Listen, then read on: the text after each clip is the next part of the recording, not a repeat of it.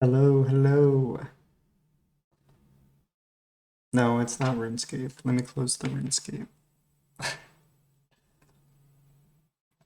Hi Morb, hi Jacko, hi Choose. One moment. Disconnected.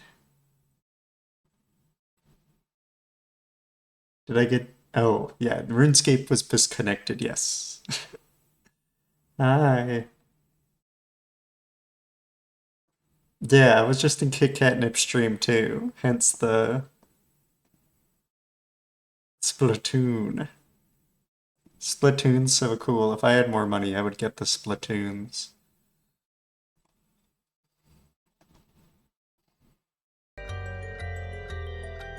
Yes, and Kristen's drawing.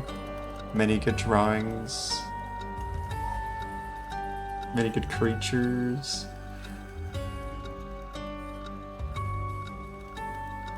Very good. Oh yeah.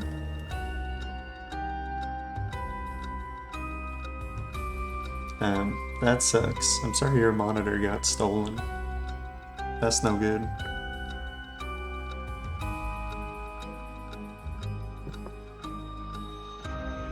Maybe like a raccoon stole it and they're watching TV now. Maybe that's a good thought.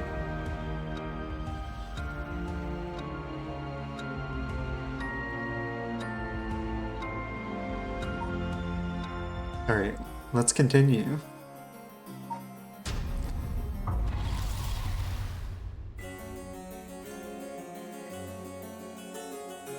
How is this where we got to with deliveries? If someone steals it, that's your fault and you wasted your own resources. Yeah, why is Amazon not on the hook for this?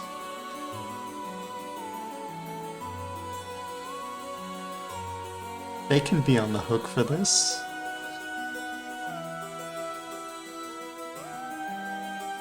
FedEx or Best Buy, okay.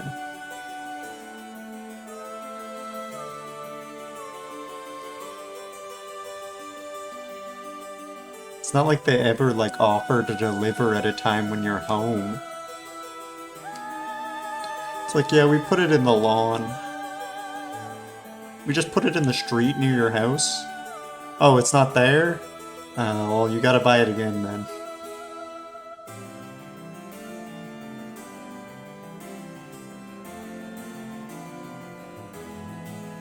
Yeah, you should get the points back. Not our problem. Not our problem. Not like... They can't have like schedules or like options. I mean, if they did all that, they wouldn't be able to have all the workers just chuck in boxes 10 hours a day, 12 hours a day.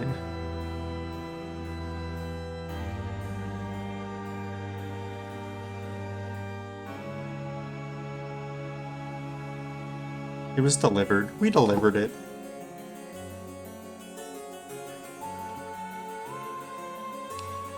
Usually they drop stuff off with random neighbors, and if you're lucky, you get a note about it. Better than just putting it in the street, though, yeah. I mean, I would hope they'd give a note if they're just giving it to a neighbor. But yeah, neighbor's a good move. FedEx is the fucking worst. I hate FedEx. Yeah. Yeah, I mean, neighbor's a good idea, because it's like... The chance of your neighbor wanting to lie and steal after there's, like, notice they got it is lower than, like, anyone who walks by. Like, it's always good to just trust one person.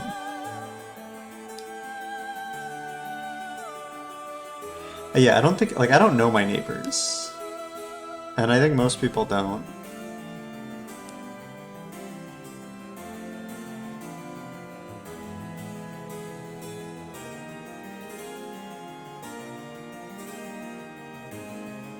But I don't know. I think it's less likely to get stolen by the one person they give it to than anyone who goes down the street looking for stuff to steal.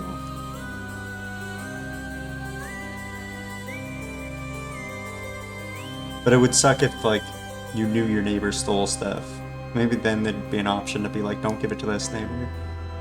The house I live in now is great for getting deliveries, though, because the back door is just open. Sometimes they drop it inside the house. Then my parents' other neighbors tend to be home. Yeah, if you're more rural, it's better. It's almost like grocery delivery right when we all moved in. Like you were there. My mom's neighbors growing up, she's still in the same neighborhood, but one neighbor has a... Yeah, I mean, there's some stuff you would not want to go to neighbors, too.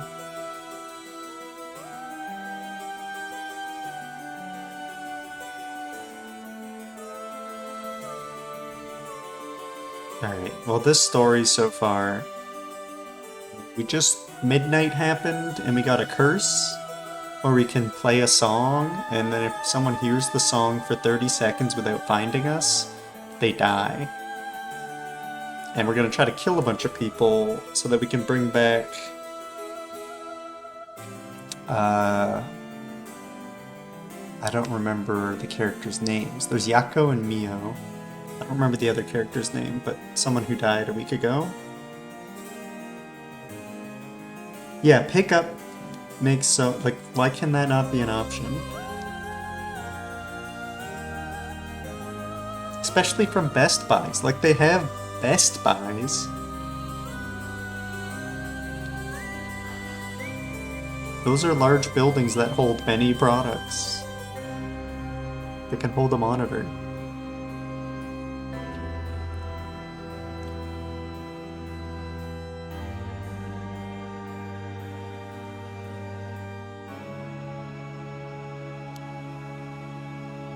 Like, how do I even summon the curse echo or make the sound? Do I just, like, wheel it? Do you mind if I try? Stop, stop, stop. You shouldn't be using curses so willy-nilly. Even if there are conditions that have to be met, the power to kill someone without leaving behind evidence is dangerous enough. In that sense, maybe you really have been cursed. Sorry that you got wrapped up in this situation, even though I'm here with you. Take your meds and the COVID vaccine. Yo, good luck. Good job getting COVID vaccine. You'll take a pic. Awesome. Definitely post pic. Hi, Rob Rob. Hello.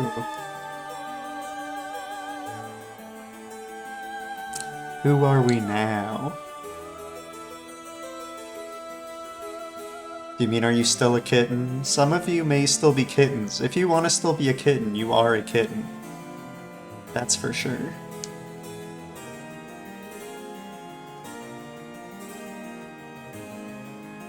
In-game. Oh yeah, we did start in the mega stream. So now we're playing as a girl we met at a high school. We killed her really fast. Like, you might have missed that. We went to the high school, she was there, and she's like, gotta go bye, and then I clicked the kill button. I did a poll. We're playing as that character now. This game is like timelines, and you can jump around. Yeah.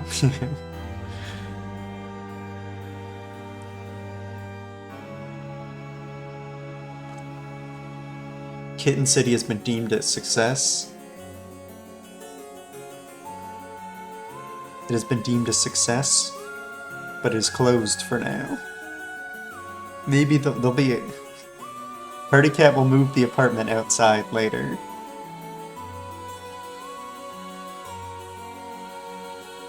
So yeah, I did a full playthrough as the starting character, where I killed everyone.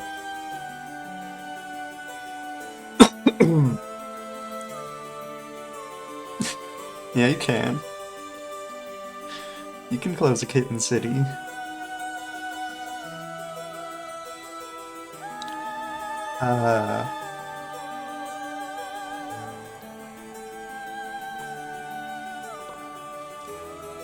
Yeah.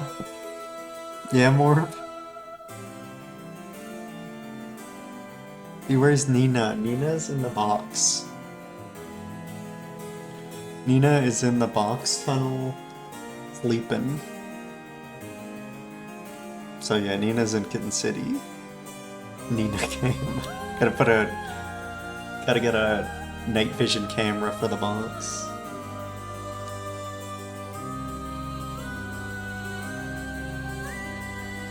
I'm really glad I just kept the box I got my mattress in forever.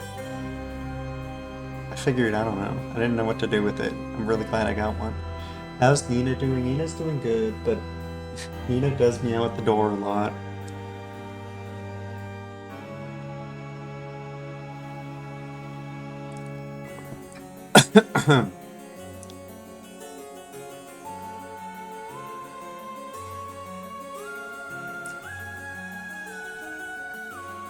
Does meow at the door a lot. But still doing good. I went out for food, and when I came back, Nina almost got out, but I grabbed Nina. Nina didn't even squirm or scratch me when I just grabbed her. So Nina's very nice. None of the neighbors, I did not go knock on all the neighbors' doors, but I put up a piece of paper on the front door that says, like, please email this number. And I posted in all the groups, so nearby you can pick up cats. Alright. Open door with foot in the way. Okay, I tried to block. I tried. Please email this number. Yeah. I mean, they got taken down now. I don't know exactly when they got taken down, but I assume a property manager took down the papers I taped to the buildings because they're evil. Like, lost cat found? No, I didn't put a photo. Everyone I talked to in the group said, if you're posting posters, just say you found a cat, when you found them, where you found them, and for them to email you, and then that's like a way to confirm that's their actual owner, is if they, like, can say what color the cat is and give details.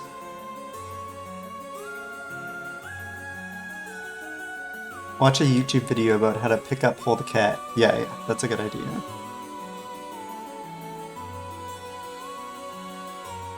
Describe cat in detail, yes.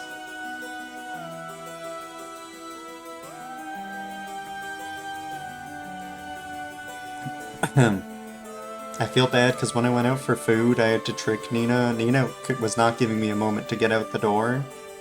So I picked Nina up and I tucked her in bed. And then I ran out the door. Which is sad. She was very cute for the moment where she was tucked in.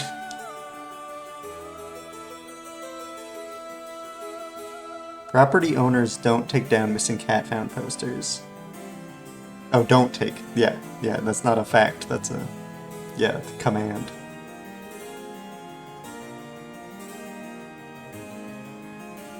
Yeah. Like, I put the date on there. Like, leave it up for a few days at least. Not like one day. Like, what fucking bastard took down the posters? Oh, thank you, Morb. I mean, you have bunnies, so I don't know if cats near bunnies is good.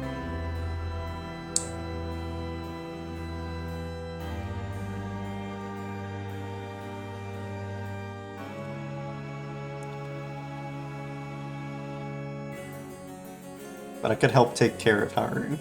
Haru can take on a cat, yo.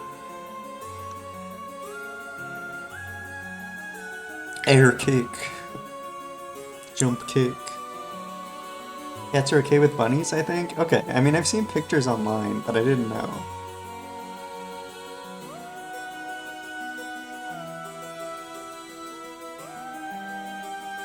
I mean, Nina did bite Big Bunny plushie. Big Bunny's fine. Nina let go, but Nina did bite. That's the only time Nina has bited.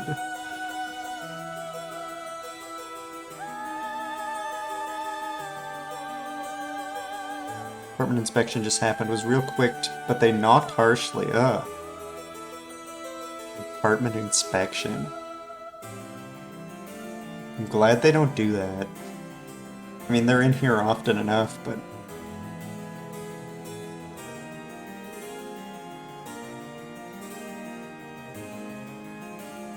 I wouldn't trust a cat with Hannah, because she's more dainty, but Haru would vibe with the cat. I think he likes licking things. Animals. Okay.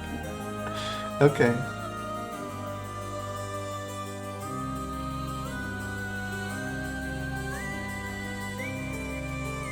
Alright, we'll continue the story a little bit. Let's ask about the curse. That curse stone, I think whoever holds it becomes a curse bearer. It would probably be best for me to hold on to it, but then I feel bad about forcing it on you. No, I sense a powerful force rejecting me. I don't think I'd be able to take it. Really, why? We tried separating it from you. The curse may trigger. That's how bad I sense it wants to stay with you. No way. That curse stone might look like nothing more than an old Natsuke carving. But I can sense a powerful, resentful energy from it. I don't think it's a good idea for me to even touch it. You're supposedly just checking the kitchen and bathroom, but those two spots are probably going through everything but the closets. Yeah. Standard in the US? Here, like, I think they're allowed to do it occasionally. If they do it, they need to give it a certain amount of notice. And they're, like, not allowed to look through your stuff. So, I don't even know how they're allowed to. Should just be yearly, okay. Landlord checks the condition of the apartment. You don't have them? We don't have like I've never had official ones here. I mean, I've always had landlords come by semi-regularly because the houses I rent are cheap and suck. Like, they're coming by already, they're seeing stuff. But yeah, that's usually not a thing. I think if I didn't call in for things, my landlords would never ever come by unless... Except for the one time they did come by unannounced because their water bill is high and they're finding a leak. That's like the surefire way to get them to show up immediately, is if you have a leak that's costing them money. No renter rights, yeah, that sucks. Canada, I'm learning, looking into renting rates, has really good renting rates in Ontario, and then everywhere else it's pretty mid.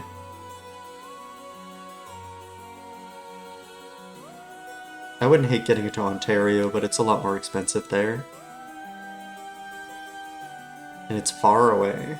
It's the next province over, but getting to like a major city is still like 2,000 kilometers.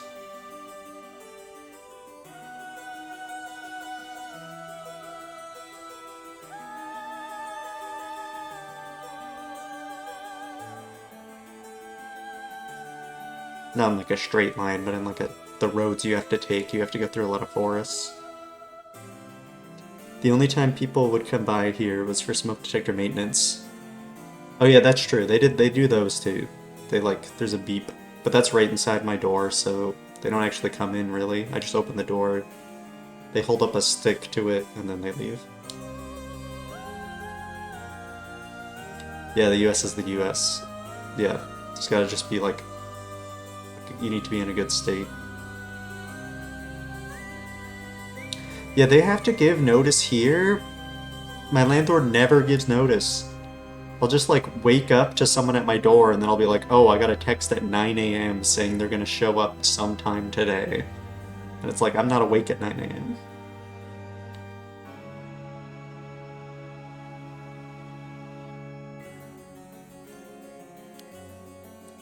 Really? This little thing? If you threw it away and someone with bad ideas picked it up, it could be bad. I think it would be safer to avoid the risk of getting anyone else involved than have you hold on to it for now. Now I'm kind of freaked out. Anyways, we need to make it to daybreak. I think the curse should weaken once it's morning. I'll help you find a way to deal with it then. Okay. So there are two things you should remember. First, do not fulfill the conditions while it's night. Second, should you happen to fulfill the conditions, don't use the curse. Right.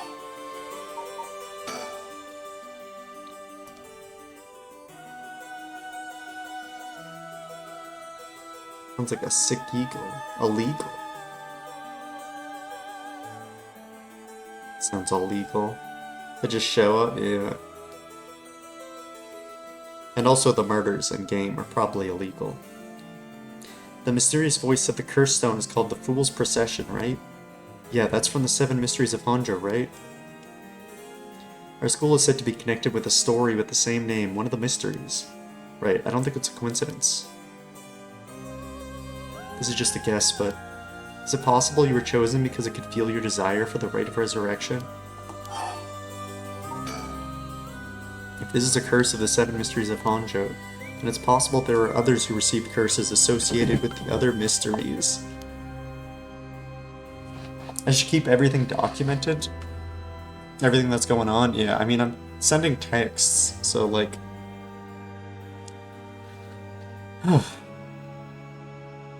Pretty sure the whole asbestos and no electricity thing is illegal too. Yeah. I mean, the electricity thing is just...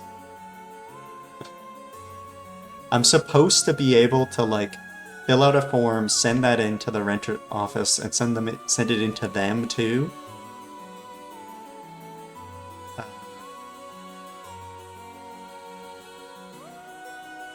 And then they have like a couple weeks or something to fix it. So like I might do that eventually, but I've got so much other stuff in the apartment that's more pressing than... Like I can just not be in that room, but I'd rather get like the mold and asbestos cleaned up. That's more important.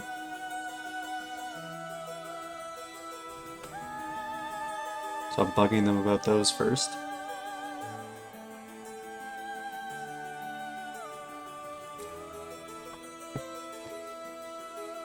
My last apartment had to give notices that there could possibly be lead paint under some newer layers of paint. Yo, very fun.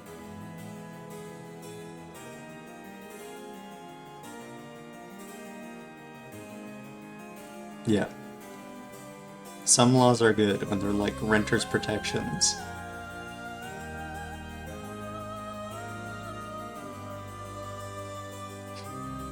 That's a good excuse. Yeah, okay, I will bug them this fall to get the electricity working in the bedroom. I might be moved into there for the winter, because it's warmer in there. I remember it being warmer in there. So we might have a new stream location.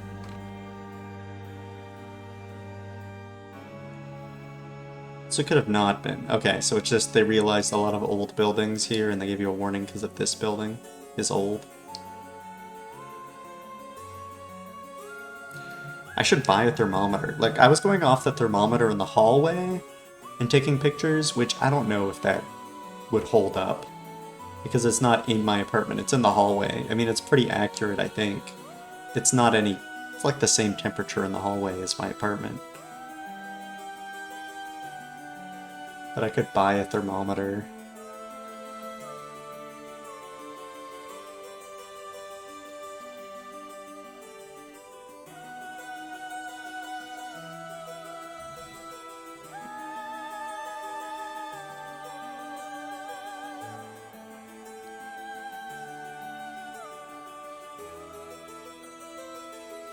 But I will put up with a little, because if they find bullshit reasons to evict me, it's like... I can't appeal. I'm supposed to leave and then appeal. So it's risky when I don't have... I'm unemployed and I don't have like a lot of money. I don't have any money in the bank account, so it'd be really hard to find an apartment. I'd probably just lie. I don't know, on forums. I don't know how much I'd be able to.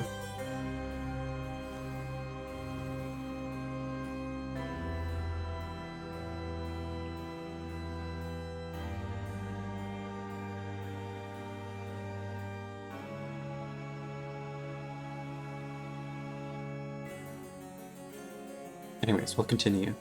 Yeah, that voice also said that there are other curse bearers, or whatever you called them.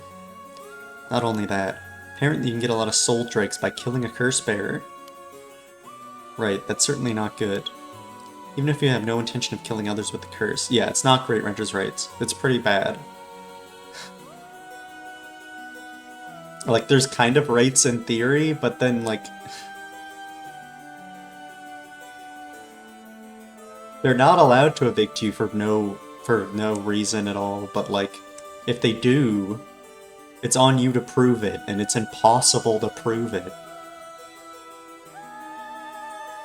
Yeah, lose your housing, and then 3 months later, you need to find out somehow whether they've done the renovations they said they would do. Do I have social housing? I could look into that. The problem is, if I do social housing, it would be cheaper.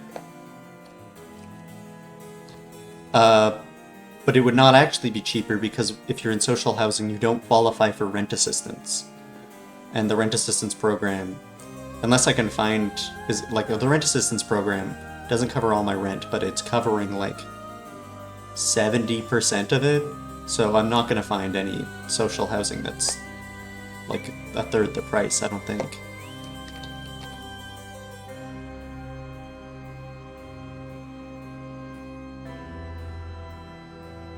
No, that's your assistant. You can't apply to the rent assist program if you're already in social housing, like subsidized rent. It's nonsense. Internet keeps dying. Oh, that sucks, Jacob. Don't, if you're worried about the story, we're talking about other stuff, so hopefully we'll like go slow. You can let us know when the internet's good. Yes, yeah, it's discounted. Like, rent assist is really good. But it's set up in such a terrible way. They'll help you afford rent if you had a house last year. So if you're homeless, you're screwed. You can't apply for rent assist. You need to show you rented on your last tax documents. And then they only cover about 70% of your rent. And then you can't have a roommate. Or if you do have a roommate, they need to also be broke. Like, they don't increase your funding if there's 2 people in an apartment. 70% is really good, yes. It's 70% if you make the amount of money I do, which is very little. It goes down if you make more. But like at the moment it's paying for 70% of my rent. But I do also have very cheap rent. And it's conditional, right? Like, if I could get cheaper rent if I moved in with someone, but then if they have a job, then I no longer qualify.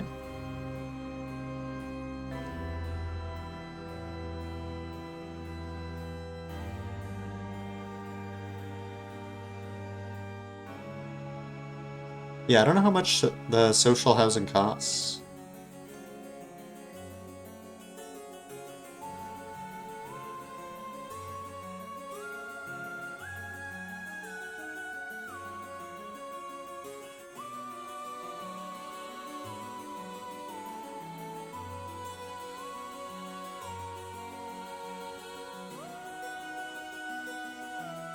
Seems stable? Okay, okay.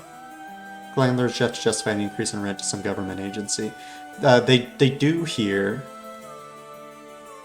They put a rent limit in place, and during COVID, for like 3 years, the rent limit was 0% increase. And they had to submit an application explaining why they're increasing rent, if they do increase rent. But then the rent board just approved all of them. Like, all of them anyways. So, like, they pretend like they're... If you just read up on, like, renting in Winnipeg, it looks a lot better than how it actually ends up.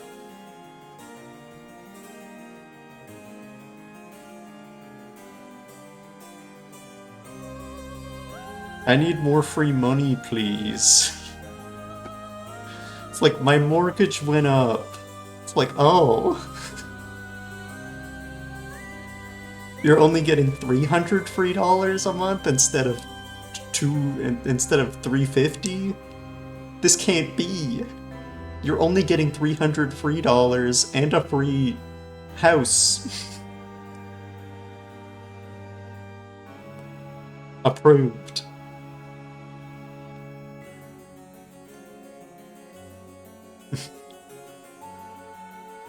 Yeah, right. Like, even if the rent is significantly, even if like your mortgage goes so high, I don't know, like doubles, triples, Uh, and like the rent is only half your mortgage. There's so many people out there who'd be like, rent is only half of your mortgage, you're losing so much money, you're subsidizing the renters. But they're paying for your home.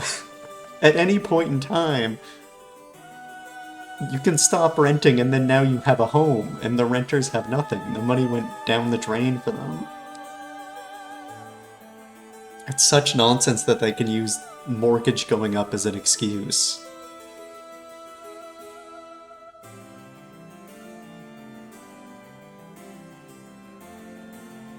There should be no excuse to increase rent higher.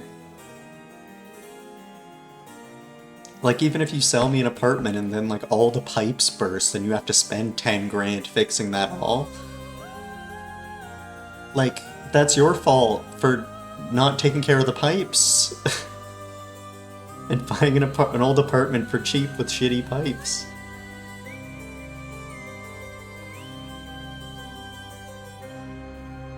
Yeah, it's always on the renters. I mean, we all know this. But it's fun to I still like ranting about it. Even though I know you all already agree with me and know this.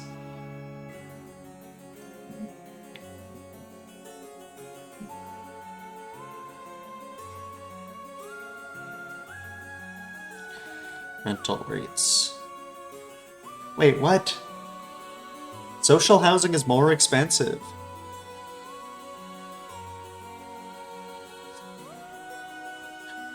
A one-bedroom in Winnipeg for the affordable housing rental program without utilities is $967 a month.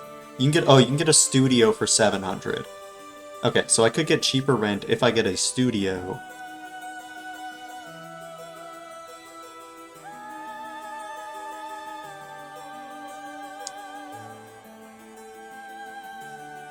But generally, if you want a one-bedroom, it's more expensive than what I'm paying. Moving on to a houseboat. I've looked into that. I saved a really funny Facebook post about someone advertising a houseboat.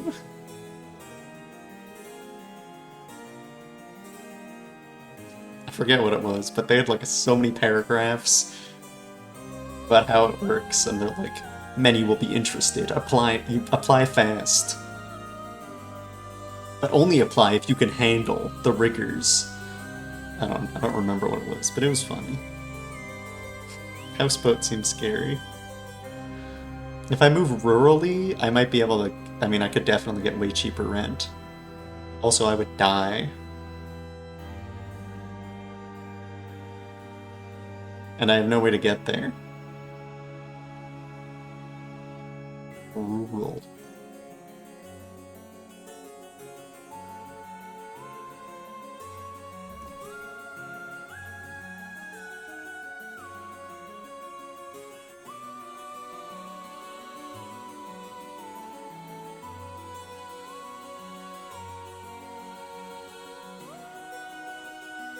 My friends lived on a houseboat. It was always breaking and things going wrong. Yeah, that sounds right. That sounds right. Live rural, rent might be cheaper, but you have to have a car. That's true, yeah.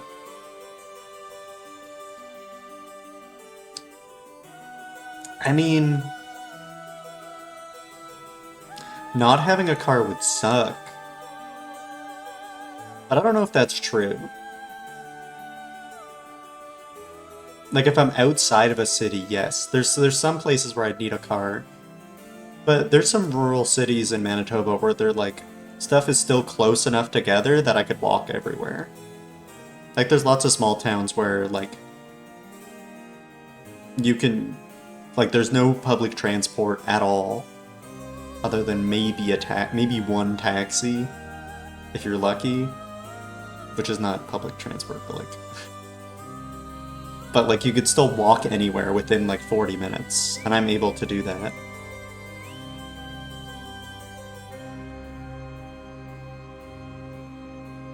I could... like, if I get a house somewhere in a rural space that's, like, near a grocery store, I'd be fine. Would I go live in another city? Yes, but this is the cheapest one. Winnipeg's the cheapest one in Canada.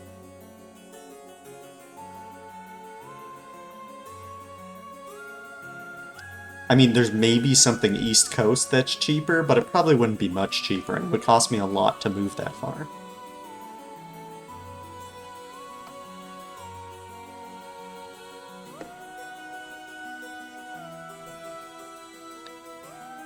Have you seen the Uber zone being introduced to airports? No. That sucks. Like, they have taxi zones, right? Are they giving new special zones for Ubers?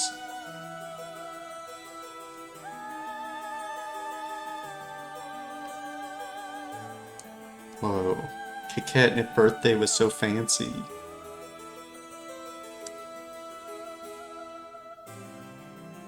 Whoa.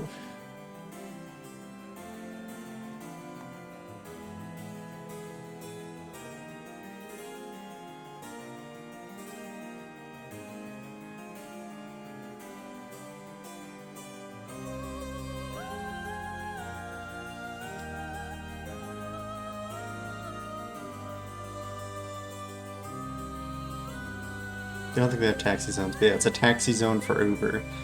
Hmm.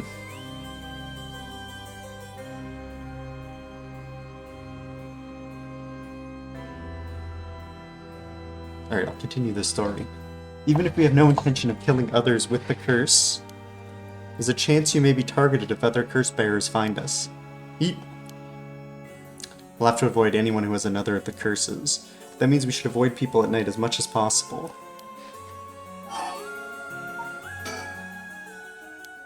But Mio, yes? If this curse is real, that means I could bring back Michio if I used it, right? The rite of resurrection would be real too. Yes, that's true. But you can't do that, Yako. But feels like it's not the time to worry about that kind of stuff. Michio died in an accident, but I'm sure she didn't want to die. What's the issue with putting a little curse on a complete stranger? Just a little curse. Just a little curse that kills you instantly of fall damage.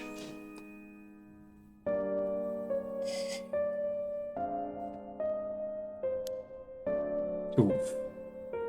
I sort of feel like it wouldn't be a big deal. What's going on with you? You're not acting like yourself, Yako. You would never even consider taking the life of another person. Is it the curse's influence on you? Maybe the curse's echo's grudge is rubbing off on you.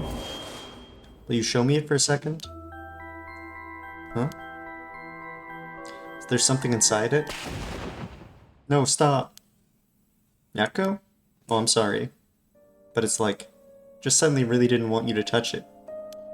I understand, I'm sorry. Just a little bone curse. Just a little bone curse. You should give up on the rite of resurrection. What? Because that's the real curse. Using resurrection as a lure, it tempts curse bearers into using their curses. You have to resist it. Don't let yourself be deceived by some curse. But Michio could.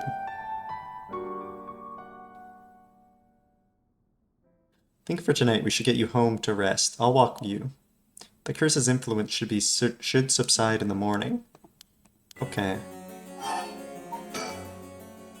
Sorry, but I'm telling you that you need to give up on the rite. It's beyond us. Even a single curse stone alone is too much to handle. Bringing back the dead isn't something so simple.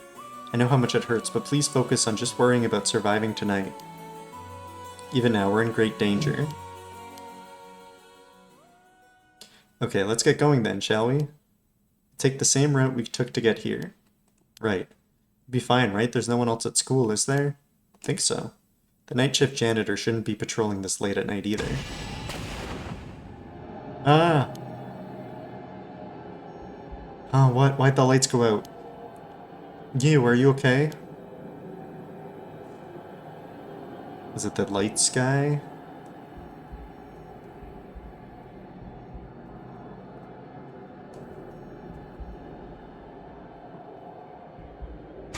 Ah! Oh no, oh no, no, what was that? Get me out of here. Mio, Mio, where are you? Yako, I'm here. Over here, can you see me? Oh, where? I can't see anything.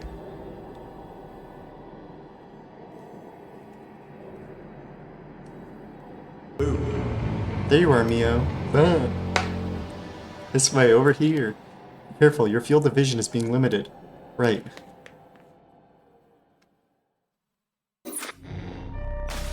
No. No.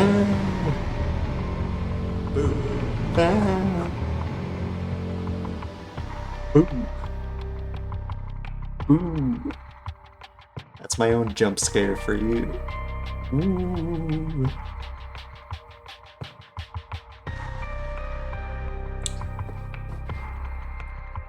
Sorry if that was overwhelming.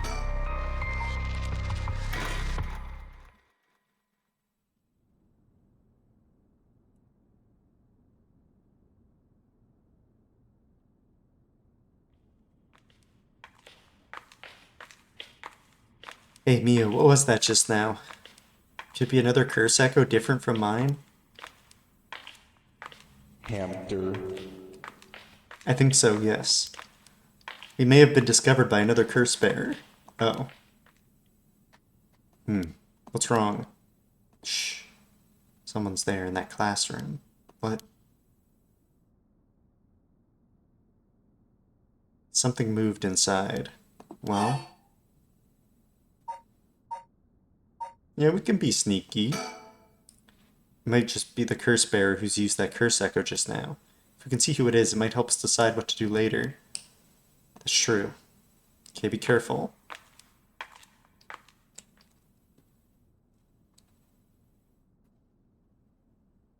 Oh, can you see anything?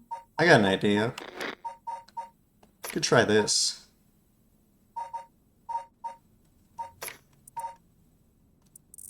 Let's turn up the brightness.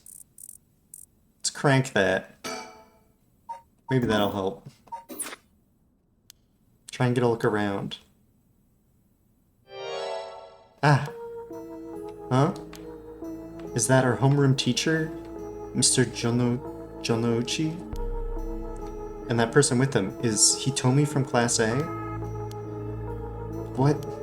Oh my, what's going on here? Ah! That bastard. He's at it again. I have to kill him. Yeah, I gotta kill him. Hey. Die, Mr. Jonouchi. What is the sound? No, Yako, stop. You'll kill Hitomi too. I have to do something. Ha! Hey, over there. Who's there? Ah, I was seen. It didn't work. Run, hurry. You were just doing a murder, Mio.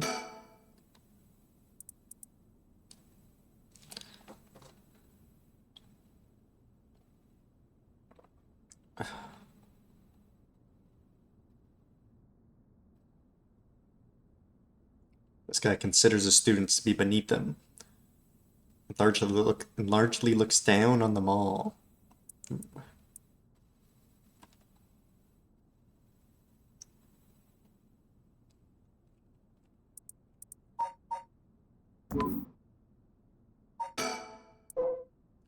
Tomi, rebellious student in Class 2A. On rare occasion when she does show up to school, she skips all her classes and spends her time hanging out on the rooftop with her fellow troublemakers. Do you think Mitch McConnell is dead? I haven't heard anything about Mitch McConnell in a long time. I don't know who that is anymore. So probably, yeah.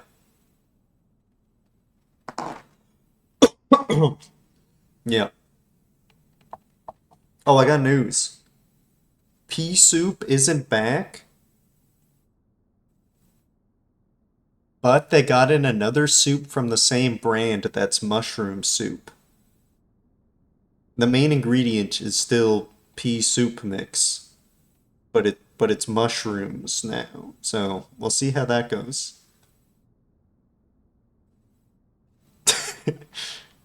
Pea soup isn't back. Big news. Pea soup is not back. Been over a year since his last public appearance. Who's Mitch McConnell? I would say so.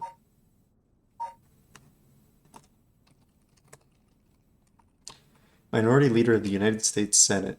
Oh yeah, that guy.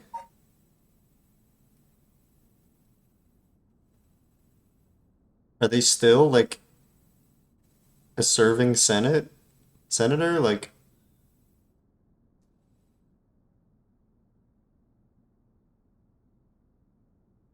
yeah, me too. American intestines, yes. It could just be mushroom flavored pea soup. It could be even better.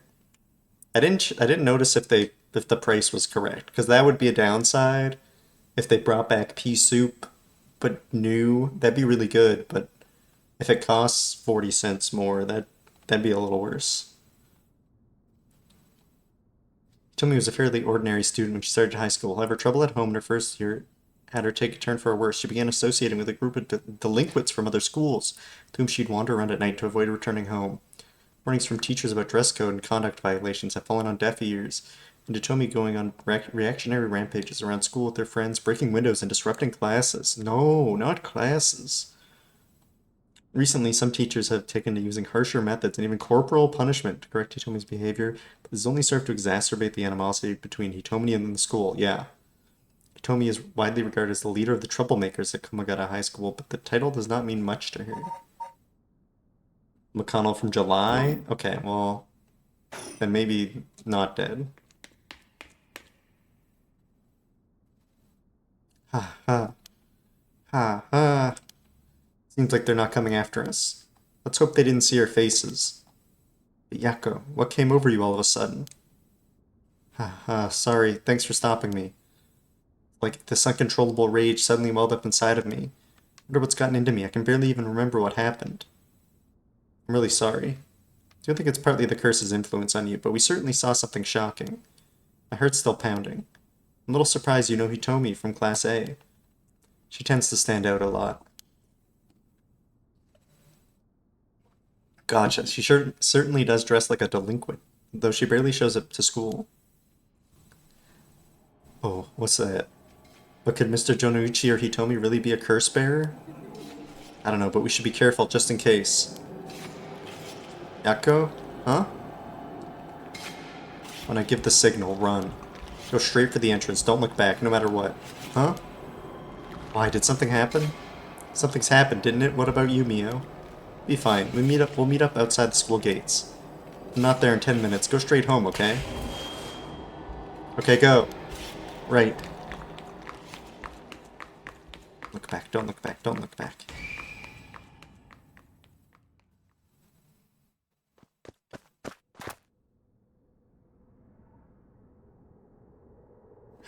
Ah. I have to get outside. Let's see, to get to the gates, I go by the gym and... what are you doing, miss? Eek. You shouldn't be here this late. Don't you know what time it is? Oh, Mr. Ashimiya. Well, if it isn't little Yako. Anyway, students aren't supposed to be outside playing around at night. School janitor. What do we know about the janitor? Really popular for being friendly and caring, remembers everyone. Simple, amiable man.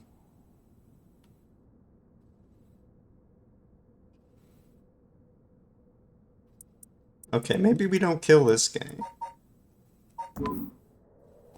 We'll see. I might get the urge to kill. The curse might influence me. I know you're rough around the edges, but it didn't take you for one to act out like this. I'm not acting out. What about you? Should you be smoking on school grounds? Yeah, all the janitors I knew were cool in school. Well, it ain't lit, so it's alright. It's, an accessory. Hey, don't go changing the subject. There's just no letting my guard down with you. So why are you here so late? Well, the truth is I forgot something in my classroom. Again? You sure are a piece of work. Oh. But you don't have nothing with you. Oh. Wait, you do. What's that in your hand? That's what I forgot. I got it from my grandpa. It's really important to me. Oh, girls these days sure have weird tastes. Oh no. Are you back now? I got spooked. We were running around. It was dark, so I turned my brightness up. I don't know if that did anything. We tried to kill someone and then Mia... Well, I guess you know what happened. Okay, I'm glad you're back. Yeah, I guess you know what happened. I don't think I made too many choices. Well, okay, better head straight home if you're done. I won't tell on you. Wait, I can't let you walk home alone this late. Alright, just wait a little. I'll hurry and lock things up. Ah, but... Ooh. We get a locked option.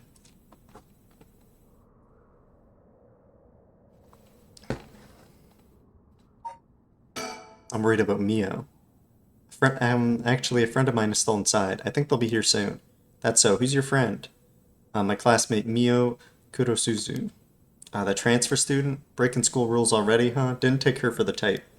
No, I was the one who dragged her here. Well, whatever. I'll go take a look. It'll be safer if you go home together. Oh, right. She's in the first floor hallways. Be careful, though. You don't know what may be there. What's that supposed to mean? First floor, yeah. I'll be right back.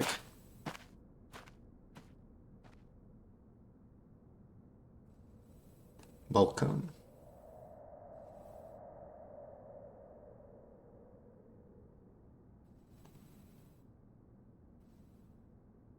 Are we gonna run into Soap Guy? She's late. I've been waiting for 20 or 30 minutes, but there's no sign of her. I'm starting to get worried. I'm gonna take a look.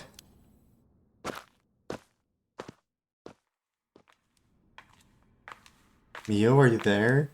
Yeah, the janitor didn't come back either. Like, things are not good. We waited 20 minutes? 20 minutes is a long time.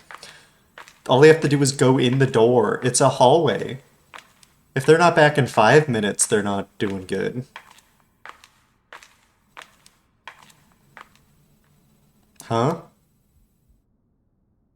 Yeah.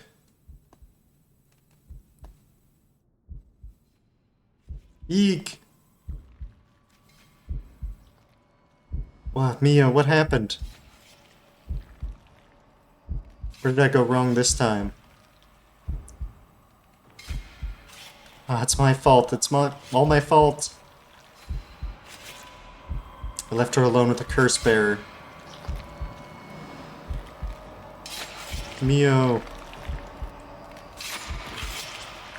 Sorry, the truth is,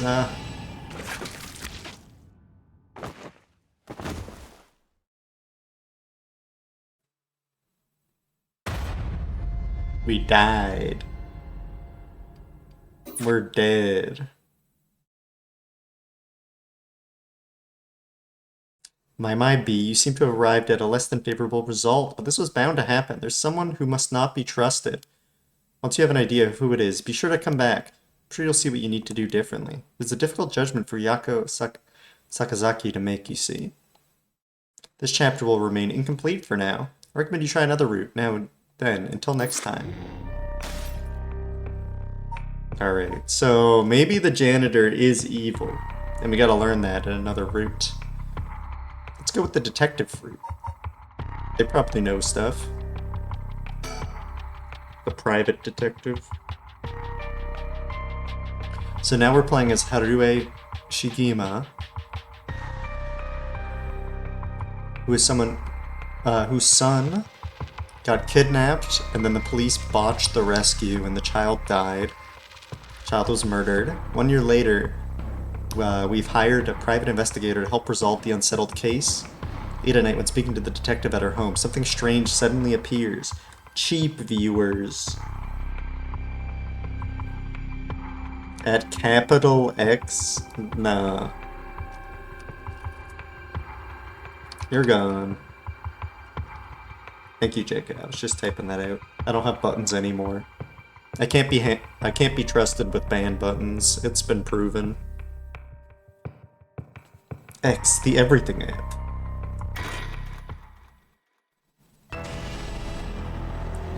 May those who mock fires blue perish in flame. Kill them. The flame bearers. Kill them all. You have acquired the power of the curse stone, the haunting clappers. You can use it to kill those with fire or a fire starting device on their person.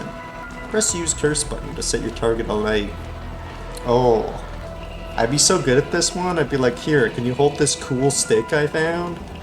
And then they'd be like, sure. And then they're done for, because stick counts. That'd be my plan. Alright, what's the true story of the Haunting Clappers?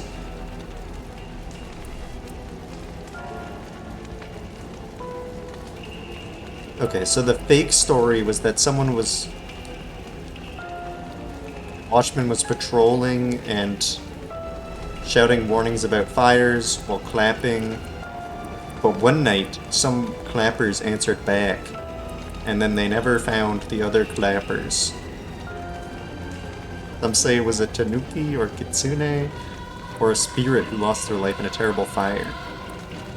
The true story is red, red, red. Everything has dyed crimson. My home is burning to the ground. It's hot, so hot.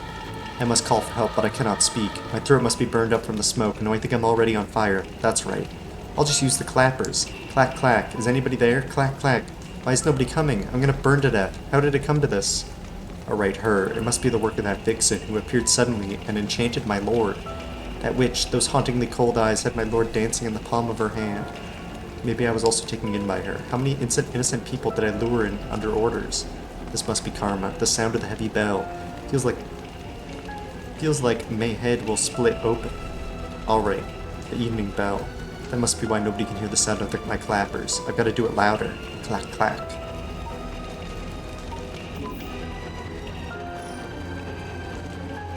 A murderous impulse seeped into my soul like thick black tar. Now, kill.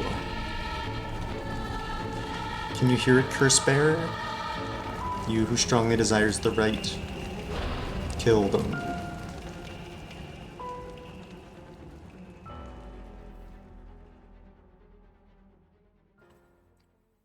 Yeah, this game is cool.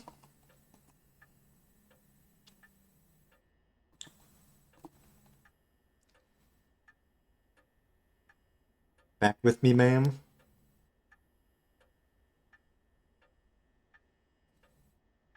Can't say I understand what just happened, but it certainly seems to have put you in a good mood. This might be the first time I've ever seen you really smile. Yo, we can kill now. Sweet dreams? Haruhi Shikima. We already know her story. Is there any other info? Incident was covered up. Yeah, the cops. We never found who killed them, so we hired someone. Family came from a line of samurai who built their residence in Honjo during the Edo period. They assumed important positions in the police force. Following the Meiji Revolution, thereby protecting their family's elevated status, even today many in the Shigema line work as police bureaucrats and senior police officers. Haruhi's father sits in the upper echelons of the National Police Agency, and her husband, adopted into the clan through an arranged marriage, is a highly respected official.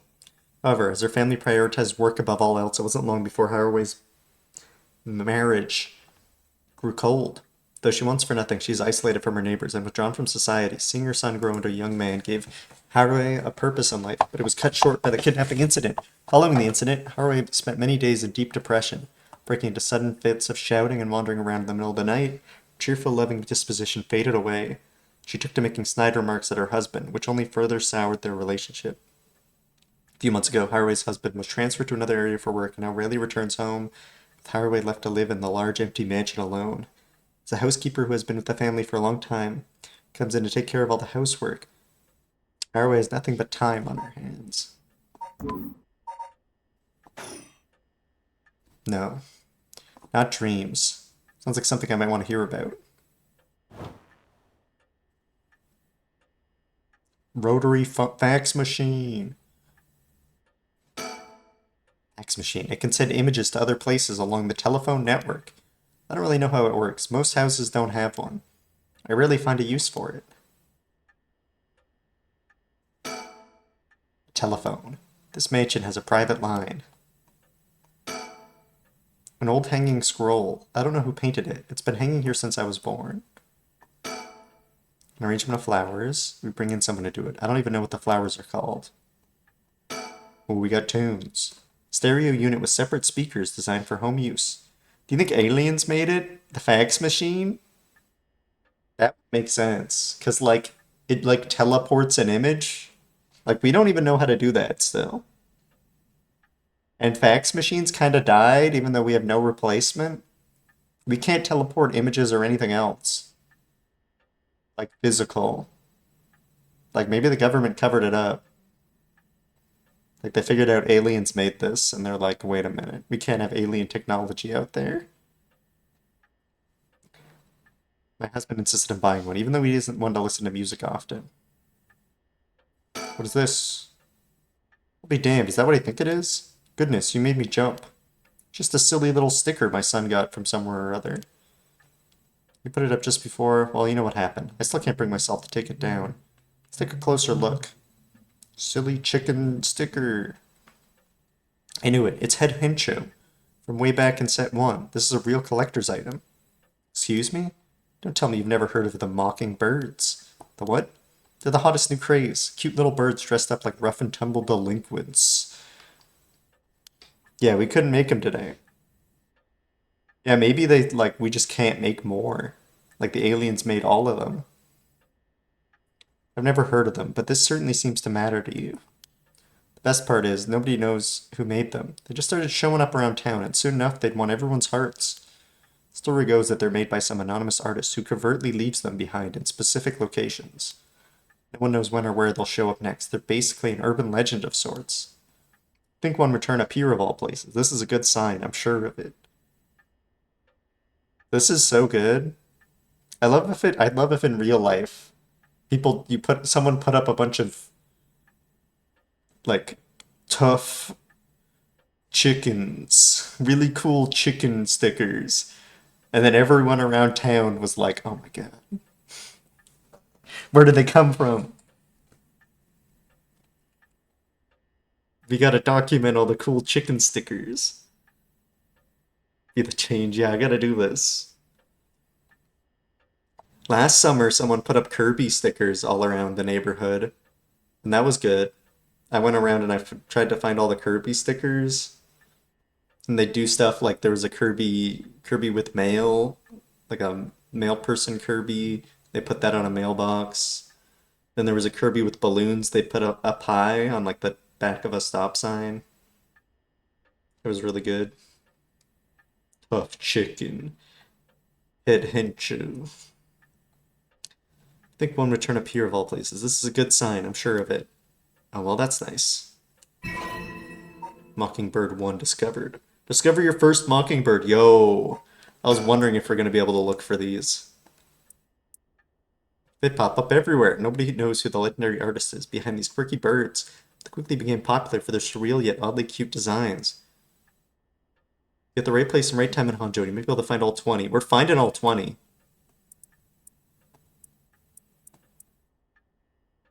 Oh, they got hints too.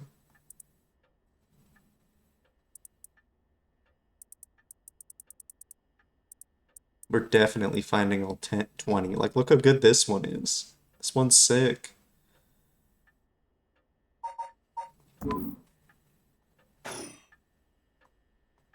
me think about the chicken. My heart's still racing. This is it, my chance at long last. Color television. Father bought one as soon as it hit the market. He likes to have the latest gadgets. Unlike the latest model, there's no remote control. We've had it for a long time. Back when it was new, we all gathered around it and marveled at it as a family. With father and my husband being away so often, it quickly fell into disuse. Chandelier. The lights. Chandelier is the only thing in here that's my choice. It's my favorite part of the room. So one thing I haven't brought up yet, but I mean I noticed earlier, the moment we saw like payphones. The game takes place. Yeah, good to have collectibles, especially when they're chickens. When I play the Shenmue series, I know Shenmue 3 has little chicken guys all around. And they're really hard to find and there's no reward. I watched one streamer. The streamer spent like multiple full day streams trying to find a single chicken. And then sadly someone spoiled where the chicken was. Someone spoiled it. Which was so sad. But they but I will find the chickens. I will find all the chickens. And the narrator guy, yeah, that's true. The narrator guy was kind of acting like I might not know what a television is. So like, is it supposed to be because I'm from the future and I'm me, and I live in a world where, like, maybe it's not supposed to literally be a TV with color. They mean like an old TV. Like, I might not have seen that. Or maybe I'm from the past, or maybe I'm a spirit. Like, maybe am I supposed to be playing like as the curses? We'll have to see. Because I am the one who clicks the curse button. And the characters are kind of like, I don't know why this happened a little bit. And I influence the characters and they talk about the influence of the curse. I feel like I might be the curse.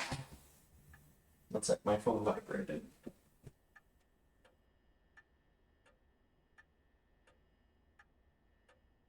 Not that interesting.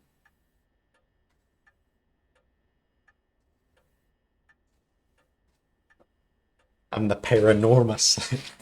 Yeah.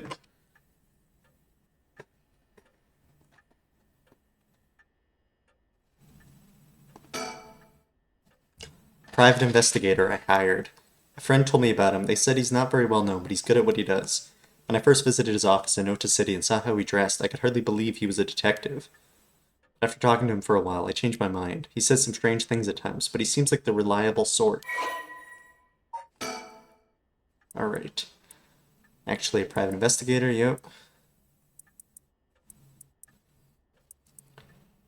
Once a police officer, Richter was racked with guilt over the police's inability to help all those in need. Inability to help anyone. However, his soft-hearted nature leads him to take on too many cases and put his offer in dire financial straits. How does that make you go into financial straits? Are you like not solving them, or do you spend a lot of money? How he's still in business is a mystery, with some whispering that a wealthy patron is keeping him afloat. Richter studied alongside Detective Jun Erio at the police academy. That's this guy. So they know each other. Somewhat surprisingly, given his outlandish clothing and mannerisms, Richter excels at covert investigations and tailing his targets. He proudly refers to himself as an investigator extraordinaire, even though he only ever succeeds at impressing himself. Richter's biggest source of happiness is nuzzling his pet female albino parakeet, Ernestine, which he keeps in his office. He also enjoys collecting mockingbird stickers. This guy's cool. Popular line of merchandise featuring birds inexplicably dressed like delinquents. Can be, yeah, we know about the birds. Uh, Leaves the office in care of a Mamori, a junior high school schooler who volunteered to assist Richter after being involved in a previous case.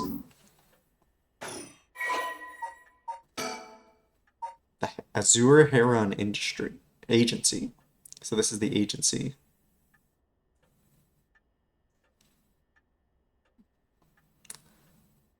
It was going to be Kai's detective agency, but they made it start with an A because you'll find that in a phone book faster. However, it is questionable whether the heron, a bird of somewhat ominous significance, is an effective symbol for attracting customers. Even his own assistant has referred to the name as confusing at best.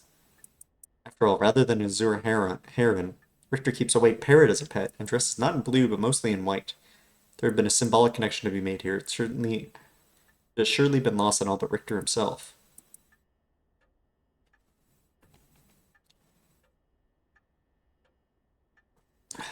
Alright, it's just saying what an investigator is. We know.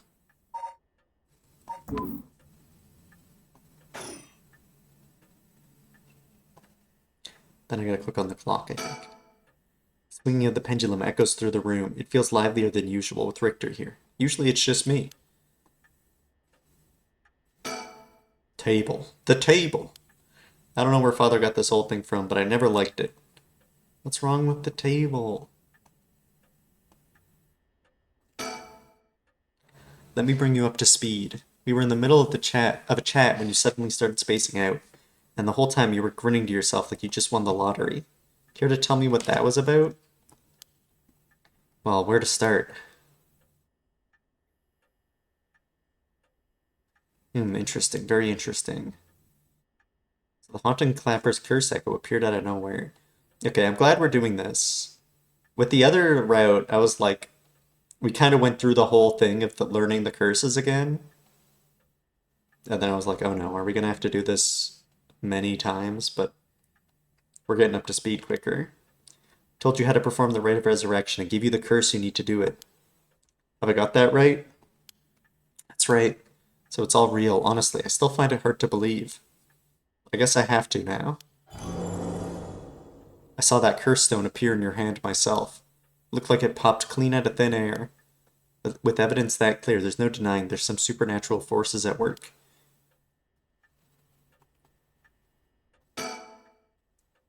I don't think you quite understand. Oh? This isn't about evidence, and it isn't about belief. It's more than that. I know it's real. The moment the curse appeared, I knew everything before it even said a word. It was already there in my head, as clear as day. You just knew, huh? It was etched into my soul, along with the curse echoes resentful memories. So I can feel it, what it was like. Dying like they did hundreds of years ago, wreathed in flame, writhing in pain as my flesh blackens and my blood boils. I can feel it. All the agony, all the rage, fills me with bloodlust. I think I need to kill someone. Anyone will do, just as long as they're carrying fire. I see, that could be a problem. You think so? From what I know of you, I'm sure you'd see it as an opportunity. The stronger the desire to resurrect someone, the stronger the urge to kill. That's how it seems to me anyway. Good grief, talk about a spanner in the works. Say we take stock for a moment, remind ourselves where we've come from and where we're going. That might be a good idea. What if I just look at this chicken sticker again?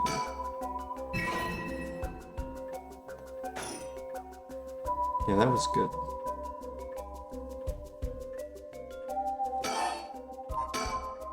That's what you hired me for, ma'am, to look into your son's kidnapping last year. To uncover the truth behind the abduction and murder of Shuichi Shigima. Oh yes, I remember. They never did find the one who did it. That's what I'm here about today, in fact. Kind of you to let me drop by so late, by the way. I've been turning over every last stone, and I've come up with a grand total of... 1 lead. So you said. As far as the police are concerned, it's a cold case, but I've managed to make some headway. I remember. You were just about to tell me. The murder case was kidnapped on the way home from school with a ransom being demanded that same evening. Initially, the kidnapping was thought of a simple extortion scene. When it came to light that the Shigima family was closely tied to the police, Shuichi was in fact the grandson of a senior official that quickly assumed that the perpetrator was acting upon a grudge against the police force. The kidnapping was treated as a direct attack against the good name of the police, and a large-scale investigation was launched to use the best equipment available to trace phone calls. This made it all the more embarrassing. When they were unable to catch the culprit, losing the public's confidence, the culprit grew cocky, relentlessly mocking the police force. After 3 days of failure after failure, Haruhi reached a breaking point. Spurred by concern for her son, she resolved to hand over the ransom money as fast as possible. But her husband and father, who held the prestige of the police in high regard, refused, saying they would not let the criminal win by giving in to their demands. The increasingly frantic detective assigned to the case lost his temper when the criminal called to give an ultimatum, causing the culprit to never make contact again. Another week passed, and Shuichi's body was found floating in the Sumida River. Shuichi's death could be largely ascribed to the police's incompetence, but this was ultimately covered up with the stringent media embargoes. The investigation was never closed, but the case has long gone cold. This is police. This is normal police stuff.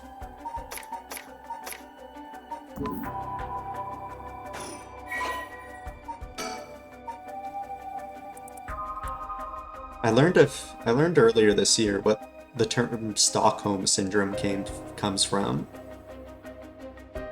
And I thought it was interesting. The term Stockholm Syndrome, it was made after there was an incident where someone robbed a bank and they took people in the bank hostage and initially demanded money, but eventually they just demanded a car so they could get away. And everyone who was held hostage, yeah, it's propaganda. Yeah, Stockholm Syndrome is propaganda. Like, all the people being held hostage were just like, give them the car, let them get away, because, like, they're talking to this person, and, like, they rightly assumed that this person didn't want to hurt them. Whereas all the cops saw is the cops saw someone threatening to kill them if, like, the person made threats to the police, like, that they'll kill the hostages if they don't get a car to leave. And then the police, of course, they would never give in to the demands. So they eventually gassed the safe and, like, stormed in, guns pointing just all over the place. And they arrested the guy. And then everyone who was held hostage refused to testify against the person who held them hostage because the cops put them in way more danger than they ever were in by the kidnapper. And so they invented the term Stockholm Syndrome as some sort of, like, psychological condition that you develop if you've been kidnapped, to cover up the fact that sometimes the police are incompetent and people in hostage situations will just rightfully side with the person who's just trying to get money over cops that are endangering their lives for pride. But no, it's no one could ever side with the kidnapper over the cops, so it's gotta be a mental condition.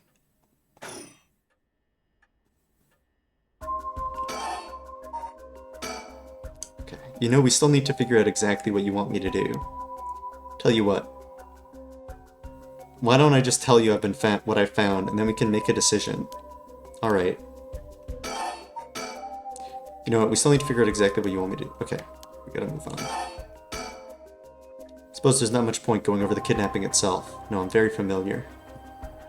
Yeah, I got Stockholm Syndrome. I hate cops. Yo. Then I'll leave that for the files to cover and just confirm a few things about the case. The police traced the culprit's calls back to, let's see here, Northern Oyoko River, here in Sumida City. That's quite a wide area. That's right. In the end, they never managed to nail down exactly where the calls were coming from, but it was almost certainly the same location that Shuichi was being held captive, and Shuichi's voice could be heard during the killer's calls. Northern Oyoko River is quite the distance from Shuichi's normal school commute. Factoring that he was seen at school but went missing before he arrived at his house, it's likely he was abducted by car on his route home. Maybe, but exactly, Shuichi was a clever boy. He never would have gotten into a car with a stranger. That's right. Very firm about that. I know he understood too. I even saw him warning the other children. It's possible they forced him into the car. The only issue there is there weren't any witnesses to the kidnapping. You can't bundle someone into a car with that many students around and not be noticed. But nobody came forward to say they saw anything suspicious. So did they target him at some other time or somewhere away from his usual route? Both of these seem a little far-fetched. Which raises the question, how did the kidnapper pull it off? Cop-hating lurk. Hi, Pliss. Thanks for lurking. Thanks for cop-hating. The police never managed to find an answer. In the end, they decided the kidnapper must just have gotten lucky. Well, why not turn the problem on its head?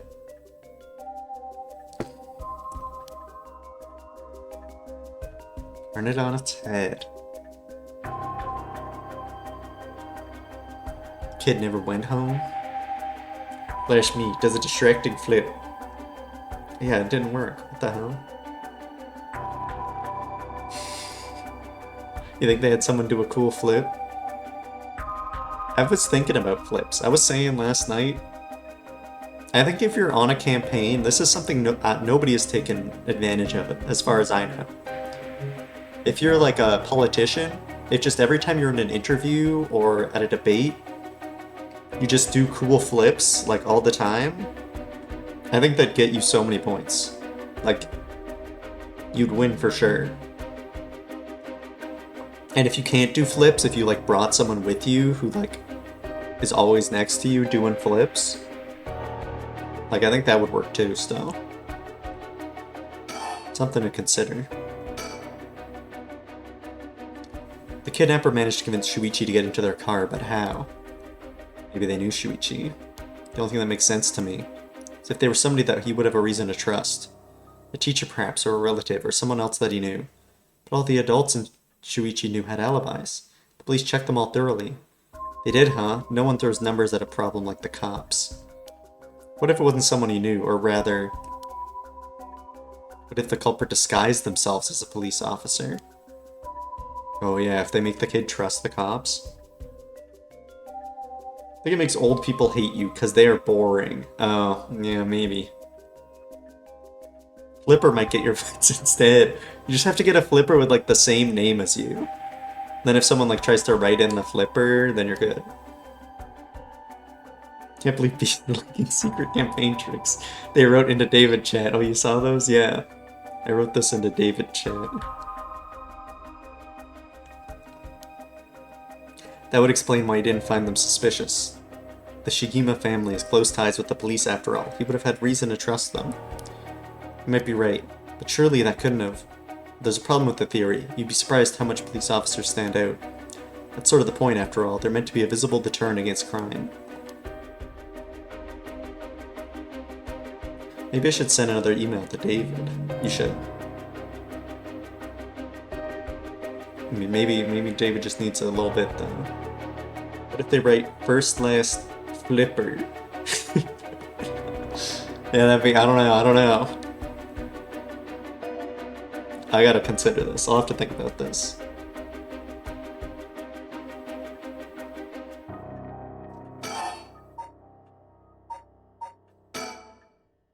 But here's another interesting little bit of trivia I happen to know. When you ask people to imagine someone suspicious, nobody pictures women or children.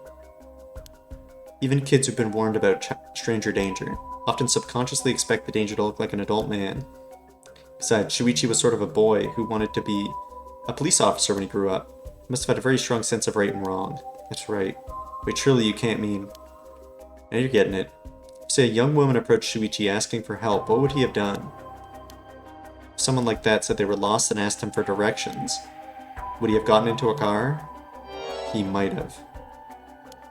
My husband always told him that a man had a duty to watch out for women and children. You could certainly argue that kind of attitude is outdated nowadays, but if Shuichi believed it, we might have something here. Then you think the culprit was a young woman? But if it was a man's voice on the phone, she might have been an accomplice, or maybe she didn't even realize she was being used. If anything, that would explain why she hasn't come forward. She might herself not realize she had anything to do with the case.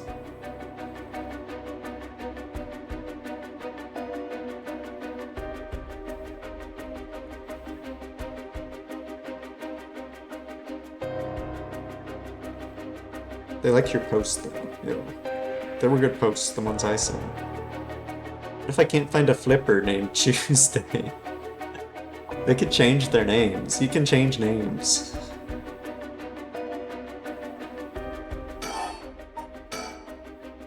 So the question is, did anybody see Shuichi speaking with the young woman on the day of his disappearance? See what I said about people's biases? That goes for witnesses, too. Feared that maybe if I start asking new questions, I might get new answers. So I spent my day asking anyone around Shuichi's school route, seeing if anyone had seen something. And one man thought he had. Do you mean he saw it happen? Well, I can't say for sure yet. Turned out he wanted something from me, so I asked if we could talk in private.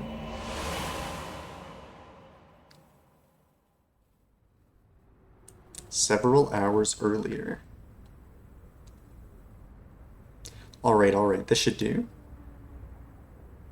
There's no one around, we can speak in confidence. Excuse me, what was your name again? Jonouchi. That's the teacher, right? Ah, not the janitor. Got it, well, Jonouchi, I'm all ears. Just so we're on the same page. You're a private detective investigating Shuichi Shigima's kidnapping. Do I have that right? Yeah, teacher, man. Of course, what else do I look like? Or should I know what a private detective looks like? Oh, forget it. Look, I'll play you straight. My life is in danger, I need your help. Well, excuse me if that caught me a little off guard. Let me ask you straight. Who was trying to kill you? A student called Michio Shiraishi. Interesting. Schoolgirl, eh? Sounds like you've been naughty. It's nothing like that. That girl, she's a murderer. I'm the only one who knows, but I saw what she did. Michio Shiraishi, I saw her kidnap Shuichi Shigima. What is this person talking about?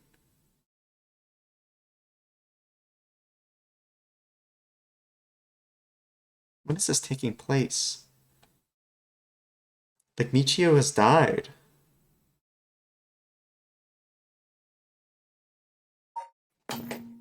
Here, I'll show you.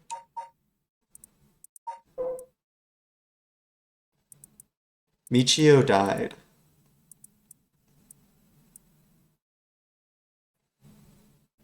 She died a week earlier. She had an old talisman, maybe was a curse bearer before the night.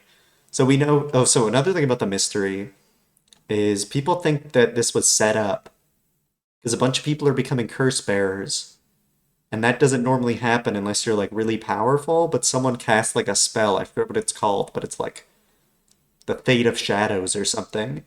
So that in this city until morning, a bunch of random people will become curse bearers and be able to use curses, even if they wouldn't normally have the power to. Yeah, but Yako was a do do do do. Or no, Michio. I think one of Michio's parents passed away or split up, and then she died like a week ago. Died of fall damage, which we know one of the curses kills a fall with a fall damage, so probably died of a curse before this night too. So there's curse bearers going around before this night, almost for sure. Oh, her father died, yeah. And then Shuichi, is that? No, that's who's this? I forgot who Shuichi is. Oh, Shuichi's the son. Ah.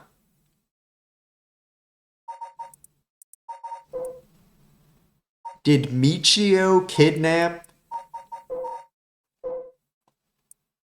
Shuichi? Whoa.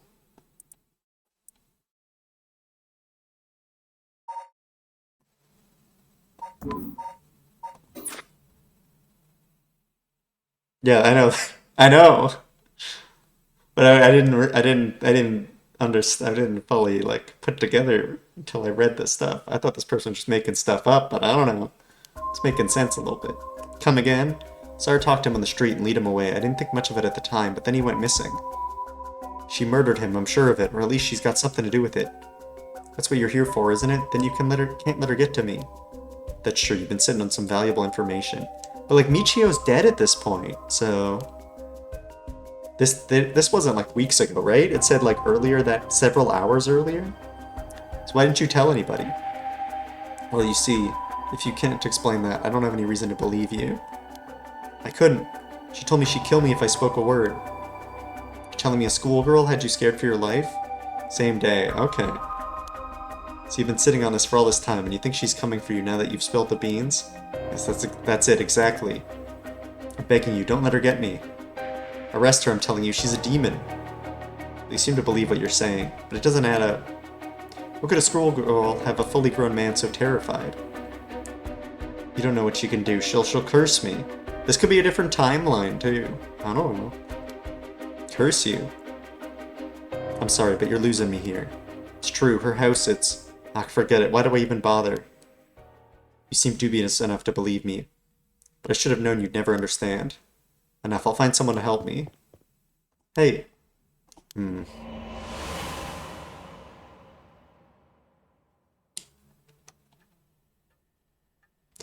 That's about the long and short of it. I can hardly believe it. At the time, I thought this mention of curses was just crazy talk, but I'm starting to see that there might have been more to it. Then if we can just find that girl... Curse or no curse, if she was with Shuichi on the day of the kidnapping, there's a good chance she knows something. On top of that, I did some digging on the man I spoke to. His full name is Kohei Jonouchi. He's a teacher at Komagata High School here in Sumida. Teacher, then the schoolgirl is one of his students? I think that's very likely.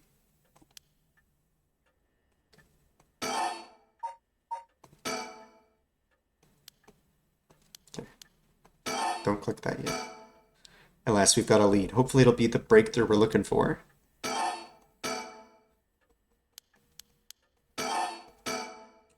The rite of resurrection, huh? I read about that in an occult magazine the other day. Apparently some old book showed up recently with all the gory details. They say the rate can be found somewhere in Honjo. I remember the first time you told me about that. I felt like my prayers had been heard. Like I had hope, real hope for the first time. Ever since that awful day, I've wondered, what if I hadn't sent him to school? What if I had just paid the ransom? Not a day goes by when I don't think if I'd done something differently, Shuichi would still be alive.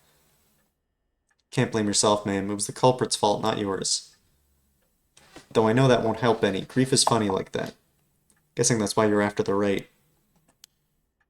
Guess I didn't need to ask. It's written all over your face. Can you tell how much he meant to you?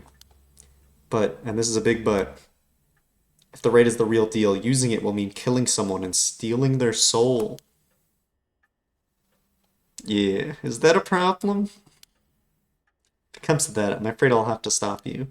Well, that's a shame. A shame, huh? That's all? I thought if I'm going to be competing with other curse bearers, then your detective skills might come in useful. Realize you're talking about ending someone's life, right? You don't see an issue with that?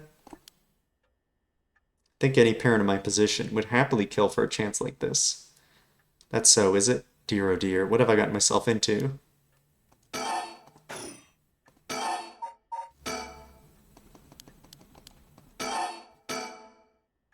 If it makes you uncomfortable, then you won't have to get any blood on your hands yourself. I don't need you to kill the other curse bearers, I only need you to find them. I won't be party to murder, ma'am, not even for a client.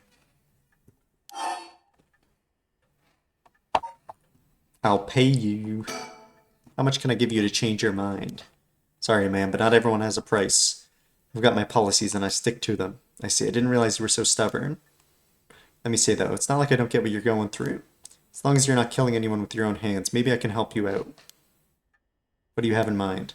Well, how about stealing someone else's curse stone after they filled it with soul dregs? If that was all you were after, then I could lend you my services guilt-free. If the other curse bearers want to kill each other, that's their business. I'm not trying to be a hero here.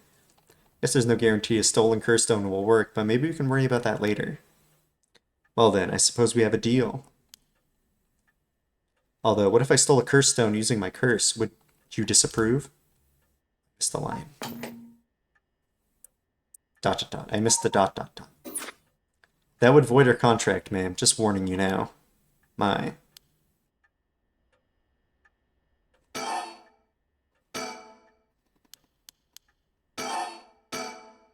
Before we go any further, why don't you tell me about that curse of yours? The Haunting Clappers, was it? That's one of the 7 mysteries of Honjo, if I remember correctly. That's right. The original story did happen somewhere near here, I think. And I'm sure I remember hearing that. In my case, my money would be all in the curse bearers being somewhere in Honjo. Our first move should be to narrow them down. I did a little murder. Just a little. Some of them are bound to try and come for you first. We'll need to be ready. The curses make their bearers more willing to kill, so an attack could come from anywhere. That sounds sensible. And if I remember correctly, the Haunting Clappers can set people on fire, but only if they have a naked flame or a lighter on their person. Is that right? That's right. In olden times, wooden clappers were used to warn people of fire. I'm guessing it punishes those who don't heed the warning. Seems like a good curse to have. It's simple and straightforward enough to use. Although it's hard to say how it stacks up without knowing what else is on the table. Really think it's that good? The target can't do much to throw it off. It has to be and it has a nice long activation window. It's big that it works on lighters too. Just slip one into your target's pocket. Say that the condition were already fulfilled before they even knew you were there. They wouldn't even know what hit them. Maybe I won't have to actually use it. Or just tell someone I could and they'd have to do what I said. That's good work. Although without any proof, it'll come down to how convincing you can be. If only you could use the curse, then back out at the last second. The last second?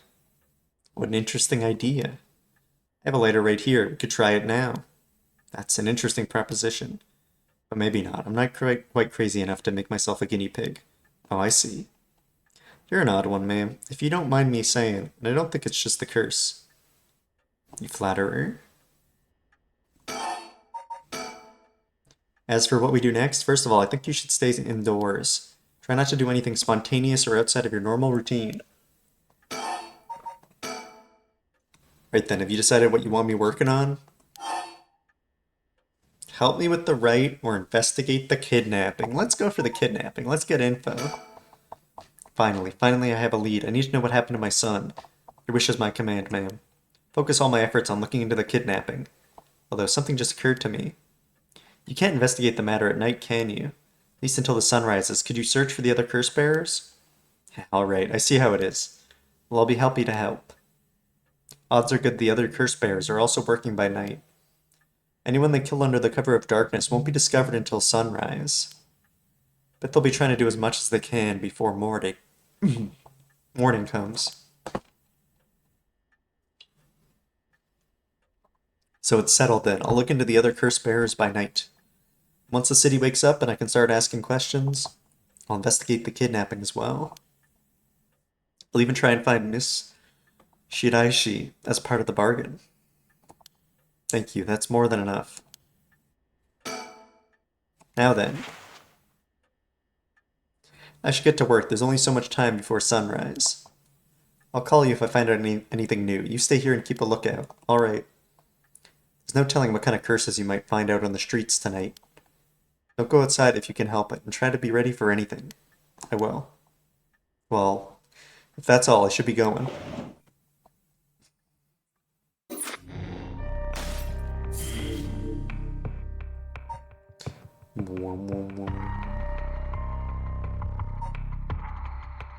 Do we know enough? This is kind of late blue. I don't know if we know enough. Let's keep going here.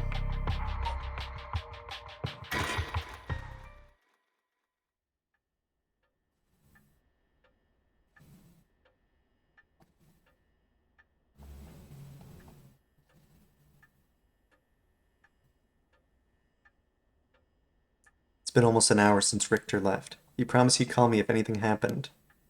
But he hasn't. So all I can do is wait and wait. Yo, I can check all the items again.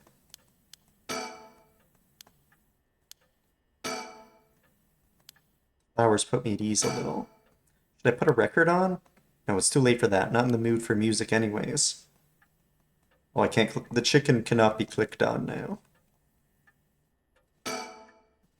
Ticking seems so loud. Just goes to show how quiet it is. There's nothing on at this hour. I see no point in turning it on. Newspaper. What's this, a newspaper? Must have fallen off the chair. And then... I want to click on everything first. Come to think of it, I never offered him any tea. Not that I ever learned how to make it. It's a fax machine. It's a fax machine. I rarely find a use for it. I don't know anyone else who owns one. Waiting for Richter to contact me, but he hasn't. The newspaper. I only leave them in here for guests. I hardly ever read them myself. I don't think I've taken the time to go over one in years, in fact. Well, it's not like I have anything better to do. Yo, we can read them all. What about television? I don't really watch much television. It feels as if all the information in the world gets passed through that little black box. Father stopped them from reporting on the kidnapping back when it happened. I was glad about that. Less fuss.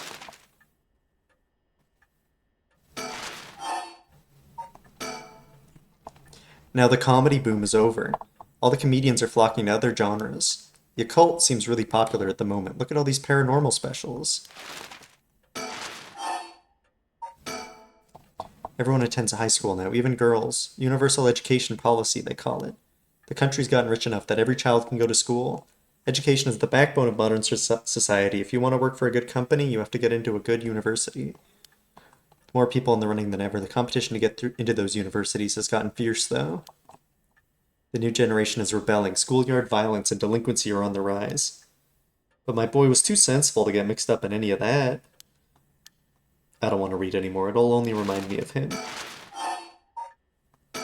Culture. Now that everyone has more spending money to go around, people are coming up with all kinds of new diversions.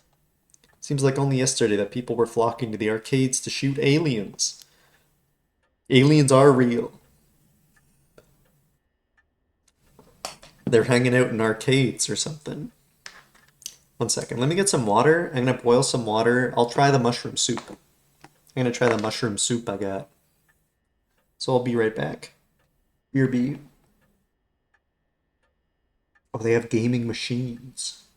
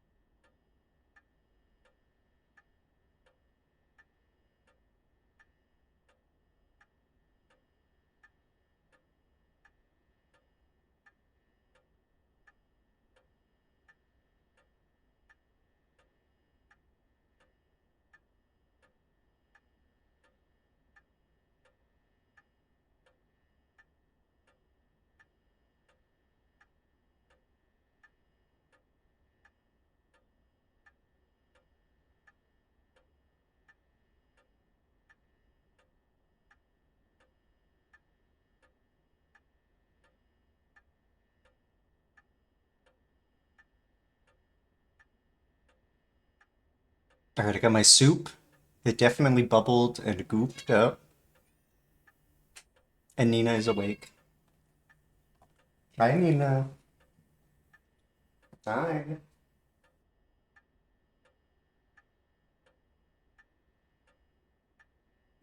Hi, Nina. How are you doing?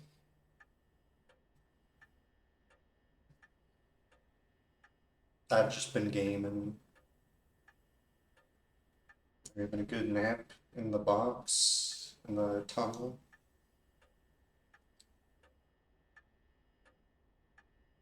Oh yeah, big stretch. And Nina's behind that chair. But Nina's here.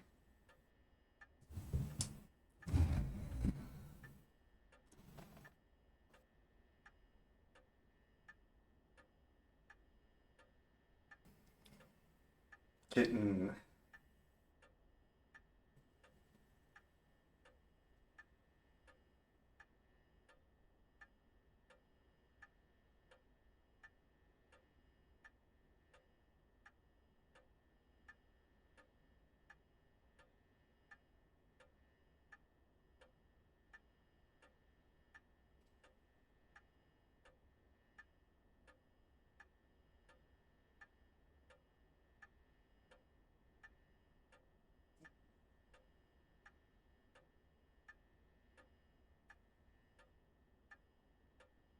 Oh, no, Nina's off camera. Yeah, it's good to talk to kittens. They gotta know what's going on.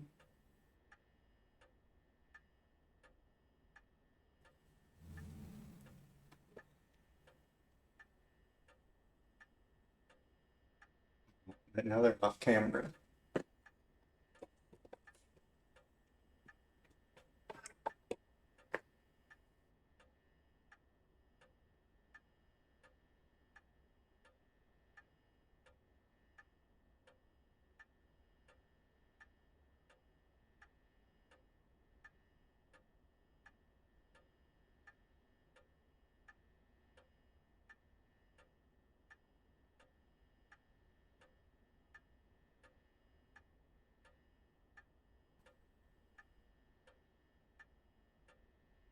Oh,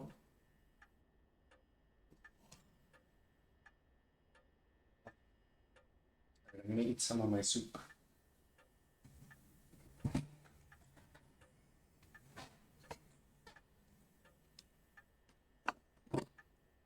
Soup. Wait, one sec. Let me take allergy med. Because I might be allergic to the soup. Also, I've been taking them because cat allergy. Soup.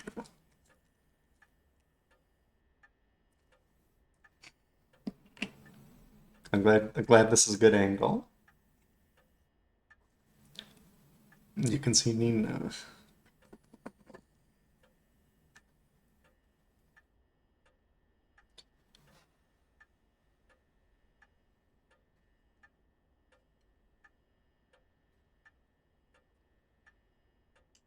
The mushroom soup's interesting. Interesting. It's definitely pea soup, but with added mushroom flavor. Like it's not a mushroom soup.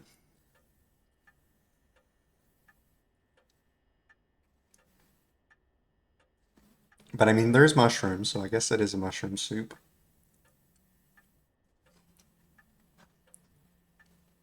We'll see. There's a lot. It's a complicated flavor, but I'm enjoying it.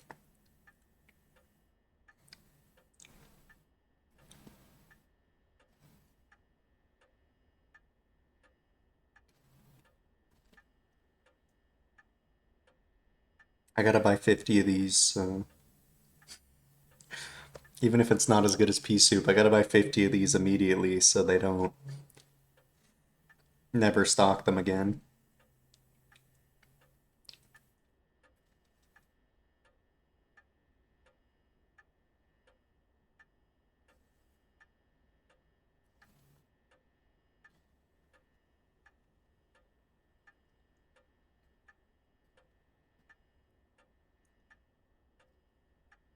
Alright, I can continue this story a little bit.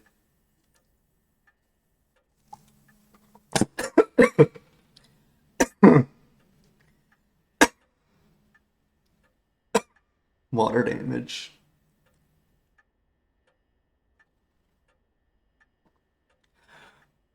I'm taking water damage.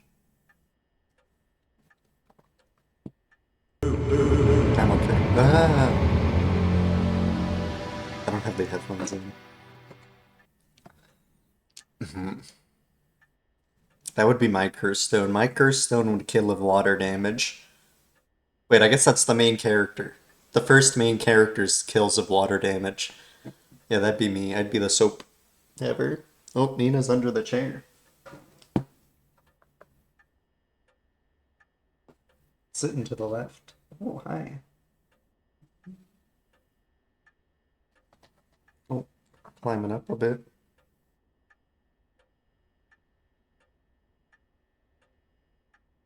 Oh,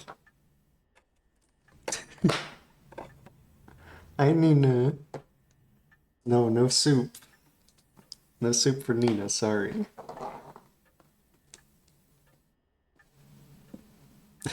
Nina's just sitting there.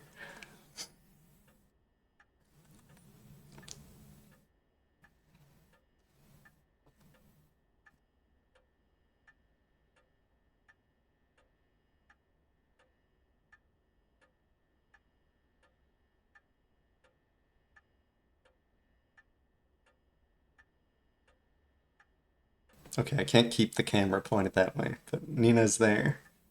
Nina's there. Keep the water away, too. Just in case. Oh, there we go. Nina's hopped down.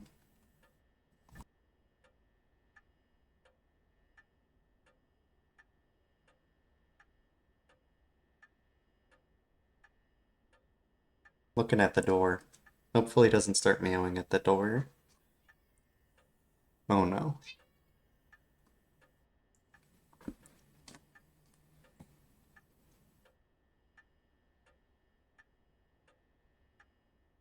Okay, just a couple. Couple meows.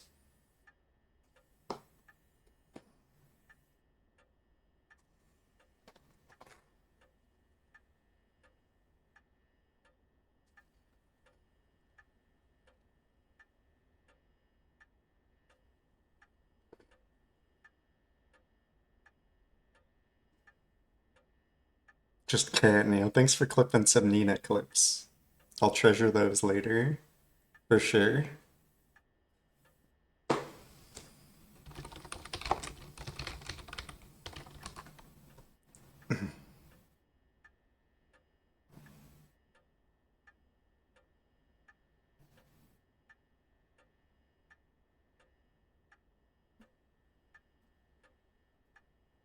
I'm looking at the Humane Society Nina's gonna go to. They got a pretty big building. They got a two-story building, and this is for a small town.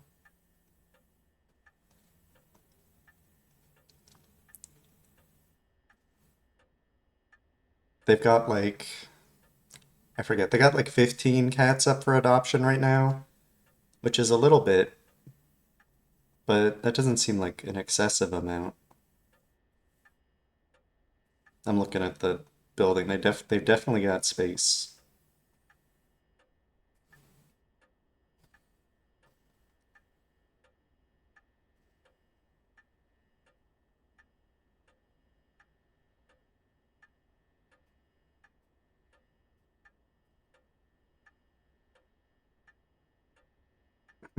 And they'll definitely care about the animals. Like they're willing to drive like 3 hours to come get Nina, so whoever's coming to get Nina, they definitely care about the cats.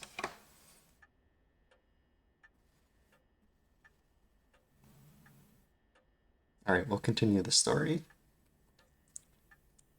But now we have these enormous theme parks and gaming machines that plug straight into our televisions. Everyone's talking about superhero series, foreign films, and movies based on the latest bestseller.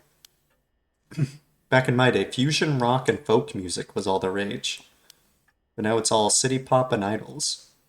I find it hard to care about that sort of thing anymore. I hear the big new thing is some mascot line of delinquent birds. Yeah, the birds are in the paper. Everyone knows about the bird stickers. Mockingbirds, I think it's called. What was that Richter was talking about?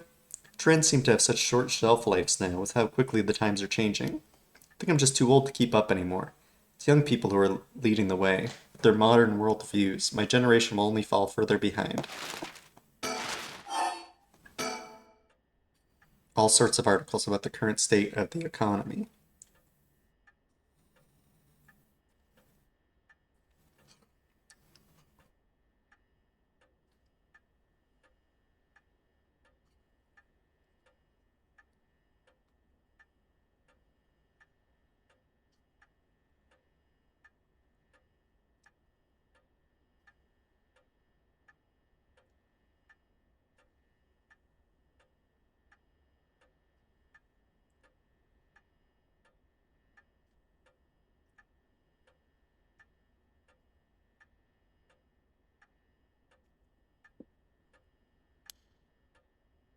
Now that the post-war boom has passed its peak, we're moving into the era of large corporations. It's about 220 to 230 yen to the dollar. Manufacturing is on the rise and exports are healthy. Dollar's down from its height, and people are saying it could fall further. There's no denying how much the standard of living has improved in the past few years. It's common to own a car and television now. And supermarkets are better stocked than ever.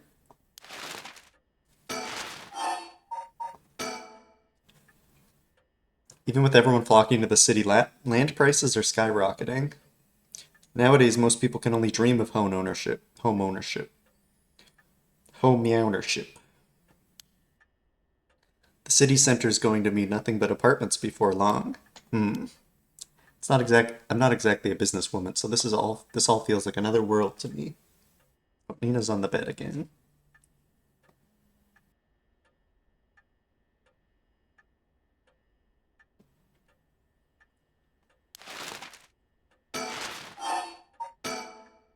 It looks like the city's biggest problem right now is pollution. Can't spell homeowner without meow. Nope, certainly not. I remember how the air and water used to be even more polluted. The river was covered in scum from all the sewage and industrial waste, and it stank so badly it made my eyes water. Eventually, people started getting sick, and it couldn't be ignored anymore. Fortunately, it's gotten better since then. Although the air around the industrial district is still filthy with gas and smog. If there's one thing Honjo never wants for, it's horrific crimes. I found a police officer dead in a local park just the other day. A lot of my family are in the police. I hope it wasn't anybody I knew. I don't read the news anymore, not since last year. It brings back bad memories. Suicide at local high school? I remember that. A high school girl jumped off a roof about a week ago. She was bullied, I think, or maybe it was something about exam pressure? What? But no, this can't be right. Her name. Michio Shiraishi from Komagata High School, so it's not a different timeline. Either a cop's lying or the teacher's lying. It can't be.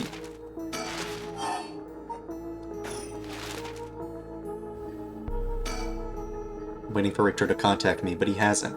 Made sure the receiver is on the hook. It'll ring as soon as he calls. Ah, that must be him.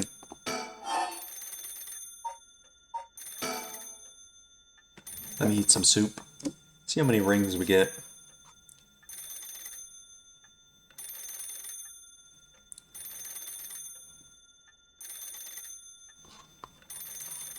Ring ring.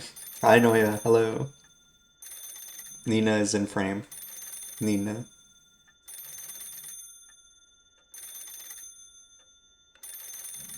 And I'm eating soup. I've got soup again. It's the pea soup is back, but it's mushroom now. It still kind of tastes like pea soup, but they added mushroom. The main ingredient is peas. It's the same ingredients as the pea soup, but they added dried mushrooms. So kind of back in my pea soup era. We'll see. Gonna make it either muffins or mac and cheese, or maybe a secret third thing. Ooh, muffins, mac and cheese, the secret thing. Hmm.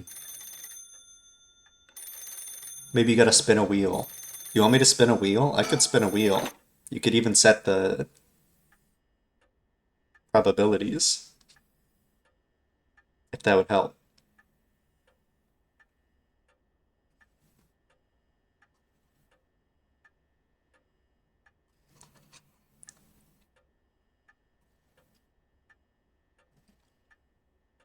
You would love a wheel spin? Alright, let me make a wheel.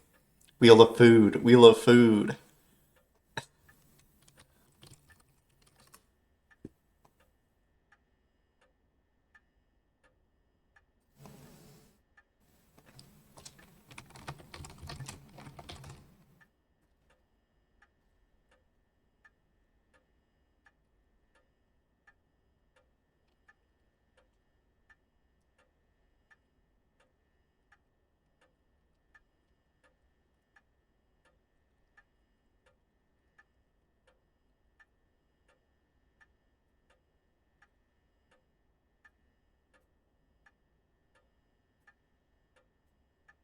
Alright, is this good? Do you want any adjustments to the weightings, or is this good? Should we spin? Let me know if we should spin.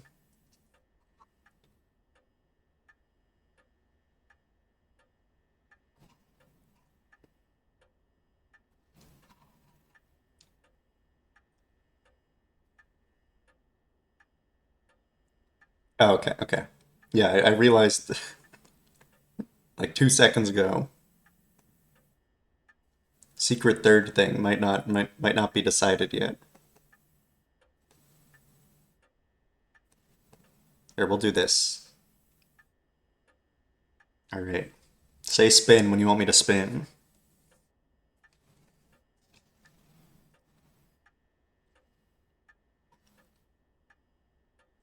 Spin.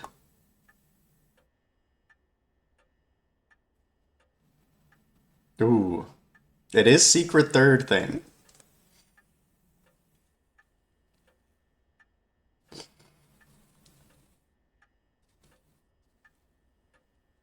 You'll cry. Oh no. You don't have a secret third thing. Can we spin more wheels? We could spin again. If you would like to spin again, choose, we could spin again. Another new wheel for us? Right now, I don't know what it would be yet. Kitten. Oh, kitten cozy next to the blanket.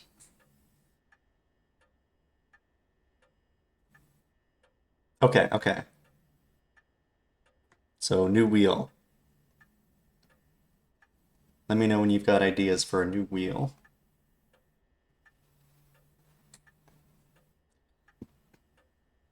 Secret third wheel.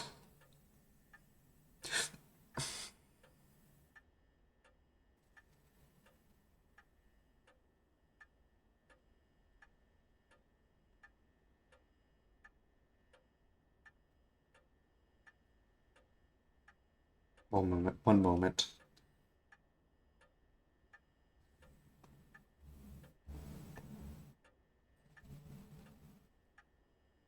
How long will Nina stay with me? The shelter, I tracked down where Nina was adopted out from, and the shelter said they couldn't get a hold of the owner and they're going to keep trying. Uh, but they'll come pick Nina up. If they don't get a hold of anyone, they'll come pick Nina up on Monday or Tuesday.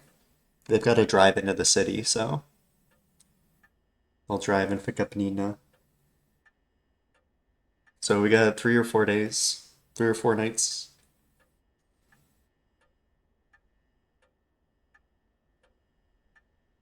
I thought she was a stray. She might be a stray now, but she was originally adopted. Like people were posting, we've seen this cat for like a few weeks,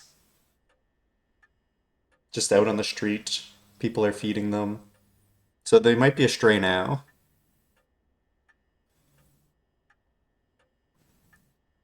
Either that or the owner's contact info changed and like, or they gave the cat away.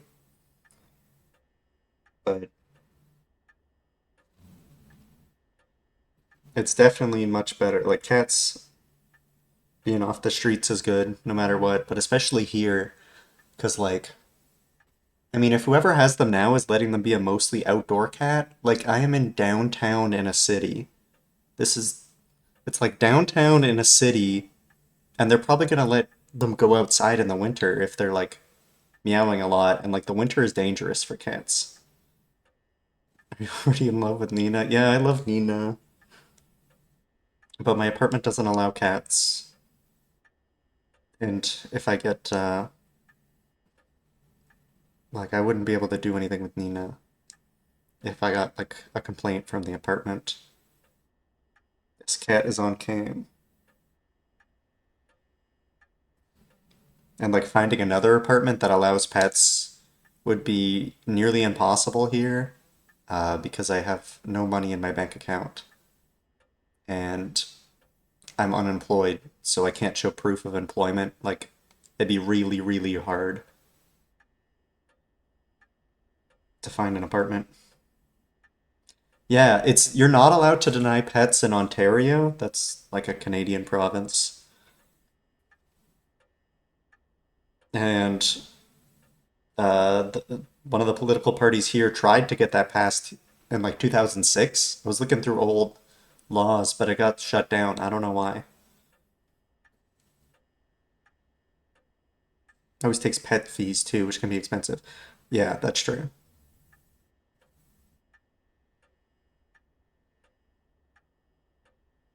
They really got to get rid of that though. Like I don't know if it would help from this angle, like versus like at politicians, but there are definitely cats on the street because most landlords just don't allow them. And charging the extra money is a scam too. Like, I don't know. Nina's kind of messed up one of the blinds a little bit, but these blinds cost like. Oh, did I miss a message? Oh, yeah, I did. This thing, I read noise, and noise is very important. Nina. Stuffing? It's a good name for it. Stuffing is a good name. Stuffing. Pasta salad, ramen, burrito. Okay. Oh, Nina.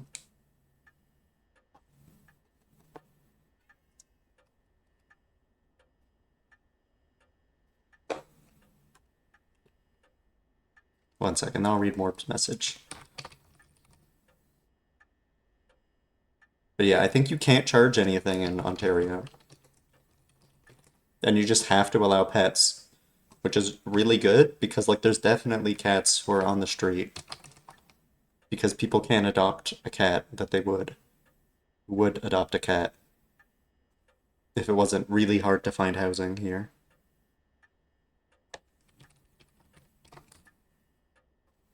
Burrito. We got stuffing. Oh, I should learn to make a vegan stuffing. Yeah, I'm glad Ontario has that. Meow.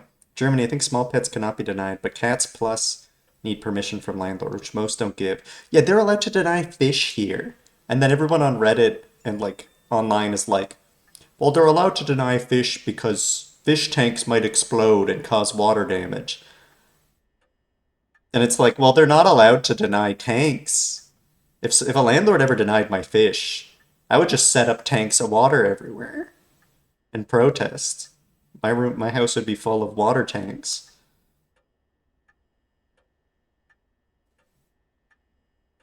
They're illegal, but they still happen? Oh, that sucks. All right, you ready to spin? Oh, wait. Some box mixes? Yeah, I've looked at the ones here and I haven't been able to find one. Find one that's only plant-based ingredients, only vegan stuff. All right, say spin when you want me to spin.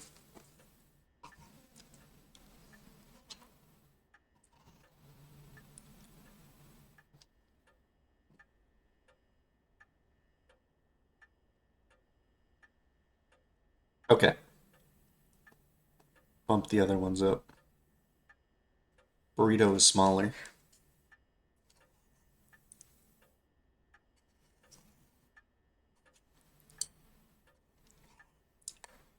It's dog plus spin. We have landed on ramen. Yo. Well, if you're low energy, that sounds like a good move to me. I've been eating a lot of ramen. I've been very tired taking care of Nina. Ramen is good. I was worried they weren't going to restock the cheap vegan ramen, but they did today, so I got a bunch of that.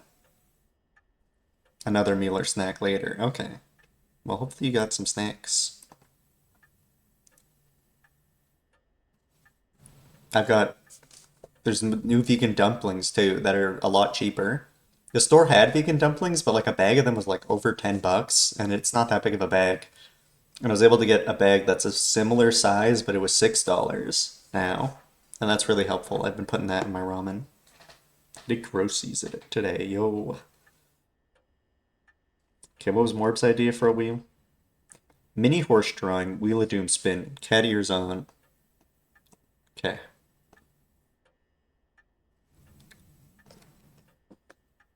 Pre-redeem. Put all mini horses from Kitten City onto the current scene. Secret option. Play horse with no name. Alright. I can't set this up now, but I'll save this for later. I don't have a good way to transfer all the horses right now. It would take a little bit. And I want to keep playing this game.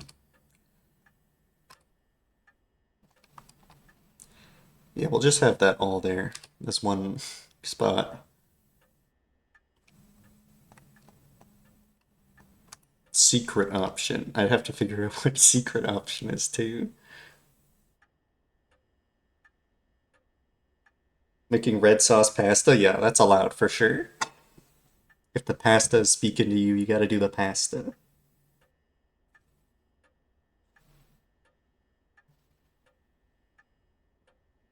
Good. My brain read some of the letters on the name and I thought this said hello Sigma residents.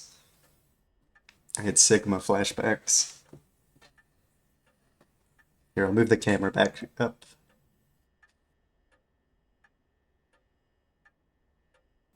Pyro update. He is sitting on one of the houses and licking the roof. Yo, you gotta lick the rug. You gotta lick the roof.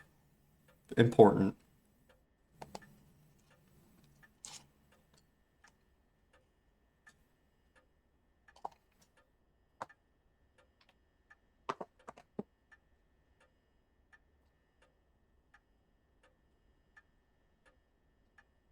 Hello, Sigma residents. Haru would be a great bootlicker. David Social, yes, for sure.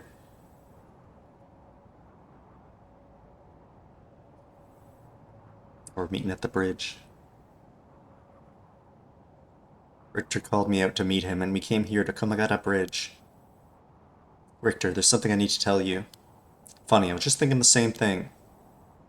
Well, mine's important. We're on Komagata Bridge over the Sumida River. There's a highway on one side and a freeway on the other. They're both deserted this late at night. Komagata Bridge.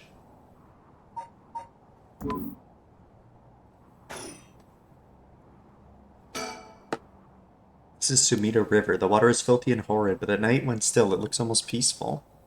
Can I ask you something, ma'am? Is the Sumida River what you Honjo folks picture when you think of home? Couldn't say. All I can tell you is that I can hardly stand the sight of it. Right, should have guessed. This was where they found him after he went missing. All alone, floating in that horrible water. All I can think is how scared he must have been, how cold he must have been. What did he ever do to deserve something so awful? Come here every day since then. I prayed to the river to give him back. Give me back my son. Day after day after day. You know, in olden times, people believed rivers marked where our worlds met the next. So the act of crossing a river, flowing water, had a huge amount of spiritual significance. Back when Ida was founded, the people of Chuo saw the Sumida River in the same way. They associated the far side of the river with the afterlife. That same place would later become Honjo. All their fear and revulsion accumulated there and took root. But then the Ryogoku Bridge sprang up after the Great Fire of Miyareki, and after that, Honjo was part of the city too. And as it turned from farmland into a town, the people surrounded it with man-made rivers and crisscrossed it with canals and waterways. Weren't those to prevent flooding? That's what I was told. They were, but that's not all they were for. Further purpose was to contain all the corruption that had built up on the far shore, and stop it leaking through to our side of the Great Divide. Officially, they were a physical barrier, but unofficially they were a spiritual one too. So I have this right. If I have this right, are you saying that Honjo is a place where the real world meets the afterlife? Exactly. That's why the rite of resurrection is here, rather than anywhere else, I'm sure of it. And it's probably why the 7 mysteries and their curses have survived to the modern day. And I guess that would make this spot we're standing now, right over the water, the border between life and death. If there ever was a place where bringing back the dead might be possible, I reckon it's here. It's funny that you mentioned praying to the river. That might have done more than you think. Is that supposed to make me feel better? Just thinking aloud, ma'am. Well, it's a nice thought. Sumida River. They transported lumber.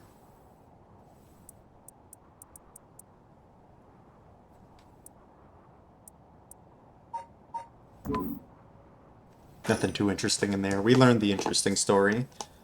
Just as people hang out at the river.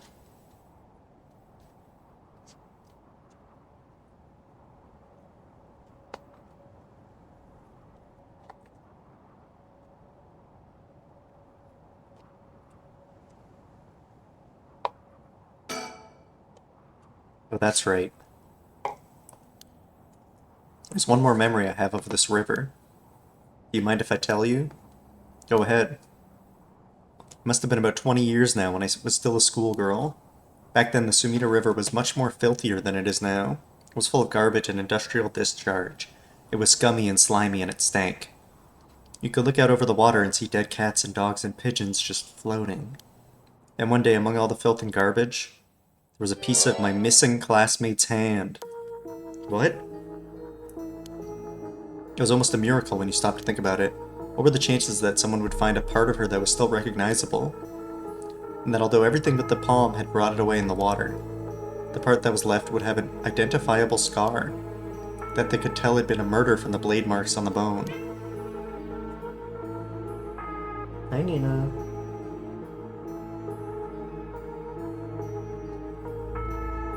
Oh, Nina's visible. Hi.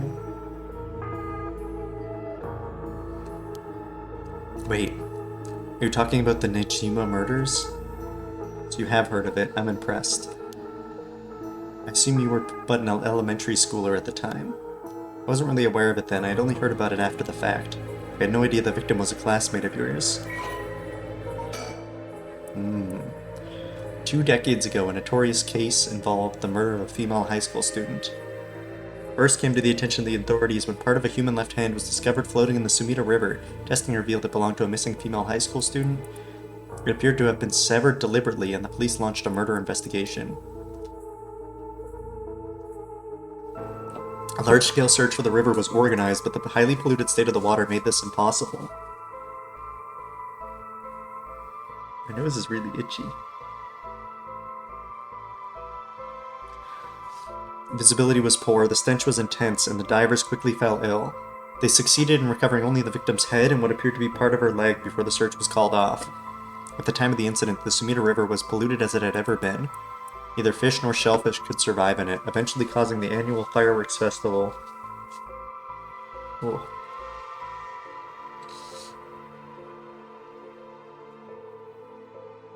To be called off indefinitely. Over the course of the search, the police discovered a number of unidentified human bones. This caused a stir among the public as several other young women had gone missing in recent years in the Tokyo area, and it was feared they may have fallen victim to the same fate. Forensic technologies at the time, however, were not advanced enough to determine the identities of the deceased, so police were unable to open any inquiries. Due to overwhelming lack of circumstantial evidence, the investigation ground to a halt until a hitherto unrelated individual came to its attention. During a questioning about a separate incident, Fumichika Nijima, a 36-year-old shop owner with no relation to the victim, divulged details about her that had never been released to the general public. An investigation into his background was conducted, leading to his arrest. Nijima testified that he had snatched his victim from the street and confined her in the underground storeroom of his shop, which also served as his living quarters. He chose her for no special reason, but simply decided she was an opportune target on seeing her walking alone at night. After keeping her locked up for several days, he restrained her, sewed her mouth shut, and severed her fingers and toes with a box cutter while she was still conscious. As she screamed silently behind her sealed lips, he proceeded to her wrists, her ankles, her elbows, her knees, working his way inward slowly and methodically. His victim constantly wavered in and out of consciousness. Her ordeal continued until she died of blood loss. Nijima dismembered the rest of her body and disposed of it behind his home in the Sumida River before cleaning his storeroom and returning to his everyday routine as if nothing had happened. The brutality of his actions shocked the nation when they were eventually reported. Once apprehended, Nijima readily divulged the details of the murder, but was less willing to explain his motive. When asked, he would only break down in tears, saying, "I don't know what came over me, I know it was wrong." In the end, the police could extract nothing more from him than expressions of remorse. Although the efficiency of his methods strongly suggests he had committed several crimes in the past, no corroborating evidence ever came to light. Nijima was sentenced to life in prison at his first hearing. The sentence was imposed with no appeal from the defendant.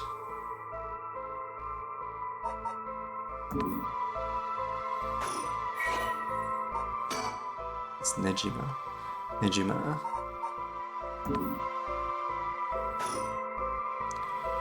To be honest, it was all a bit of a blur.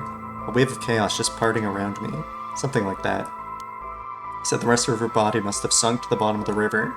They combed the riverbed, but they only ever found pieces. Everything else must have rotted and flowed out to sea. Afterwards, I heard that all the divers who had been looking for her fell ill. Sorry story for everyone involved, huh? It's funny. Everyone figures the river's filthy already, so one more piece of garbage won't hurt.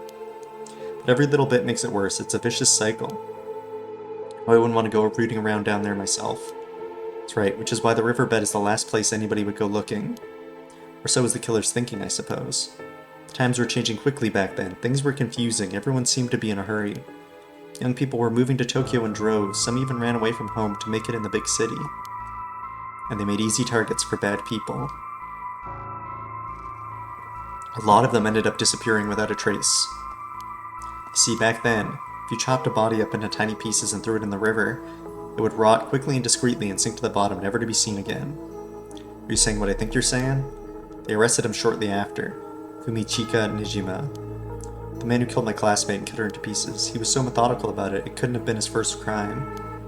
People began to wonder how many other girls he'd murdered the same way. The police never found any evidence of other murders in the end. But the river knows the truth. How many corpses has it swallowed up over the years, I wonder? The same thought spread through everyone's mind, and they started to avoid this area. So really, this river has been ranked with corruption for decades now. Or at least that's how it seems to me. Oh, was that interesting? Well, I can see why you don't have any good memories of this river. With all that darkness lurking beneath the surface, there's no reason that you would. Still, if I may, ma'am, I'm surprised you know so much about the Nijima murders. But how could I not? After all, I was the one who found the hand. I thought she said that already. No, maybe she just said, like, one of my classmates' hands. The police actually wrote me a thank you letter. They said it was only thanks to me they managed to bring Nijima to justice. That was the only time my father ever said he was proud of me. Huh. I guess it wasn't the killer's day. Sometimes I wonder if he resents me for it.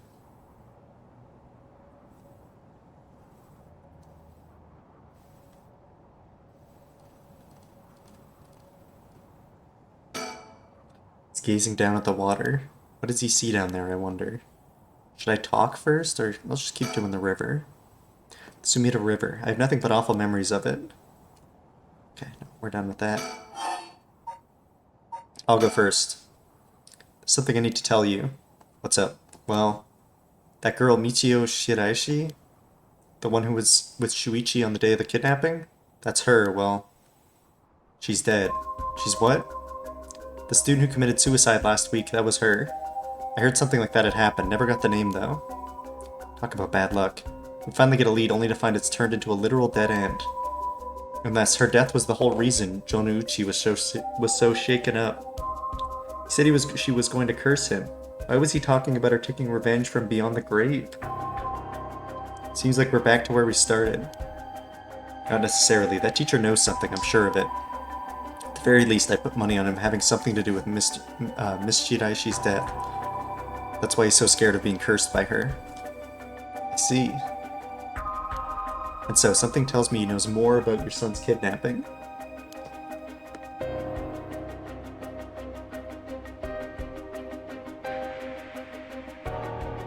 Kitchen.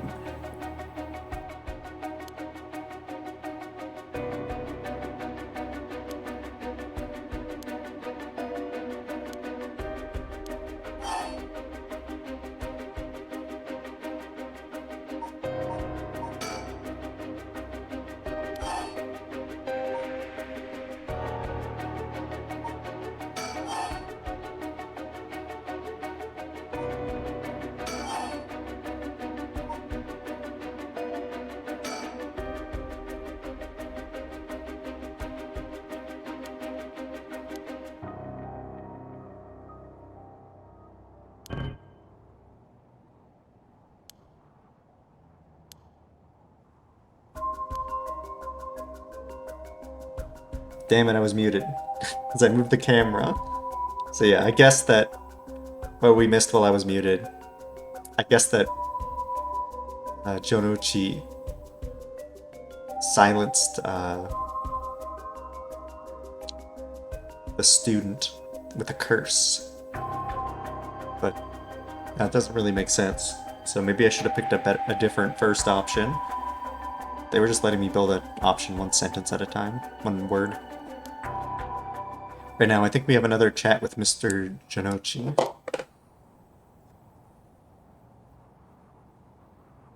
Now I want to restart this scene. I guess I could do that after we leave the scene.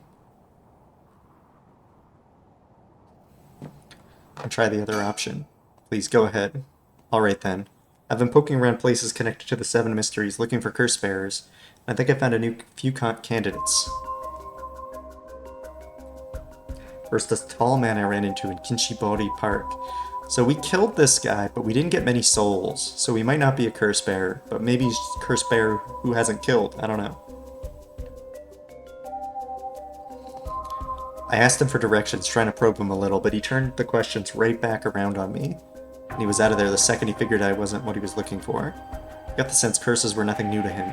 About 40% sure he's a curse bearer. Then there's this middle-aged guy I saw on South Warigasui Street. There's no question about that one. He had one of the curse stones in his hand. He had a nervous air about him too. It was clear he was up to some shady business. Gathering soul dregs, I bet. He'd make a good target. Next up is a pair, a young man and woman I saw around Ryogoku Bridge. This time the man came up to me and asked me flat out if I was a curse bearer. Told him I didn't know what he was talking about, and he backpedaled and left. Looks like they lurk around there often. Looking for kindred spirits would be my guess. Though it didn't seem they were quite working as a pair. Gathering soul dregs in a group might be a decent idea if you could make it work, but with things being how they are, it's gotta be hard to find folks one can trust.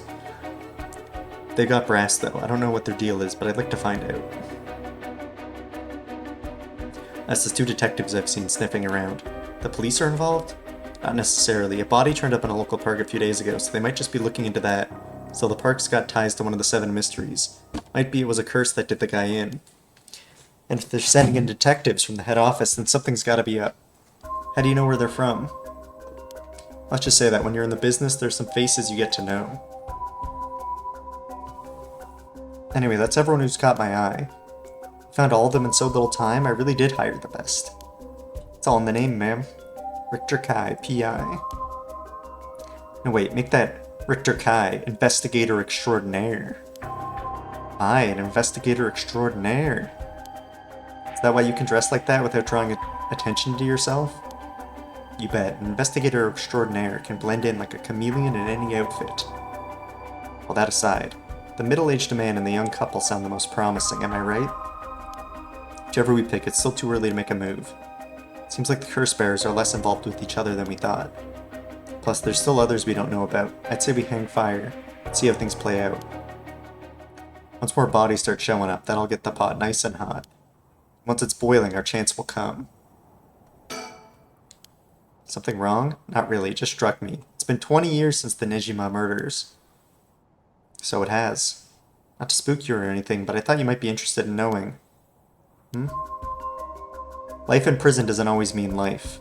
There's precedent for first-time offenders being allowed out on parole after 20 years. Only if they're found to show remorse and the desire to reform themselves, of course. That's right, I'm impressed you know so much. Still, it's hard to imagine someone with a criminal record to reintegrate into society. I hear they've been trying to fix that recently, matching inmates with jobs and accommodation. Oh, really? We keep an eye on them, of course, and make them report in for regular checkups. To avoid discrimination, they keep the inmates' records a secret from everyone but their employers. They even give particularly notorious criminals new identities so they won't be recognized in the workplace. Aye, the way you put it. It's like you're saying Fumichika Nejima could be out on parole right now, back in society under a new name with nobody any the wiser. It's possible.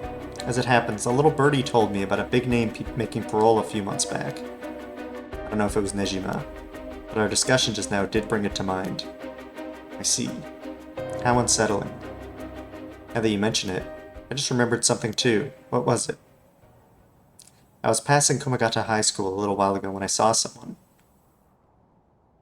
A janitor, I think.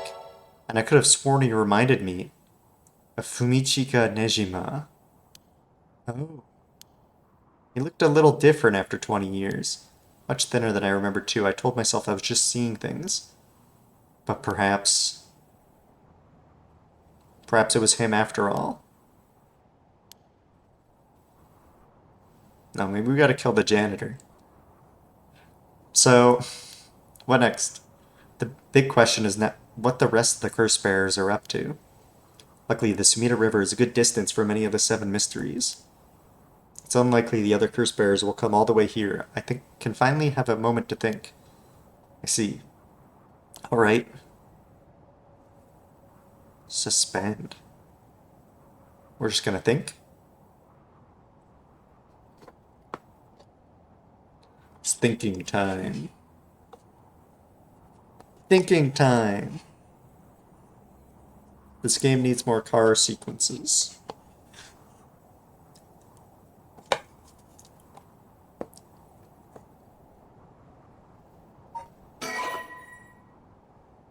You cannot currently progress any further. Once your situation has changed, press resume to try again. Pressing suspend will return you to the story chart.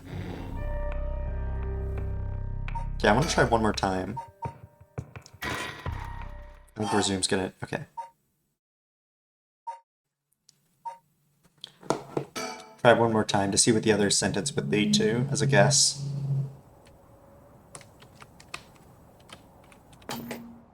Okay, what's the speed button? Is it gonna tell me, or is it just... we got key bindings.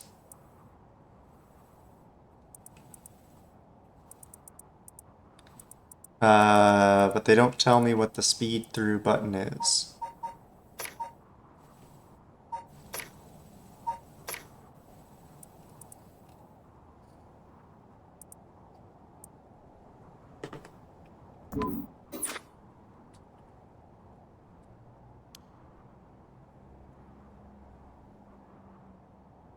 I'll just click fast.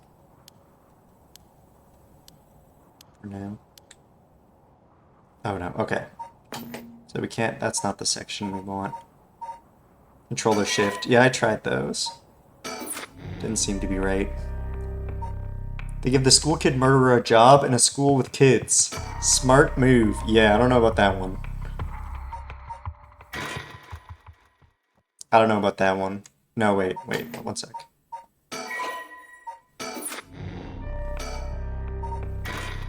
We don't want to start at the beginning. Then I gotta read, like, the newspaper.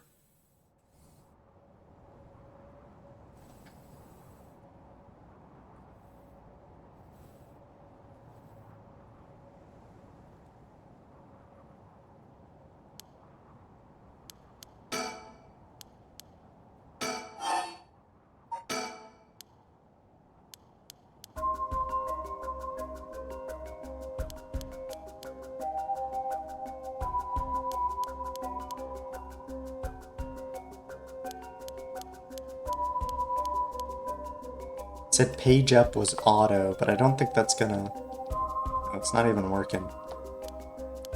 Oh well.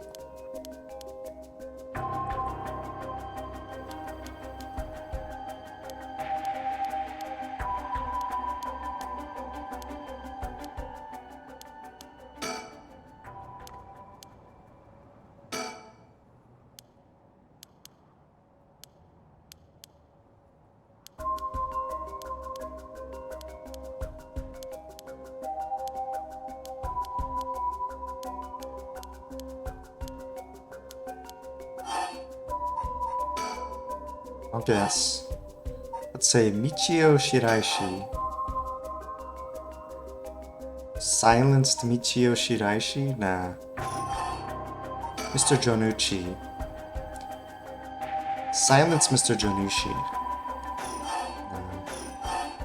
Michio Shiraishi. Silence Mr. Jonuchi. With blackmail? I mean, that we know that's true. Well, that's what he's saying. That's not anything interesting. I don't have any interesting guess here. No interesting guesses. Maybe with a curse. What if Mitsuyo Shiraishi silenced Mr. Junichi with a curse? What do you think? Did mention he was scared of that, but it doesn't tell us anything new. Yeah. Yeah, I don't have any good guess yet there.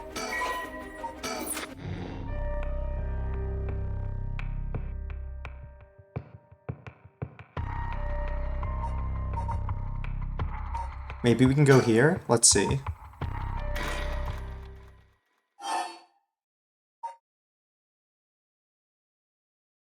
I think maybe Jonochi silenced Michio with a curse.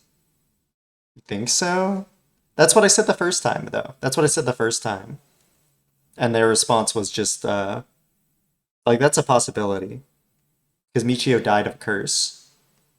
But their response was just, oh, Janucci was scared of Michio, so it didn't exactly make sense.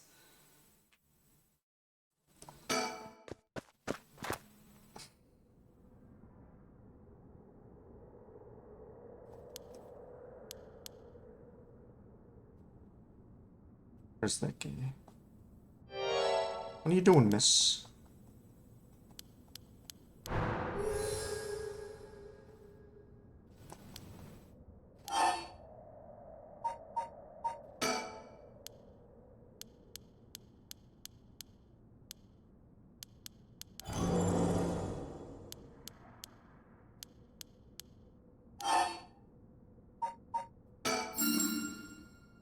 Alright, Mr. Junichi was actually looking for you inside the main building. Was it? He's here right now? What's he thinking? I don't know, he was in class 3B on the second floor just a bit ago. I suppose that means I can't be locking up yet. Second floor, you said. I'll go take a peek. Might be back in a jiff. My house is really close by. I'll be fine on my own, really. That's so? The snack shop, right? Suppose you'll be fine then. Be careful now, you hear? Stay on the big, well-lit streets. If something happens, shout fire. Okay, you worried too much. Well, we wouldn't want to be losing any more students. Though I imagine you'd know that better than anyone. Yes, you're right. Strange thing to say.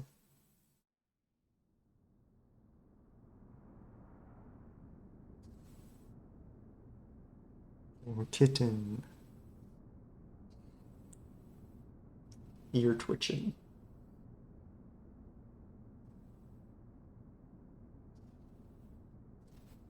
Mio's late. I've been waiting for 20 or 30 minutes, but there's no sign of her. Huh? There's someone coming down the road. Can we kill the main character? No, who's that? That's... Oh no, a teacher. It's Mr. Arashi. Deki Araishi. Deki Araishi is a historian who works part-time as a curator at the local folk museum and a teacher at the high school. His recent publication on the right has caused a stir in occult circles. Hideki is the quintessential obsessive researcher. Despite being entirely unsuited for teaching, he had no choice but to take up a position at Komagata High School in order to make ends meet. Having a captive audience in his classes goes some way to satisfying his need for respect and recognition. His conceited nature makes him unpopular among the students. Lately, he is concerned that articles he contributed for purely monetary reasons have earned him a reputation as a researcher of the occult, but the surge of interest in the topic and the resulting volume of article requests he is receiving are undeniably tempting. Hideki is a regular at the Kurokikyo Cafe on Hokusai Street, where he can be found outside his work hours writing essays and manuscripts. His published books include A Study of the Unknown and an Introduction to Bando History.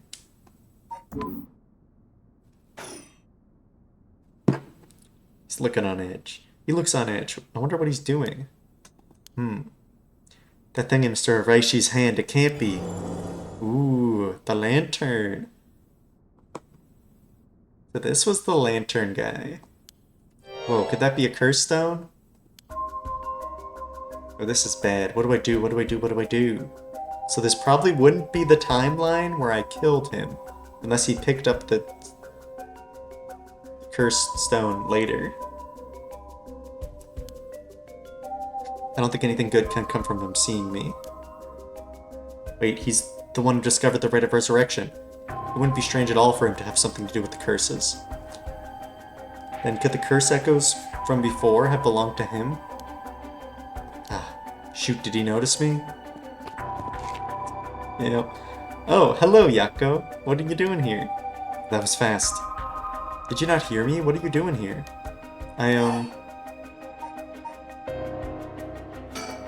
I'm waiting for someone. In the middle of the night? I'm disappointed in you. Bad children who get into trouble at night need to be punished. What are you doing here? It's a special night tonight, did you know that? Special night? Oh, because of the Feast of Shadows? Oh-ho! Oh. Well, you know a lot. Did you hear about it from someone?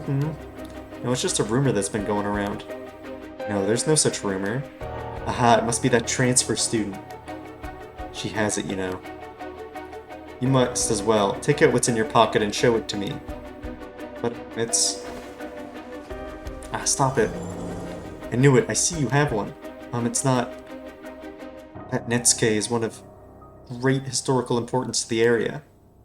But it's dangerous to speak here. Why don't you come with me? This is important. No, no, no. We need light. Ah, that hurts. Stop. You're hurting me, Mr. Araishi. Stop pulling me. Fire! Fire! There's a huge fire! Stop that. Someone will come. Damn it, get over here. Where am I? It's completely dark. What's the meaning of this, Mr. Araishi? Ah, we're dead. My stomach, it hurts. I'm bleeding. Ah!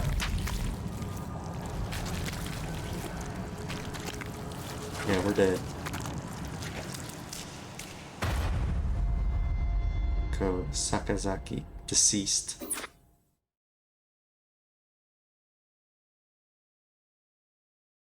My bee, you seem to have arrived at a less than favorable result. However, this was bound to happen. It would be difficult for Yako to escape from Araishi while he's in possession of a curse stone. Please come here again if things should change. In the meantime, this shall remain as incomplete until we meet again. Hi, beam me up. Hello. Playing a game. The game's got a lot of murders and deaths. A lot of murders and a lot of dying.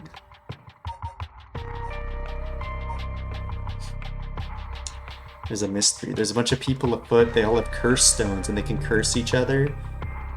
And we're jumping between the different characters. Just met an egg. What kind of egg? The metaphorical egg? A real egg in the real world? What are you thinking about? There's a kitten there, by the way. Kitten. An egg bug? Could be. Kitten. Alright, so one thing we could do, maybe we have to, like, go back.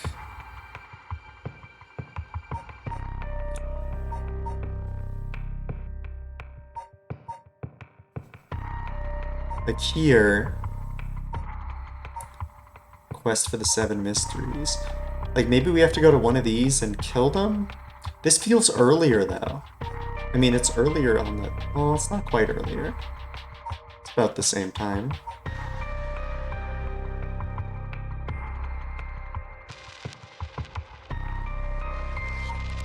Like in my playthrough, we did kill the guy. We killed the guy with the fire. And I think no, I didn't have to. I could have not used the curse. Maybe if I don't use the curse, someone else has it and not Araishi. I was at a friend's and that guy followed me outside when I left. Told me about his dress up and makeup experience and said he feels like I can talk to me about it. They exchanged their WhatsApp. Yeah, that sounds like that could be an egg. They want to talk about it. Yeah. Well, I hope they can. I hope you have a good conversation, I guess.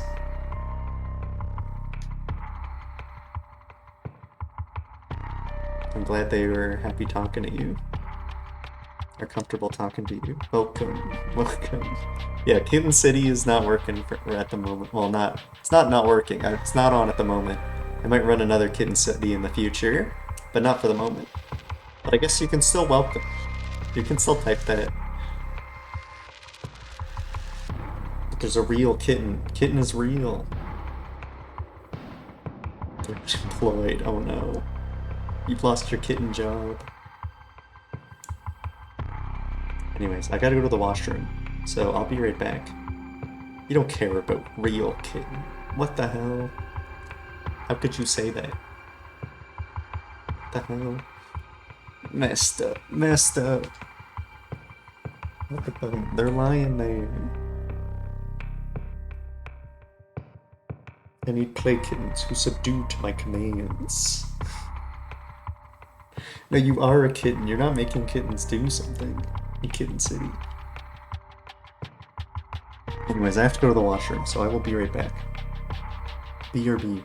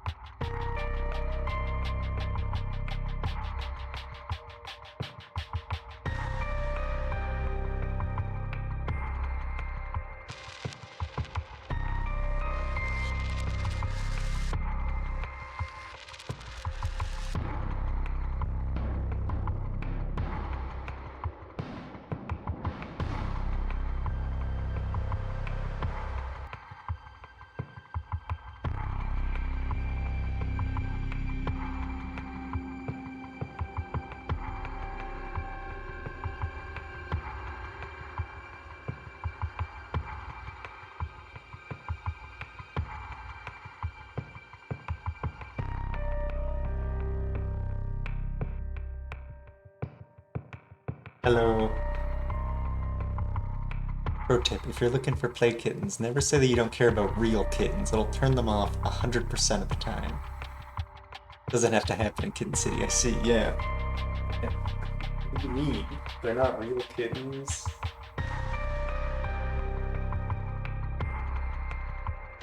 Hi.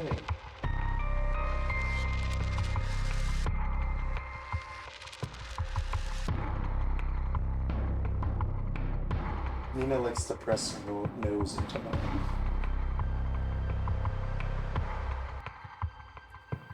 Okay, chat, I'm all the way back here. I'm the bro, I'm the kitten. Yeah, Nina followed me.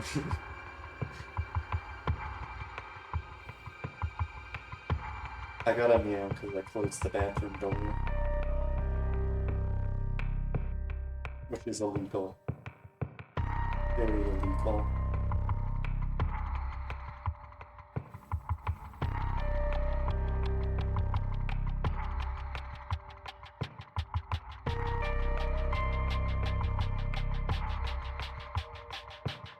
Get some water. I'm gonna boil some more water too.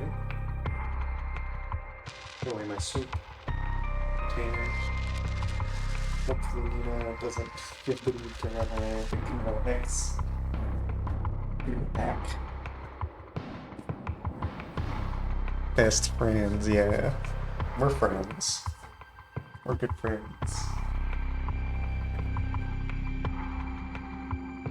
Oh, Nina's on.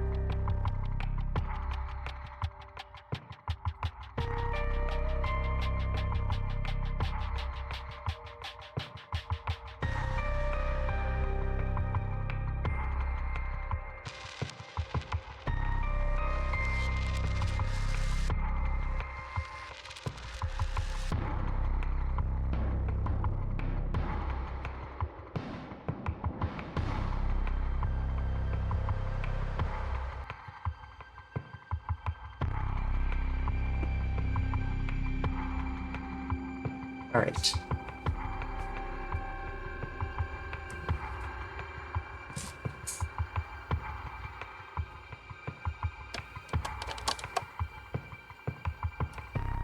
Nina.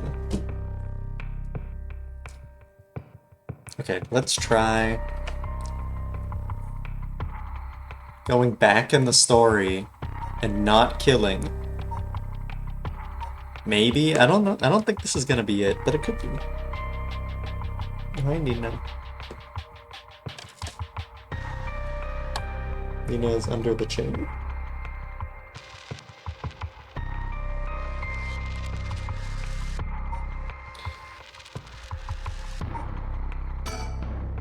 I don't know. This, in the timeline, Shogo kills Takumi.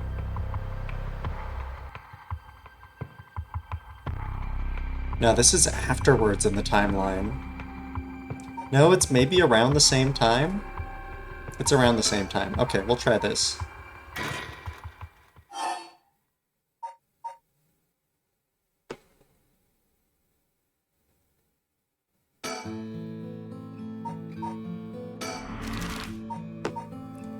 Okay, so we need to get the lighter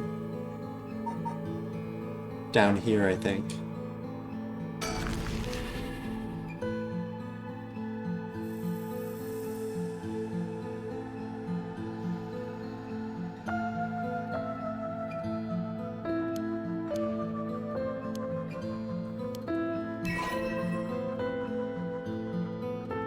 Wait. So this place where we got the lighter was outside. Sitting outside the person who kills you, if you have a lighter. I wonder if that's a coincidence. Could be. No, we don't go to the bridge. I could try going to the bridge first. Let's see, because there's someone here who asks if you have a lighter, and I haven't seen what they say. It's that guy, the detective. They know about the person who kills you if you have a lighter.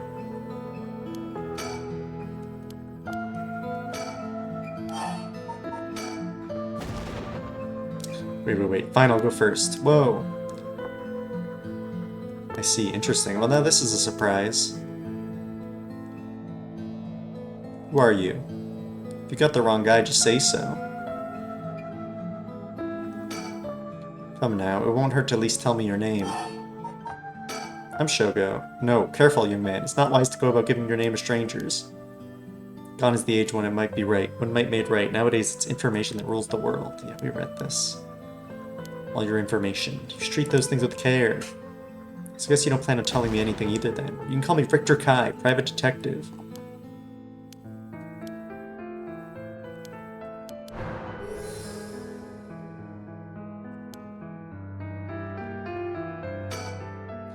What's a detective doing around here? Working.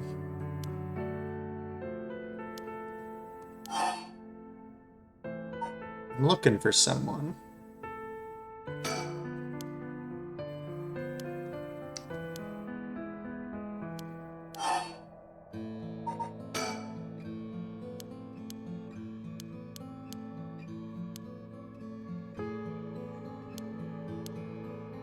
Wait 1 second, there's still time left for it to appear. Why don't we wait together? Okay, let me say we're good. Do you have a light on you? A light, you mean for cigarettes? Well, I got the cheap one I picked up, but that's it. Oh no, this'll do nicely. Are you sure? Anyway, I should get back to work once you're gone, of course. Is there a reason I can't be here? Of course, my work is top secret. Okay. So is this supposed to be how they know I've got a lighter? I mean, in my first playthrough, I never showed them the light. I mean, I never knew I had a lighter.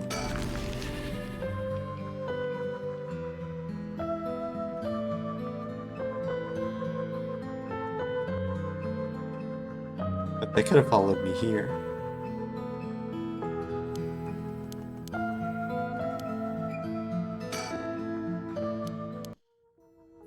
There's this, and I'm gonna try to not kill and see if that changes the other timeline or whatever.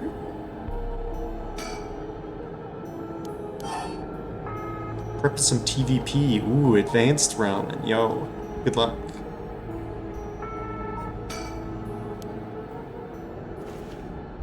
So we get kidnapped and then we use the lighter.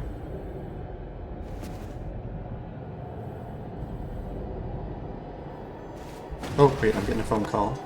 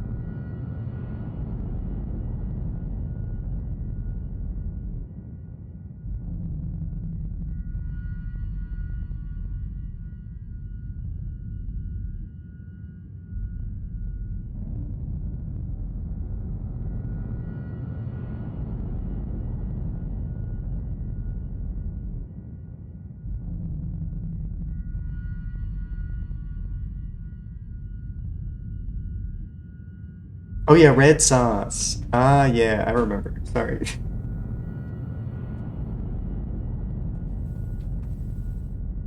No. Nina's scratching the mattress a little. That's okay. I got a phone call from the sanctuary. They confirmed they'll be able to come by on Monday. They also said Nina's name is Casper. His name is Casper. What do we think about that? Meow. Is that what you think about that? So many names, so many names. Nina. I like Nina. Nina. Yeah. Cats famously have multiple names. I think so. Short for 9/11. Yeah. Yep.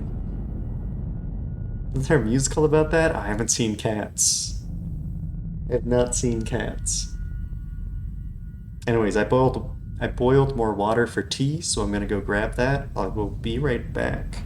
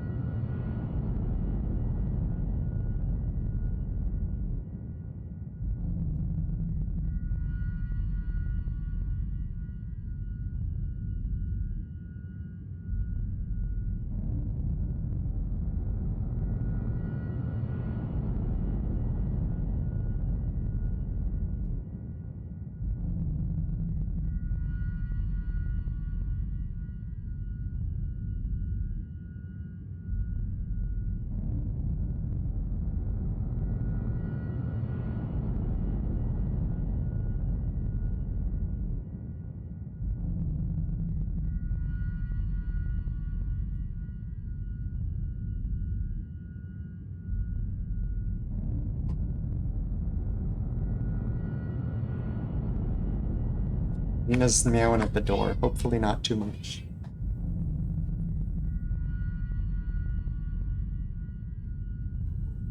Give Nina a moment. If they meow too much, I'll have to distract them.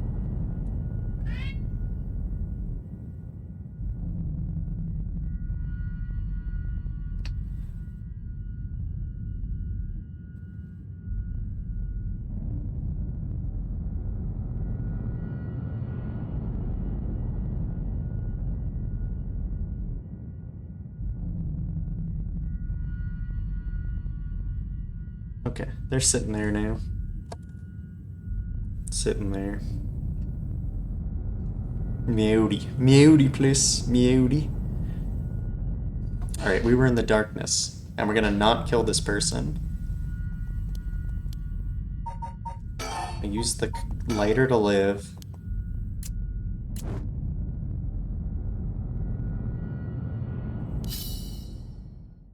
What the? Something. Right, he's got a light that ruins everything. Someone there? Are you curse bearer? It's over. Time to get out of here. We're gonna let them live. Wait, he's running. This is my chance. Wait, I wasn't choosing to use the curse? It just happens anyway? I thought I was making choices. Alright, well that's not the option then. I just met an egg, and I'm now living the hen mother experience. Yes. This is choice in video games. What's happening? Yo, below gender. So I'm going through different timelines.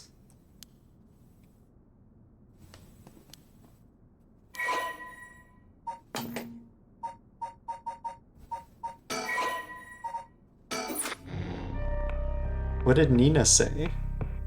Nina's just meowing. Just meowing for attention at the moment. Wants to go out the door. Wants to go out the door.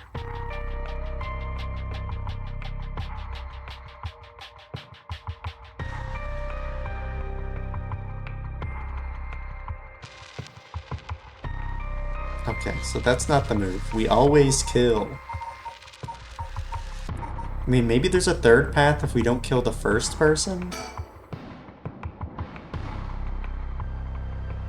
Probably not. Can I go for a walk? I don't have a harness, and I'm worried about harness training. Like, I don't know. I'd have to get a harness, and then we'd have to train, and then I'd still be worried. This is because, I mean, I live in like a downtown area. It'd take a while. Yeah, I would think so. And Nina's going back to a shelter on Monday. If you missed the updates or haven't been around. I found the shelter Nina was originally adopted from, and they tried to get in contact with the owner, and they haven't been able to for 2 days. So on Monday, they're gonna come pick Nina up, and Nina will go back to the shelter and get adopted again.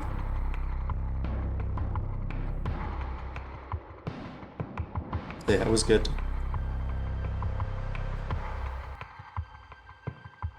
It was lucky that Nina came from that shelter, because that was very nice. They're like driving 3 hours. They're gonna be driving 3 hours to come pick up Nina, so yeah, they will definitely get adopted quick.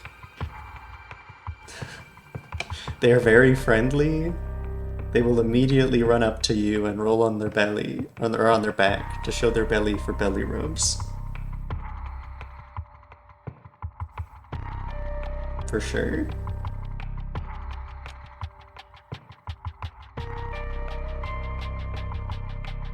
And the shelter's in a smaller town, so they're not like at full capacity on cats. All the shelters here are definitely full on capacity for cats.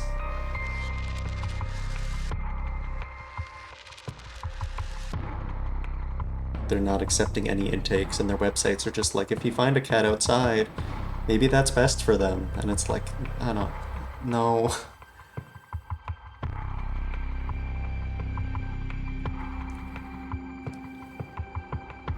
Not in the city, and with our winters, it's definitely not. I've seen similar situations where animals have to be transported. What I've seen in the US is they normally get a volunteer or some payment for the drive. I don't know if it's the same there, but it's good they're picking up Nina. Yeah, they might have someone who's coming into the city anyways. I mean, it was the person working at the shelter is coming in. So it's one of the people who works at the shelter. And it's the person who's there first in the morning, so they might, like, run the shelter. So. Cats being outside gives them a higher mortality rate, and they kill... Yeah, that's true, the birds. Like, even ignoring the birds and the normal risks of a cat being outdoors anywhere. We're near busy roads, and Canada winter gets too cold.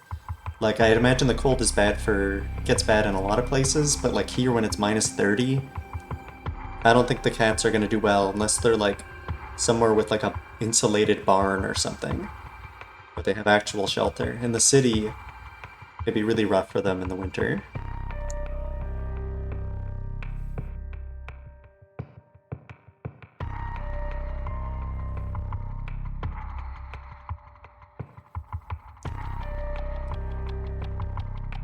I think Nina's only been outside in the summer, for this summer, for like a few weeks or a month.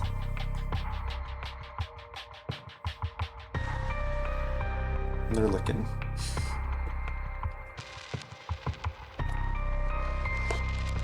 Okay, so we can't progress this. No, we can't progress this one until we don't get murdered. We need to make sure this person doesn't have the, whatchamacallit, the curse stone. So that might mean... Yeah, I don't know. Let's go with this. We got a new route.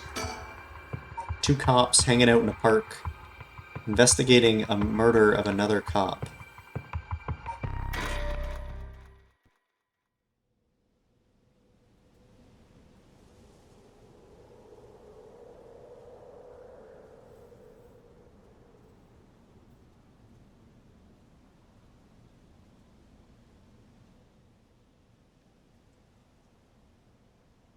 Hey boss, forensics is all done. The crime scene is clean. The other officers have all gone home. It's just us now. This game seems hard.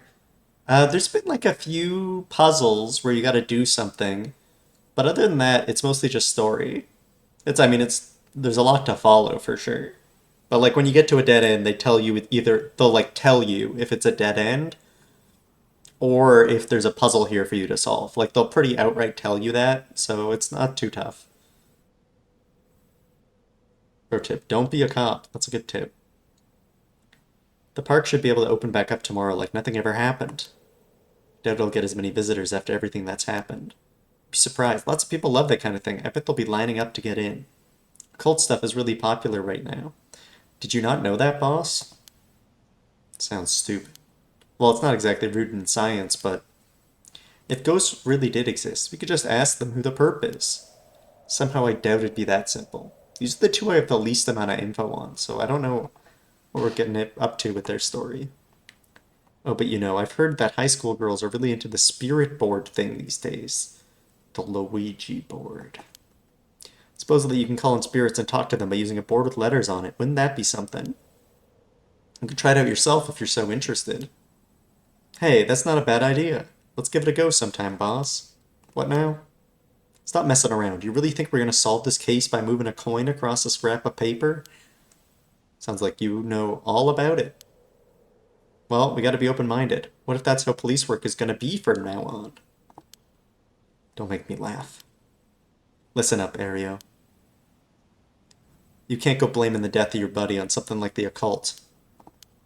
I don't care if it was ghosts or the occult or what. Whoever or whatever it was that did this, I'll get them. I promise you that. Well, you got the right attitude, but we don't even know if this is a murder yet. Biases weaken our judgment. Get too fixated on one thing and you stop seeing everything else. Aye aye, boss. So now that we've finished investigating the scene, let's review what we know. Now? It's getting late. I figured we'd head straight home from here. Come on, we gotta go over all the info we've gathered.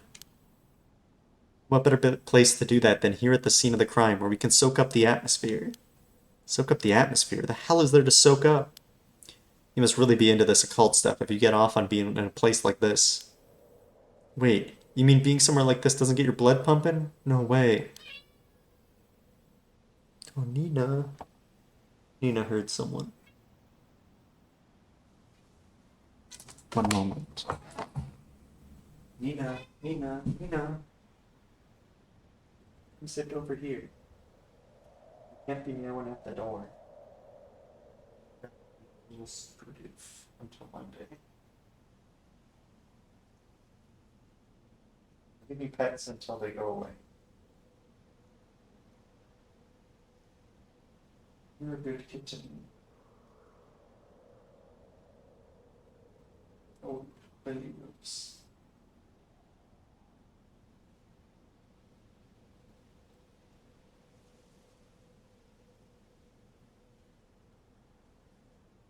Oh.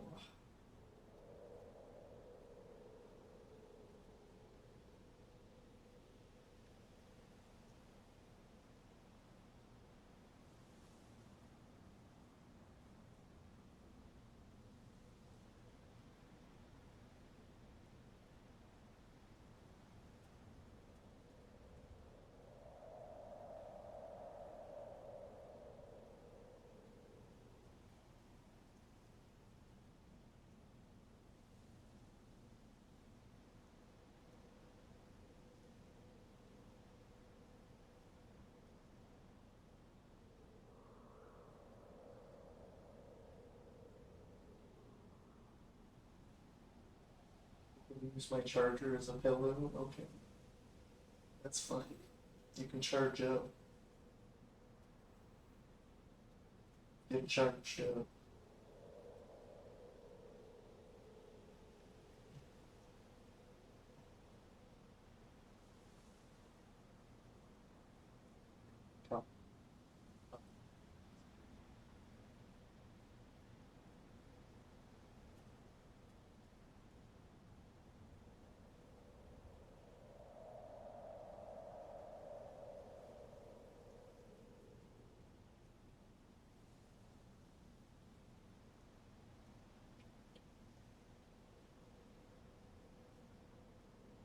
Nina cuddling stream.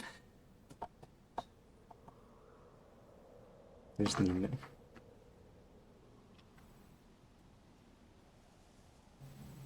No, don't turn this around on me. I'm not the weird one here. Cripes. Look, fine, let's get this over with. Aye, boss. We play as the boss. The former Yasuda Gardens here in Yokohama Ichome were originally built as part of a daimyo's estate back in the Edo period. The park became city property a number of years ago and underwent extensive renovations. There's not a soul around at this time of night. Quiet doesn't even begin to describe it.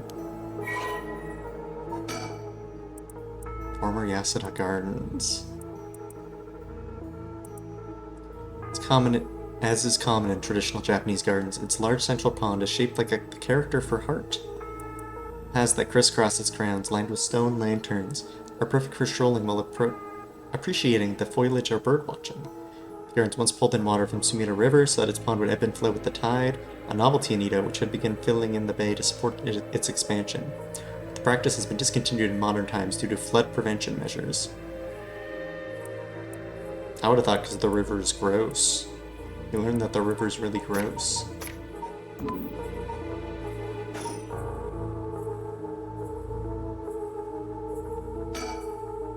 This pond, they say it used to flow into, it flows into the Sumida River.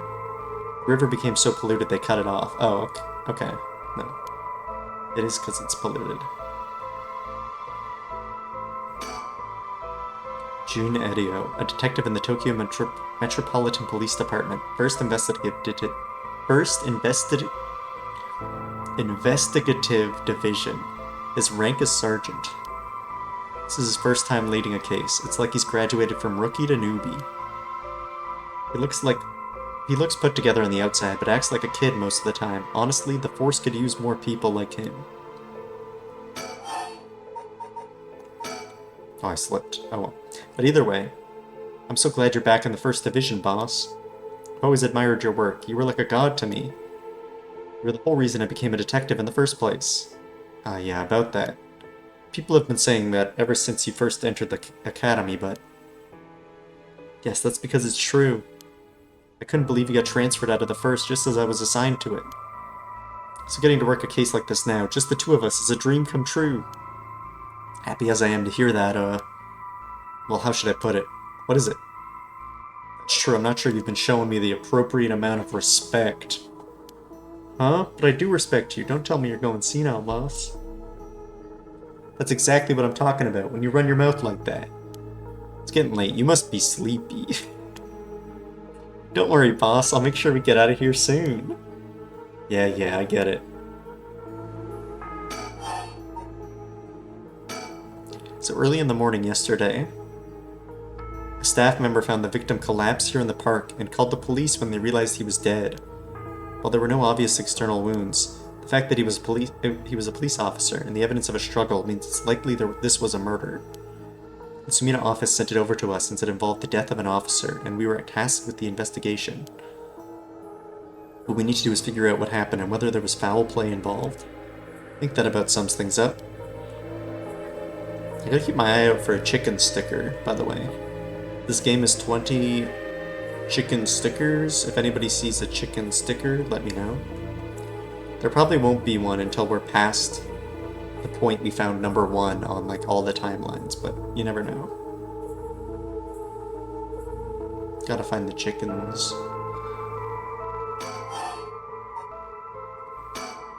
But a boss? Yeah? Is this case really important enough to assign to someone from the investigative division? I mean, a friend of mine died, so it's important to me, but it's all up to the higher-ups. I'm sure they got their reasons. Boss, you know something, don't you? It'll all become clear in time. Try not to worry about it too much. Yo, hey Godumit, it's really good so far. It's really good. There's a lot of mysteries afoot. There's been a few cool puzzles. It's really good. The style of it is really good. Have I played Zero Escape? Yep, we played all 3 of those on stream. Like earlier in the year, I think? Yeah, I think... Was it this year? It's hard to keep track. We played Danganronpa this year. Maybe it was the end of last year. Nina's really good. Oh yeah, Nina's so good. Nina's right there. Cozy kitten.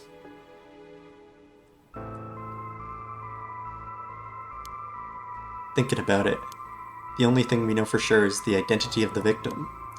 That means there must have been something special about him, right? Maybe he knew something he wasn't supposed to, some kind of secret or something. Isn't that right? Pretty sharp sometimes, you know that? If you've picked up on that, you should be able to put the rest together yourself.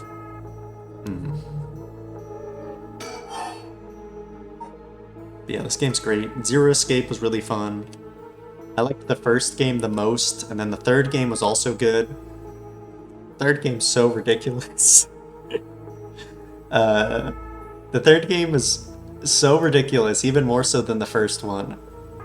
But it's just a... I guess you might not want my opinions. I guess if you're asking if I played them, you've already played them. I thought it was really good, but it's a little less well put together than the first one. There's definitely more like loose ends and themes that don't lead anywhere. The second one was a little long. And a little less satisfying. Pasta's good, but oofy, ouch, hot. Oh no, the steam? Or you gotta cool it down. Use a hairdryer on the cool setting.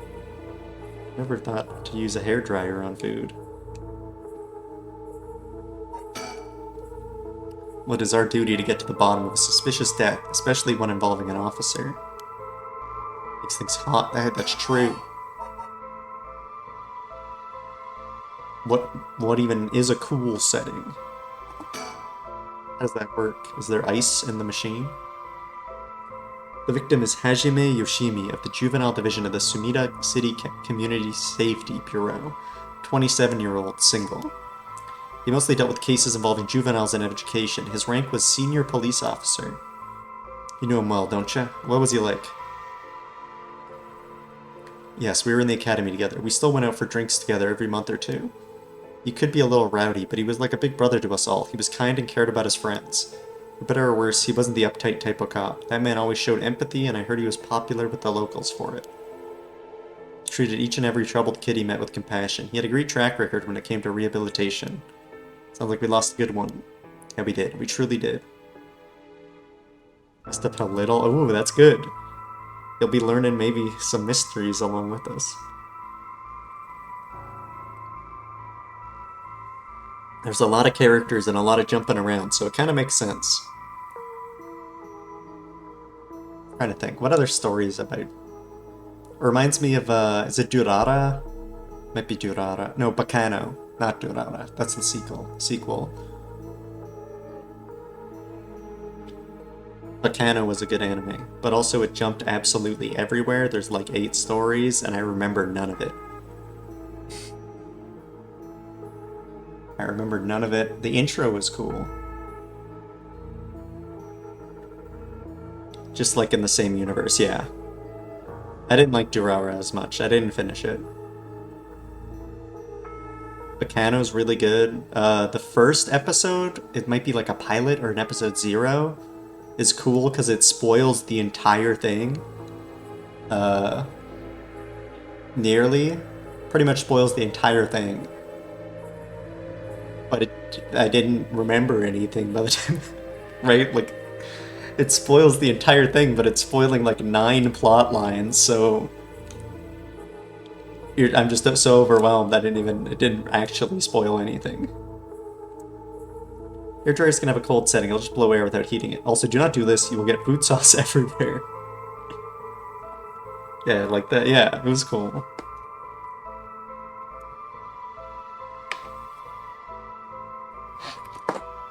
And like the main theme of Bacano was like that stories don't have neat beginning and endings like they do in movies or anime.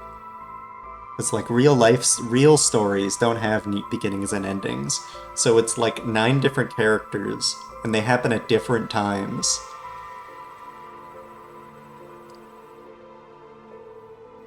It was cool. I liked it. I haven't seen it in a long time though. I knew being a cop was dangerous. I knew something like this could happen, but it's never easy when it happens for real. I know the feeling. He didn't seem to care much about climbing the ranks, but he was at the top of our class. Only problem was that he took on so much he had the most unfinished paperwork, too. I always felt we'd need an unusual guy like him to help us solve all of our unusual cases. Hajime Yoshimi. Police officer... was once a rebellious gang member himself, turned his life around, uses his experience to connect with troubled youth as a police officer. He was passionate, stellar results in his work, but sloppy paperwork. Less than formal attitude doomed his career, had him writing formal apologies on the regular. Left behind a fiancée whom he had been dating since high school. Don't worry, you're plenty unusual yourself. Me, I was the most normal of my classmates. Besides, the real weirdo among us. Quit the academy a long time ago. There was one even weirder than you.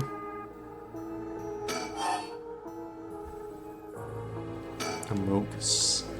Hajime was quite the bad boy in school, apparently. He ended up with the police a lot.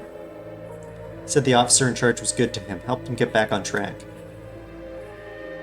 The reason he wanted to become a cop was to pay his kindness forward. Said it was the first time he ever took his studies seriously. It's a good story. Love that kind of thing. Makes me want to have a drink in his honor. Please don't make fun of my dead friend. Yeah, I said in his honor. You should aspire to become the kind of cop people miss when they die in the field. Say that like it's a sure thing I'll die. Besides, if I end up biting it, I'm sure you'll be the one who misses me most, boss. Come on, don't be like that. You'll hurt morale. Well, I guess how much I'll miss you depends on how this investigation goes. I can already see it. Hideo, no! Why'd you have to go and get yourself killed? I have no idea what's going on in that head of yours. Yeah, that'll be a sight to see. I can't wait. You can't wait for your own death? Get it together, kid. Sheesh, you really are something. Thank you. What about the victim's family? The Yoshima family is from Kitasenju in Adachi City, but Hajime's parents died a long time ago. He lived there all alone, no siblings or anything.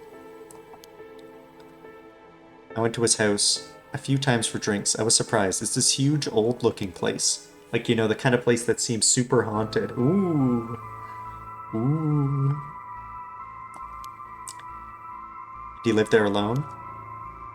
Looked like the home of an old noble family. It was hard to imagine him being such a delinquent living in a house like that. There's that bias I was talking about. If he's from an old family, I'm sure things were complicated. Hajime, just like dang gam romp red, yeah. That's a bias too. He never talked about any of that, even when we were drunk, so I don't know much about it. Oh, one more thing. Yeah? Hajime was engaged. He'd been seeing his fiancée ever since they were in school, over 10 years. They just started talking about getting married.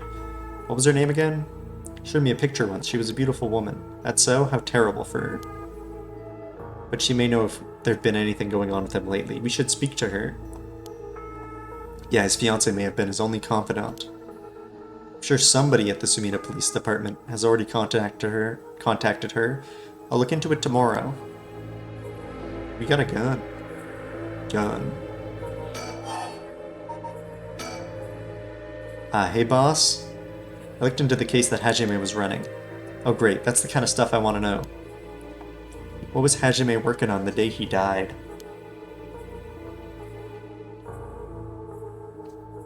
Well, according to his report from the day before, he had 2 cases involving juveniles. Uh-huh.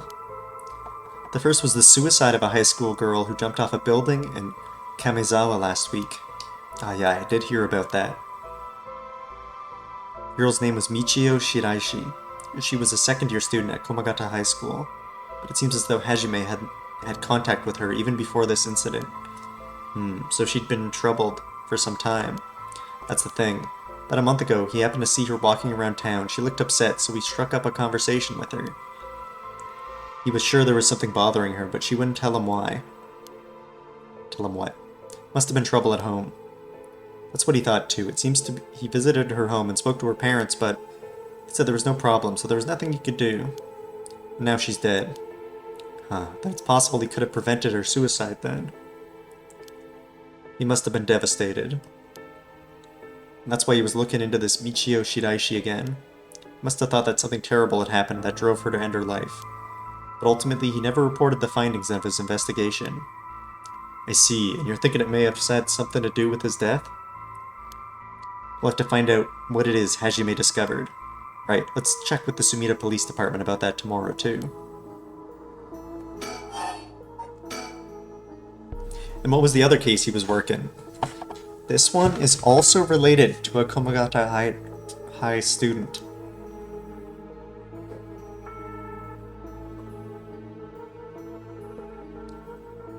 Troublemaker named Hitomi Okuda. Okay, we don't know anything about Hitomi, but we've seen Hitomi, right? I think Hitomi was in the classroom with that other teacher. Juvenile delinquency, fun. She was pretty bad for a while. Multiple charges of destruction of property, assault, and battery, you name it. Hajime had been working with her for about 6 months, and she was finally starting to open up. Then he met with the girl the day he died. Well, every school's got its problems. But I'm sure you'd be worried about how she'd get on without him. Right, just when she'd finally found an adult she could trust, she might act out without someone to help her get through this.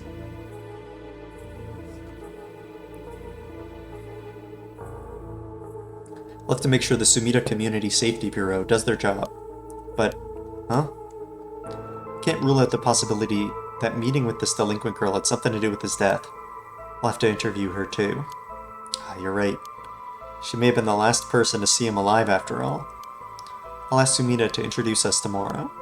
Though who knows if they'll actually let us talk to her. That's what we hired you for. Lay a little boyish charm on them if they need convincing. Yeah, I'm sure they'd prefer me over a scary-looking old man like you, boss. Watch it. I'm still your superior. You want to act like you respect me, at least. Oh, I thought I was. You were? Shit. Is that just how your generation speaks? You really are a new breed. Yeah, it's probably just me, actually.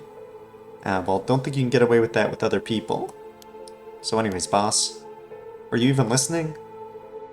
We got quite a bit to look into tomorrow. First, the two Komagata High School cases that Hajime was handling. Yeah. He's concerned about the respect, but you know, he's not being too mean about it. He's just like, what the hell? And we need to speak with his fiancée as well. I believe that's it for tomorrow. Alright. Case notes. Body found at the Yasuda Gardens. Former Yasuda Gardens. 2 days prior at 11 a.m. Cause of death, acute heart failure. So, of the curses we know, one kills by drowning, one kills by falling. The one we got kills by drowning. That's the one that kills by drowning. One kills by falling, one kills by fire. We don't have any that kill by heart failure yet. That's true. This generation. Kids these days. There was a struggle. Body discovered by groundskeeper. And they were investigating the deceased.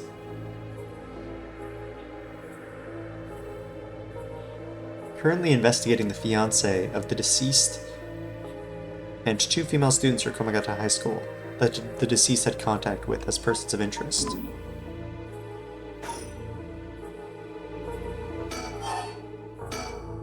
As for cause of death, we won't know until autopsy is done. From what we've seen, though, it appears to be some kind of acute heart failure, but since he had no record of chronic illness, I guess we know the darkness one is like stomach ripped open. Maybe death by wolves or something. And had no visible wounds. It's possible that poison or drugs could have been involved. Dying in the middle of a park like that, it certainly seems suspicious. We found signs of a struggle at the scene, as well as footprints belonging to an unidentified individual. We got people trying to identify those prints. If we can find who they belong to, we might be able to figure this whole thing out. Yes, wouldn't that be nice if that were the end of it?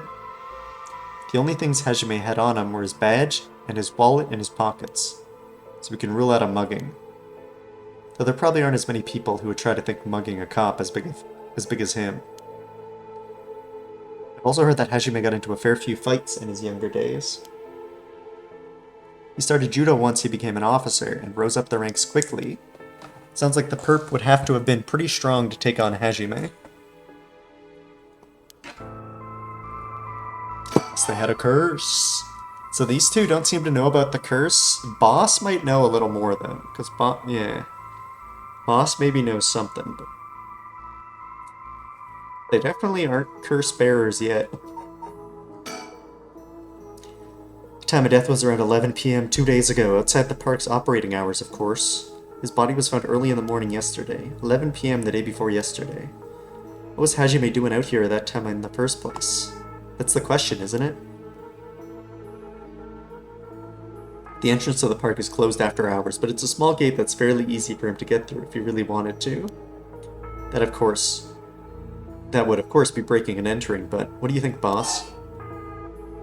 I think someone called him here. Hard to imagine a cop like Hajime would trespass for no reason. Since it seems like someone else was here with him, could they have called him here? Oh, that does seem likely. They must have been talking about something pretty sensitive to come here in the middle of the night. Hajime met someone here to discuss something in secret. And then they got into a fight? No, that wouldn't match the cause of death. There was no wounds on the body that would indicate a spontaneous scuffle. The perp must have planned something. Then you think it was meditated. That would mean they called Hajime to the park with the intent to kill him. Well, there is still the possibility that it was some kind of accident. Maybe the perp tried to threaten Hajime and things went south from there. We should be able to get a clearer picture once we know exactly what killed him. Right. I've been wowed by your shrewd detecting abilities all day today. Oh, really? Funny. I've been wowed by you too. On the topic of family, what's yours like, boss? What the hell's wrong with you, prying into my personal life all of a sudden? Just, I've never heard you talk about them or anything. Oh, are you single? Shut it, that's none of your business. Well, ever since I joined the force, I've been thinking. The department really pressures young officers to get married. Wonder why that is. You don't say anything like that, though. How should I know? I've caved to the pressure myself and got married 20-some years ago. Huh, so then? God, you're relentless. She took her daughter and left 4 years ago. Thanks for reminding me. Oh, I'm sorry. I can't believe she'd give up a guy like you. I was never home much, too focused on work. I'd come home late, only to get called right back out again. Plus, being a cop is dangerous work. I don't blame her for getting fed up with it all. How sad, especially since you're out here putting your life on the line. Oh, is that why you transferred out of the first? It was already too late by then. You better be careful, Ario. You say that, but there's not much I can do, is there? That's the nature of our job. There aren't many who can really understand it, not unless they're involved with police work themselves or related to someone who is. Wait, you have a daughter, boss? Really think I want to talk about her after all that? Have some sense. Come on, I promise I don't mean this the way it sounds, but how old is she? Geez, you don't know when to quit, do you? At least try not to look so intrigued. She's, well, a bit rougher on the edges. I think most men are intimidated by her. Last I heard, she's living by herself and going to college. Wow, a college student. Men love an educated lady. Stop that. What kind of cop are you making baseless assumptions like that? She's living on her own, though, huh? You must worry about her. Could this be... Worry, I don't even know where she lives. So, who could this be? Could it be Yoko?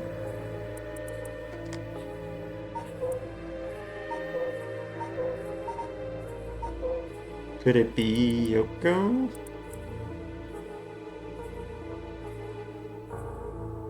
So Yoko wasn't actively going to college, so maybe not.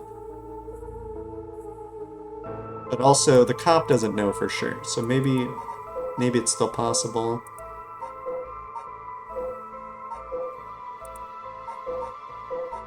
No one in high school. Do we know anyone else who's like... No.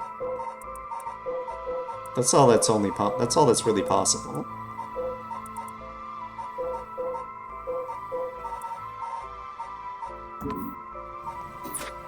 Gotta be a new character if it's not Yoko. Don't worry, I don't even know where she lives. Oh, so she hasn't told you. Probably because she knows you'd follow her around everywhere. I would not, I don't think. Come on now, we both know that's not true. Listen here. You may look like a mean old man, but you sure have a soft side. What, is that supposed to be a compliment? I can't keep up with you. We're done talking about this. Well, that reminds me. If you got married 20 years ago, it must have been right around the Nejima murder. You know your history. Yeah, that happened a year or two after our wedding. You were the one who arrested the killer, weren't you? Ooh. We studied that case at the academy. I was only in elementary school at the time, but I still remember people talking about some dangerous criminal getting arrested. And all that was just... cracking the case, finding the guy, it was just happenstance. I'd really rather not think about it. It was a disturbing case. Did it not make your skin crawl when you learned about it at the academy? It did. We were all terrified. Sounds about right. No one could believe such a mild-mannered man could have committed such a terrible murder. If we had overlooked one little thing, we may never have caught him at all. I think I remember hearing there was only one charge brought against him in the end. That's right, we didn't have the evidence. We knew there was no way such a meticulously planned crime could have been there first, but... we may have struck Fumichika Nejima in a cell. But it was no victory. He always had the upper hand. And all the damage he did to everyone involved, especially the victim's classmates. It's already been 20 years, huh? God damn it. This is why I try not to think about it. I'm sorry.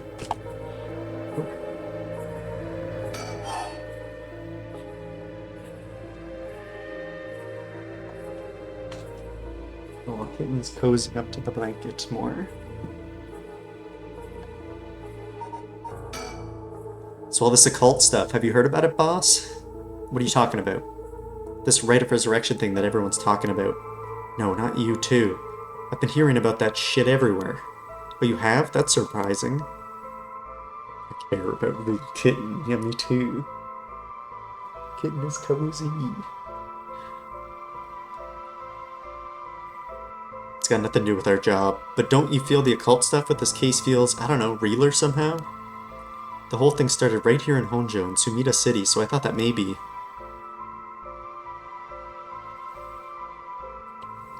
Ooh, this person knows about the fates.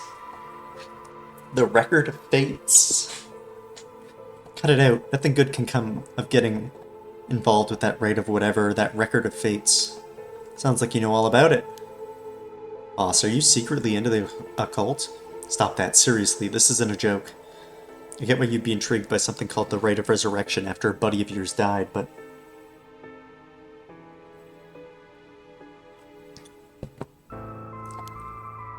Bringing the dead back to life, that's the stuff of fantasy, it's not real. So don't go hoping for miracles, got it? Alright, we're done talking to you. What do we look at? There's no chicken pictures, no chickens. Stickers. We gotta think, I guess. Got a bad feeling about this case, and my gut is rarely wrong. I knew this would be a treacherous case from the moment we were dragged into it.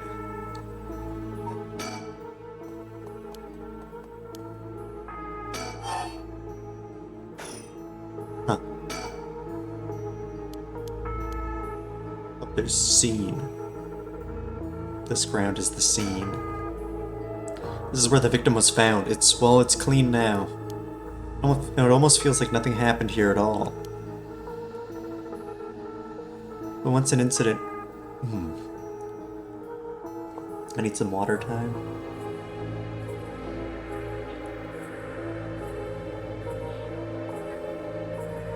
But once an incident like this had come to pass, there's no going back. Not that knowing that is any consolation. Well, boss, I think that about does it.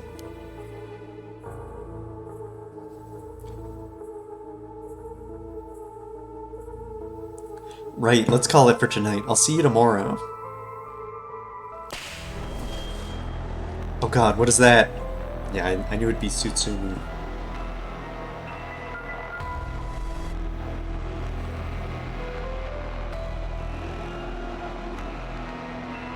Can Nina get some water too?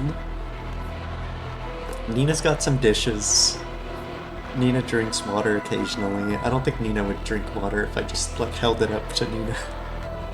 I don't think that would happen. Oh god, what is that? Oh, boss, what's wrong? Don't tell me you're going senile. Damn it, it was that case all along. Boss, what is it? Is there something over there? Grah. Such deep sorrow, a resentful memories flowing into my mind. Those who deceive with falsehoods and lies being hung up forever in eternal darkness. Oh, do we have a liar? A lying curse? Kill them. Kill them. Those who spread lies. Kill them all. You've acquired the power of the curse stone, the evergreen beach. You can use it to kill those who intentionally tried to mislead you. Press use curse when someone lies to you. Lying curse. This reminds me of when lying used to be banned in this stream. You used to get banned for lying in B stream. Okay, the original... Okay, so each of these curses is associated with a mystery. One of the 7 mysteries. There's... Well... let me see. 1, 2, 3... 4, 5, 6, 7, 8, 9. There's 10 and maybe 11. Oh, big lie. Ooh. Ooh. Oranges are purple. They could be purple. They could be purple. Anyways, so the 7 mysteries are associated with the 7 curses that you can kill people with. This original mystery was just that there was a tree that never lost its leaves. And it became known as the Evergreen Beech. The beech tree. And then eventually people learned, yeah, that's just a normal kind of tree. It is an evergreen. It's not a mystery that it doesn't lose its leaves. It's just not supposed to. But the real mystery is... Messed up trying to tell an orange what color it can be. Oranges can be any color they want. I guess it was a lie. In a way.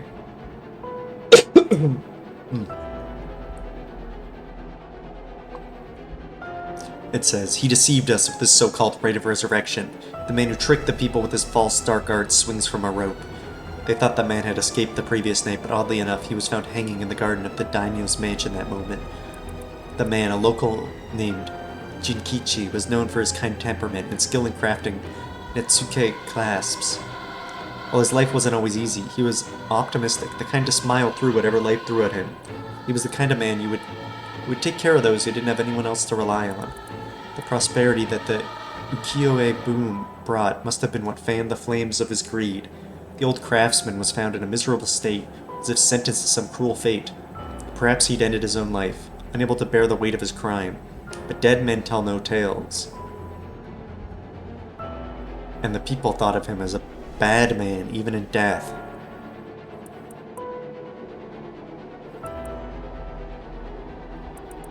So this guy got greedy and tricked people with false dark arts. He hung there for days till his neck stretched horrifically, a visage of pain still etched on his face. It was clear he must have struggled greatly as he died, his flesh marked with dark scars where the rope wrapped around his whole body. The beech tree's leaves do not fall, and neither did the man's body hanging from it. The mansion's owner was not at home, another unfortunate event.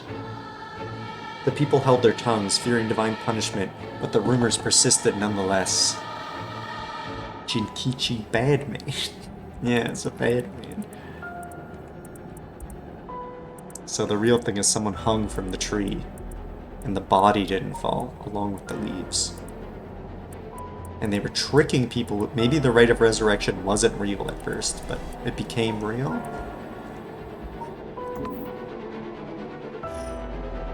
Ugh. A murderous impulse seeps into my soul like thick black tar. Or maybe it was real. Now, kill. Kill the liars. Can you hear it, curse bearer? You who so strongly desires the right. Kill them. Yeah, maybe the daughter's dead. I don't know. Who would they want to bring back? We don't know. So the other two, there was like a dilemma, right? Like it's like you can kill people who are running away from you, who are leaving the area, right? Like they're not going to harm you. And then there's like just killing people who hear a song, you know, there's just a choice there to kill. But here we can only kill liars. So they've already lied. So they're evil. So not really much of a moral dilemma here.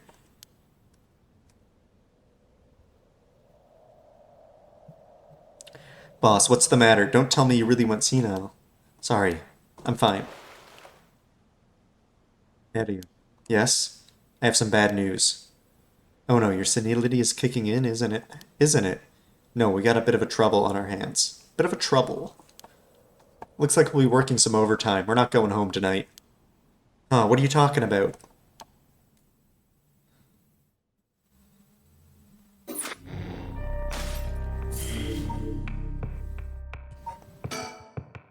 The hunt for the curse bearers.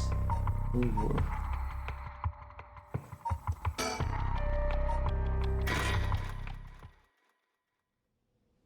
With the kissy mouth.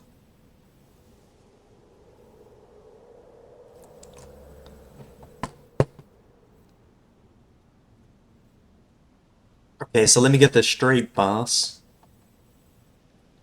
The rite of resurrection really exists, and to use it, you have to kill people using the power of curses from the 7 mysteries of Hongzhou?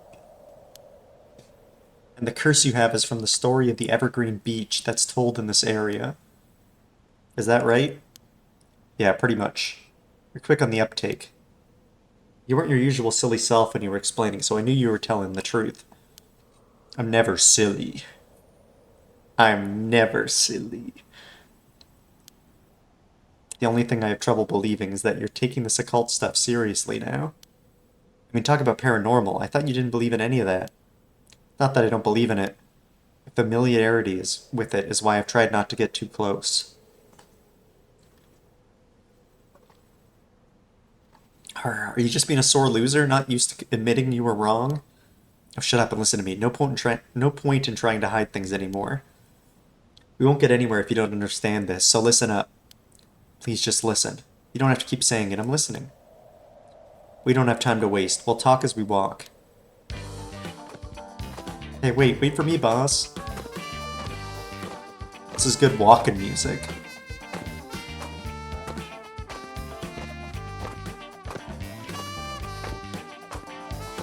My nose is so itchy.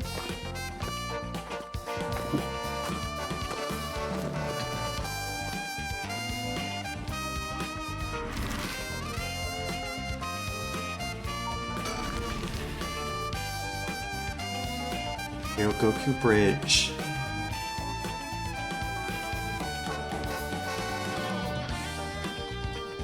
Sorry, I just wanted to double check one thing.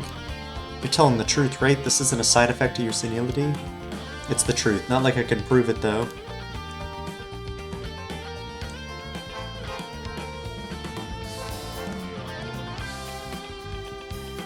Here, you can see both of them. And we think like this. Revealing the existence of a secret department is against the rules, even to a fellow cop. This is an emergency. I need this help. I'll tell him. Ooh. Yeah, what if his wife died? Could be. So we know the cop, everyone who got a curse wanted to bring someone back. Really badly. Like maybe even the janitor wanted to bring back the person they killed.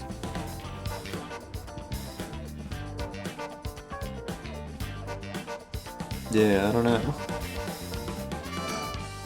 He's not stupid, but he sure can be slow sometimes, though I think that positivity of his may come in handy at some point. I'm sure you already know this, but this is all top secret, no sharing it with anyone. Right, you can trust me not to. But no, I just can't believe it. I've heard rumors you used to be a member of a secret division attached to the Security Bureau. Can't believe we actually have a department called Paranormal Affairs. Yeah, I'm sure it comes as a shock. I couldn't believe it myself. Thought the higher-ups were messing with me. Really had me worried for a while there. No, this is incredible. That's the whole reason I became a cop. I was always fascinated by the secret agencies and stuff. You serious? Thinking about it, it totally makes sense. If curses and spirits really do exist, then of course we need a special department to protect citizens from them. You seem a bit too eager to believe all this. And hang on, I thought you joined up because of me. Come on, boss, do you only have one favorite food? You can like more than one thing. Yeah, whatever. In any case, the official stance is that the supernatural doesn't exist, so the Paranormal Affairs operates in secret. Still not sure why they stuck me there. Those 4 years I worked nothing but cases involving the supernatural.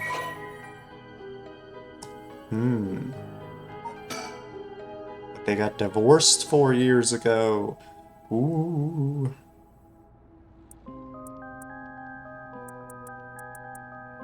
Yeah, it does what you would think it does. There's 5 members, including the chief. The Bureau is a network of psychic contacts across the country who assist with their cases, including Mio Kurosuzu. Mio's on the board. The Bureau undertakes investigations of any suspicious stories that cross their desks, though the vast majority turn out to be hoaxes.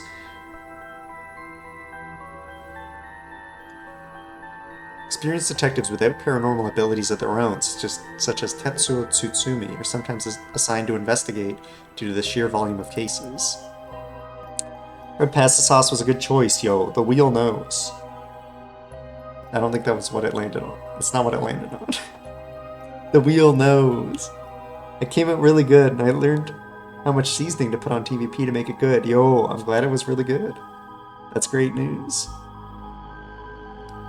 Current chief of Paranormal Affairs is a man named Kuiru Nakagoshi, who was born to a family of psychics who have been involved in keeping the world safe from paranormal phenomena for generations, and has served as Miyu Kurosuzu's mentor since discovering her. Kuiru is an elusive figure. Very few have met him in person, and he is rarely seen in the office. The wheel knows. It is said that this is because he has oft been the target of curses. However, some theorize this is in fact because Kuiru is not actually of flesh and blood at all. The seat in the office is usually occupied by a Nue, a legendary creature found in Japanese folklore. Whoa. The Nue resembles an ordinary white's thrush and acts as Quieter's messenger. I don't know what a white's thrush is. Hi, Kristen. Game's going good. Lots of mysteries. Many mysteries. I hope you had a good time drawing personas. Many mysteries. I'll give a summary so far. I'll try my best to give a summary if anybody wants one. I think Kristen's avoiding spoilers. Good luck unlocking the mysteries. Thank you. There are many.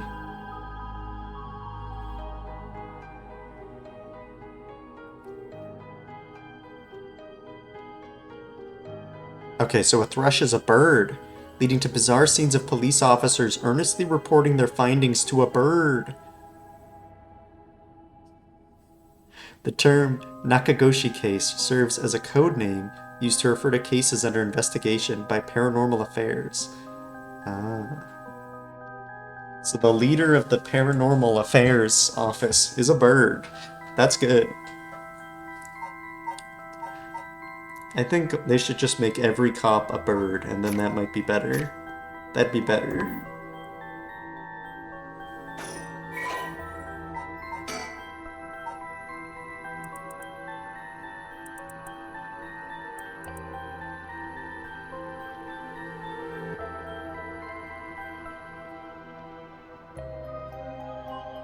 Jun was involved in a case as a student, and it was investigated by Tsutsumi. So was Jun involved in the case 20 years ago? They would have been 7.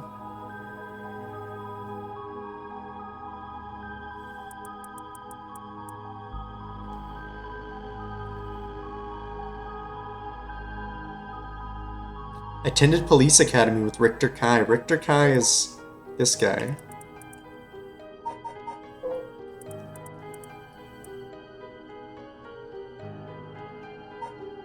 And they go bowling together. Popular pastime during the era. Bowling not popular anymore? I guess I haven't gone bowling in a while. Might be fun to go bowling. There's gotta be bowling alleys still. I think I walked past one last year sometime, but... Bowling alley. I kinda just want to go to a bowling alley. Get those bowling alley vibes.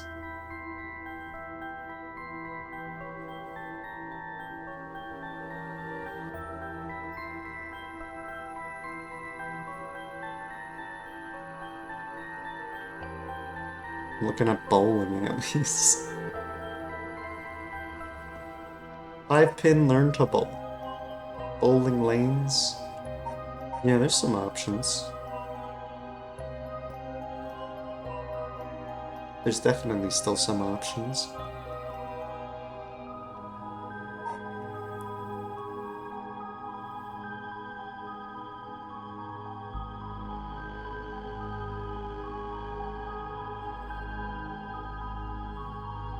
Alright, back to the story. I got distracted by bowling.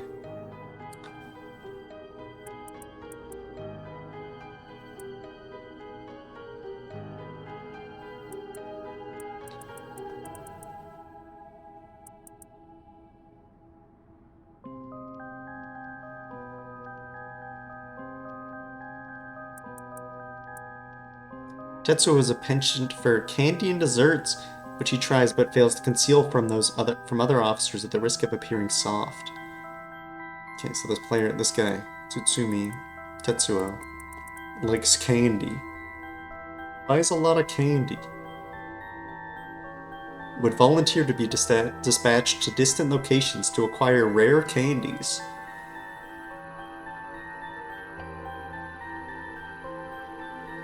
Always keeps up with the latest trends, so we'll have something to discuss with his daughter.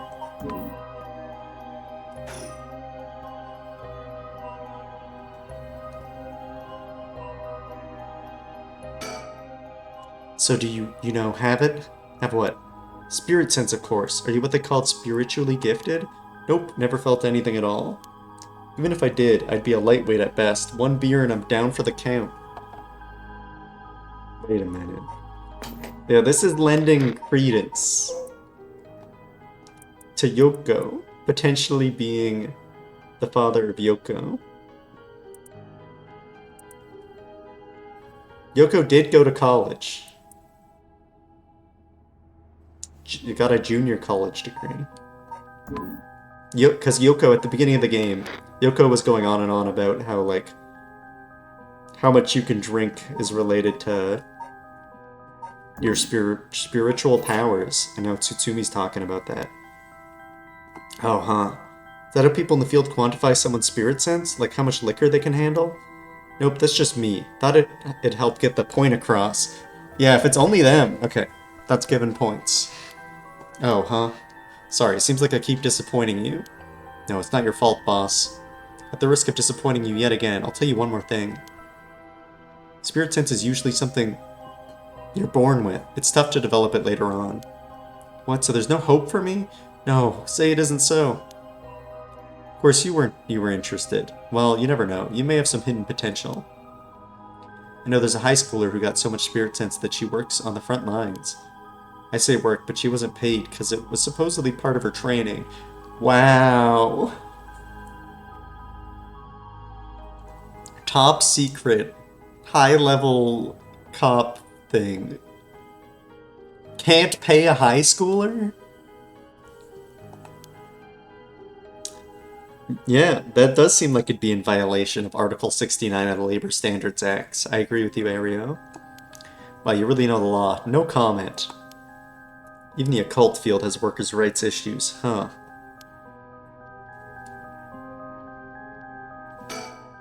So what do we do now? So we've got this rite of resurrection, and the curse echoes of the 7 mysteries of Honjo. The curse is being spread out around the city is a bit of an emergency. Is that bad? Put it this way, it's like handing out guns all over town. Geez, that's real bad. It is, so we may need to find the source and put a stop to it before something terrible happens. Usually that'd be a job for paranormal affairs, but I talked to them on our way here. The main team is tied up till tomorrow night. So they told me to deal with it myself, said it'd be fine since I have some experience. Oh, what? What are they busy with? This feels important. It's like handing out guns that make you really feel like you want to kill someone.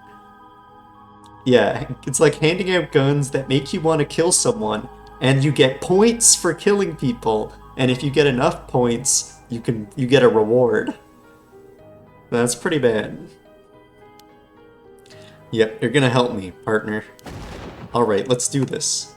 You seem a bit too eager to dive into all this. You really have no reservations working a case you know nothing about? You said this was an emergency. I didn't think we had a choice. I'm just trying to be logical about this, boss. You really are something. It might actually be nice having you around. Well, thank you. So what exactly do we do? These curses are connected to the 7 mysteries, and the people who had the others should all be here in town. Right, if there's 7 of them, that means there are 6 more out there. Ooh, Ario. Ario doesn't even know that there's 10 of them.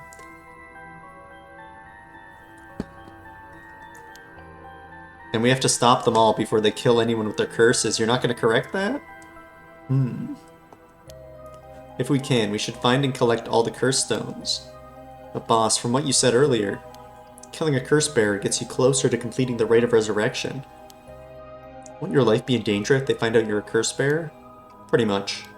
We can't let that happen. Should you even be out here right now? Hiding would only be a waste of time.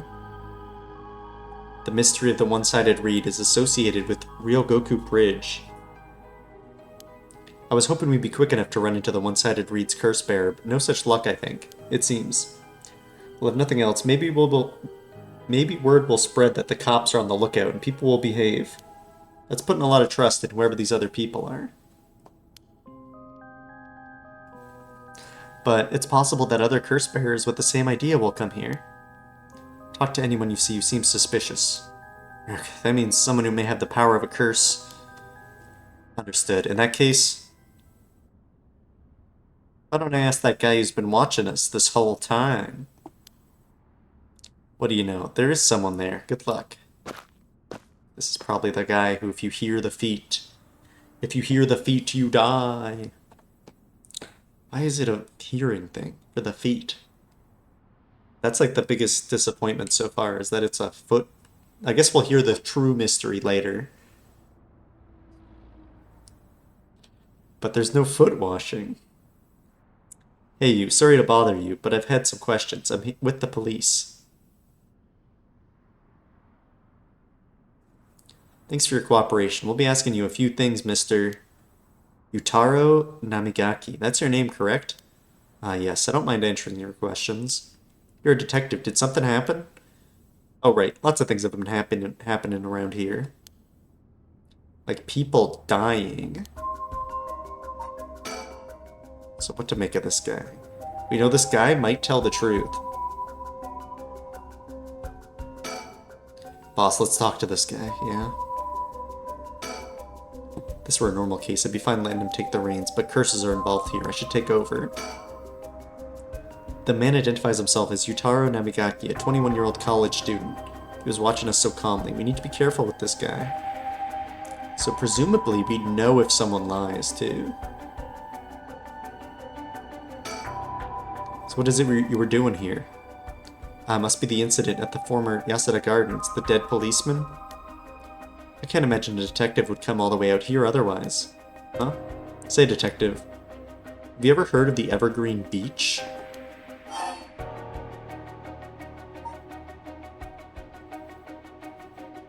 I want him to answer. How about you answer my question first? What were you doing here? I was answering your question. I came here to look for the Evergreen Beach from the 7 Mysteries of Honjo. Actually, I was wondering if either of you knew anything about it.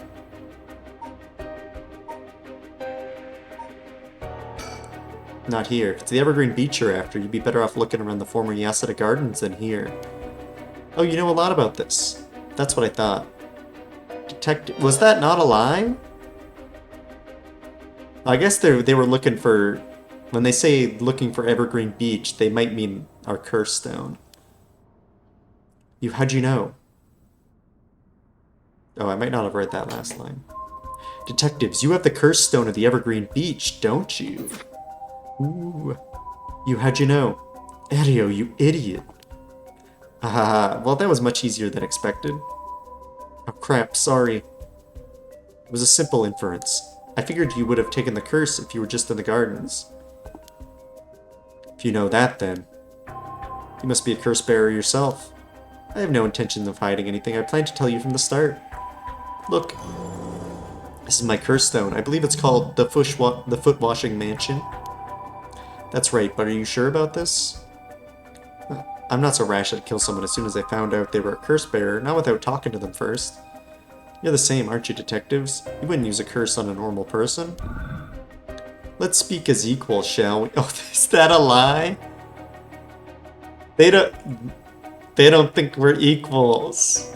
They don't think we're equals. Aye. Boss? Sure, we'd rather resolve this amicably too. Wait, they didn't die. They didn't die. You don't think we're equals? Die, die, die!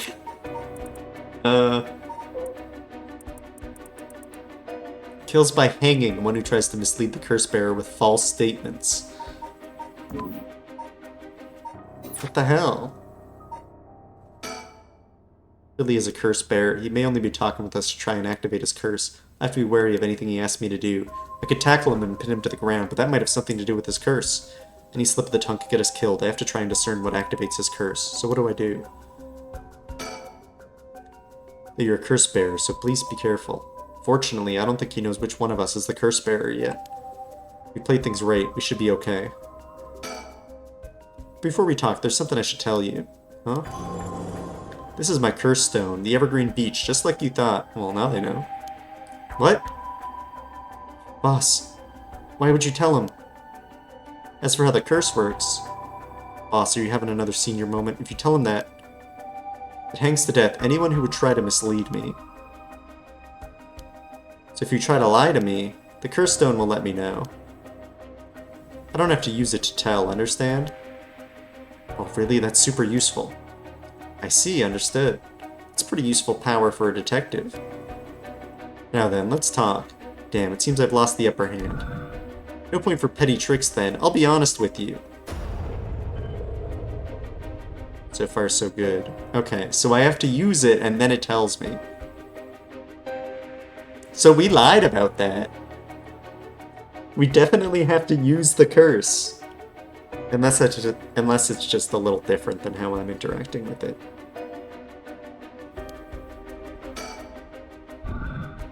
There's someone I want to bring back. I mean, it's more interesting gameplay-wise if I have to call it out.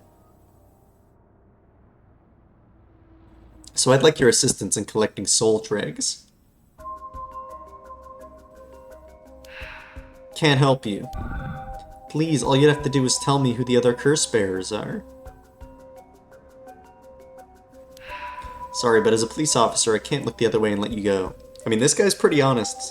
We've interacted with this guy before. Please, if you help me, I'll let you two go as well. Let's check this one. Is that a threat? No. It's your final warning. If you help me. Oh, so they're right. We gotta help them. Yeah, I guess they're being... I can just keep using the curse. Ugh. Wait, no, our friend would die. I still have... voice volume off. They know how to be safe. Yeah, they can just be like... They will tell the truth. But the truth could just be like, well, I'm gonna kill you now. You made me mad, so I'm gonna kill you. I cursed the foot-washing mansion. Did you really think you could escape it just by being careful? It didn't matter to me which of you was the curse bearer. I'll be taking both of your soul dregs anyway. Wait, Namigaki. The foot-washing mansion is a powerful curse, and so simple to activate. It is ready whenever I need it. There is no escape from the voice of my feet. That's not true. Ariel, get out of here. Hurry, I'll find you later. What? Okay. Too late. Hear the voice of my curse echo. The voice of his curse echo. What? Why isn't my curse echo working? Wow, this guy's just screwed. I just gotta leave it off. I might have to turn it on if we want this guy to kill someone. Impossible. This has never happened. What's happening? I don't hear anything. This thing just doesn't work. Yeah. And he's got like he's just getting owned. Like, there's no way to know.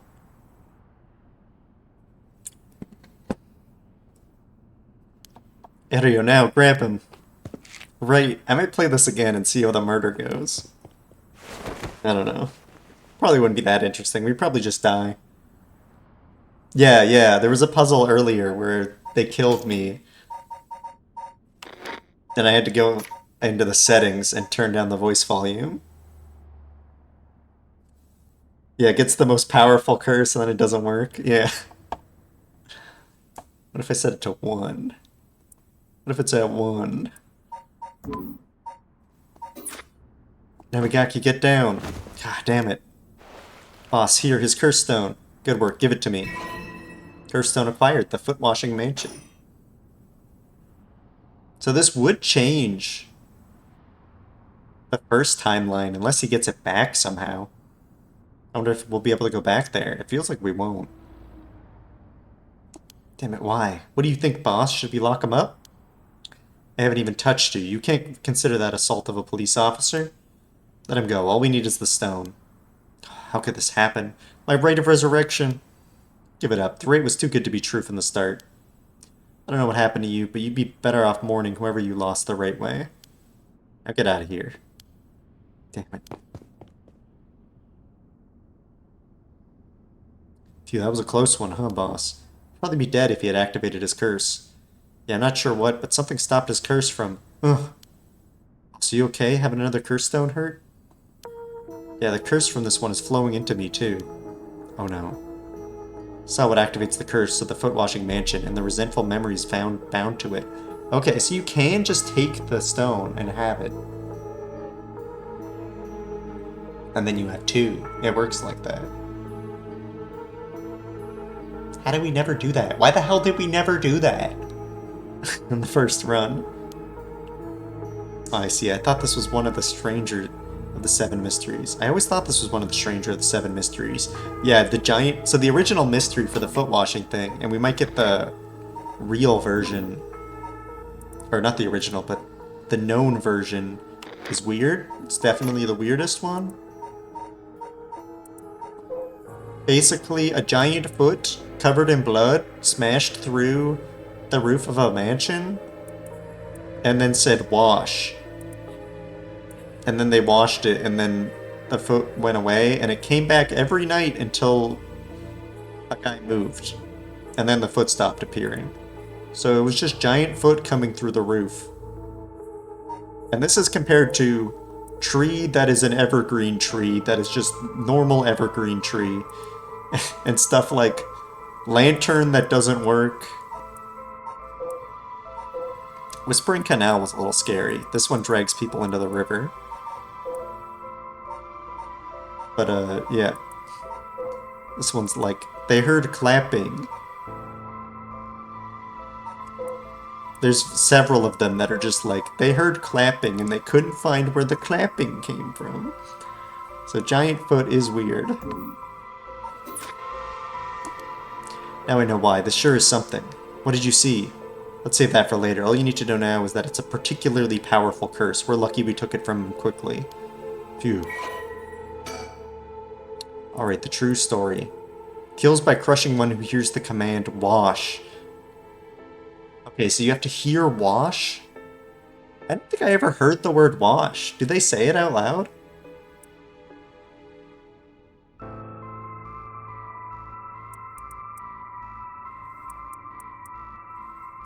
A resentful memory.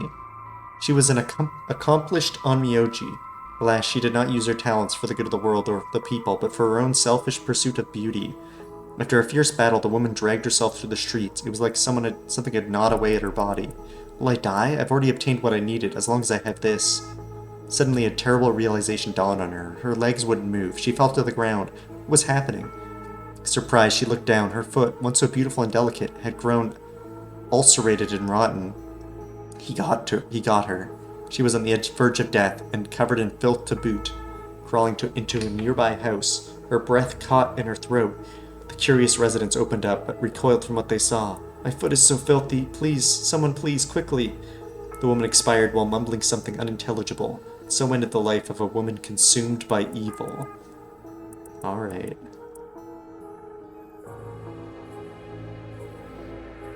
Oh, hi, Nina. Nina has awoken. Hello.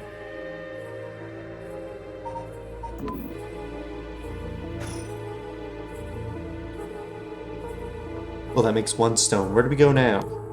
We'll visit all the places associated with the mysteries while it's still dark out.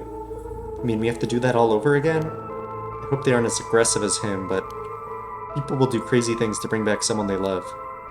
It seems that the hatred of the cursed stones are imbued with making people more willing to kill. Really? Then what about you, boss? I'm fine. I may not have any spirit sense, but I'm tough when it comes to this stuff. That's why they love me in paranormal affairs. So you are spiritually gifted after all. Alright, let's head to the next place.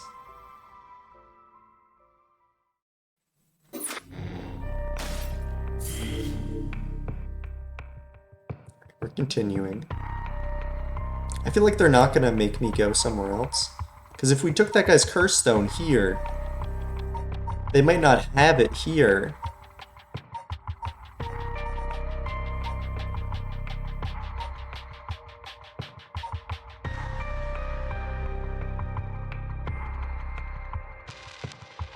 But also, this might never have happened now. Like, it might be we're here. This is the real thing that's happening, not this branch. Like, I'm pretty sure they're gonna have it. I'll check.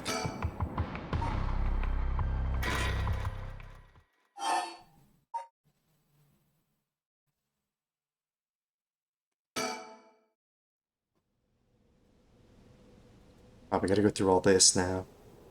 Can we just give them the curse stone? I want to see if that's possible. I doubt it is, but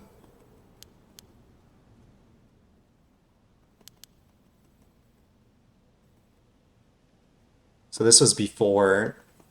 This person can kill if you have anything that can make fire on you, or any fire.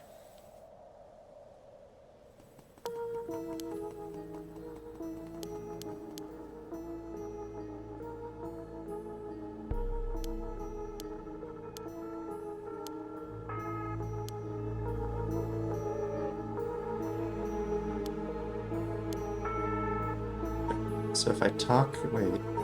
Can I give you it? No, there's no option to give the curse stone.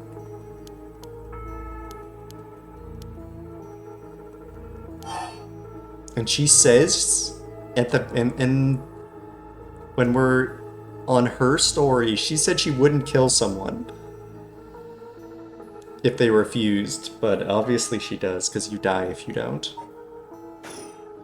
Okay, so I can't give this over, so let's just move on. Oh, they won't let me throw it away now? I had to do it ahead of time?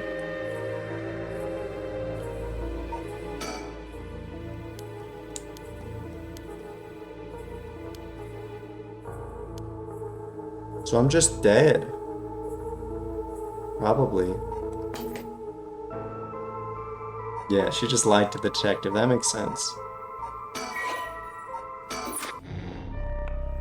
Alright, well, I'll try this again. I can skip this part pretty quick. I just gotta throw away the lighter.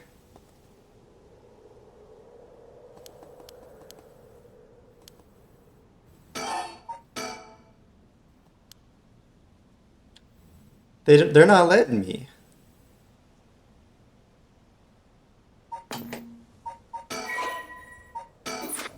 Okay, I don't think I'm supposed to go back here anyways, but...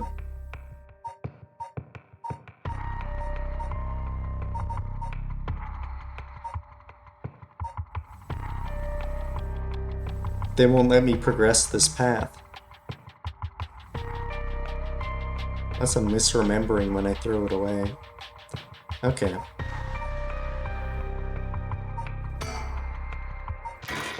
Alright, I'm gonna eat some snacks. I'll be back in a moment. It's snacks time. Does the path grayed out not mean the path is finished? It might. Kinda seems that way. Might go back there later, but it seems that way. It certainly seems that way. Like, this one, we need to do something first. This one, we need to do something first. Like, explicitly they've told us that, so it makes sense these ones are lit up and we don't have to do the gray ones. Alright, let me eat some snacks. I'll be right back.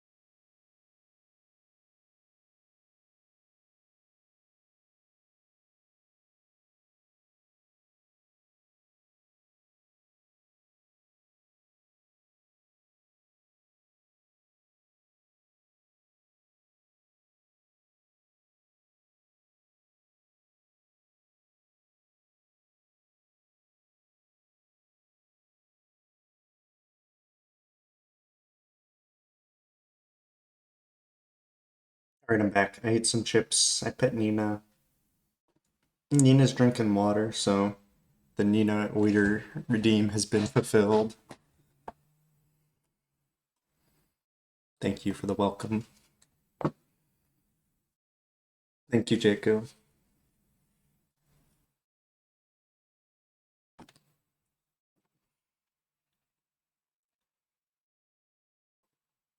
Wait a minute, I got a ping.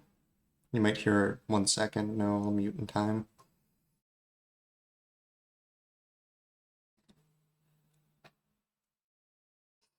No, it's Rack is looking at a homepage. I don't know if it's their homepage still, because the ping was a while ago. They were looking at a website they made 20, no, not quite 20 years ago, but almost 20 years ago. I'm waiting for the ad to end. I think I just saw blue text on a cool background, which is a good website. I'm getting an ad for Zelda game, and it looks good. There's horses.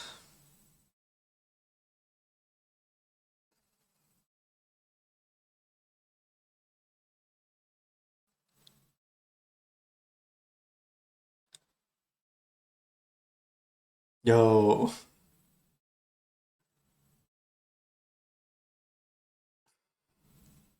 Attack Rex looking at a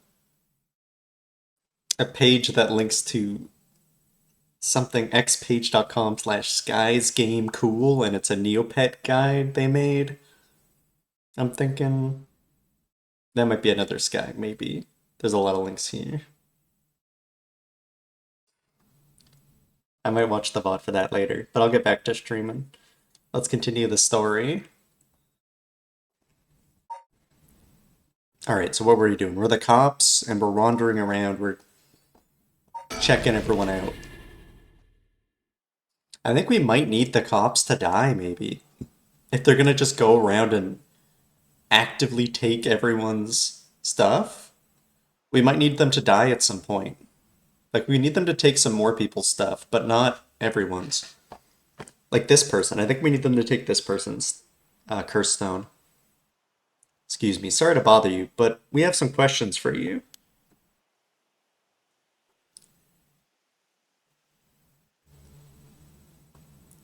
What? Are you the police? I haven't done anything. Don't worry, this isn't an interrogation or anything. We just want to talk. Oh yeah, classic move. Yeah, we're cops, but don't worry, this isn't an interrogation. We just want to ask you a bunch of questions. Oh, wah, wah, wah. I don't know if you heard Nino go. Nina just went, oh, wah, wah, wah. Oh, wah, wah, wah.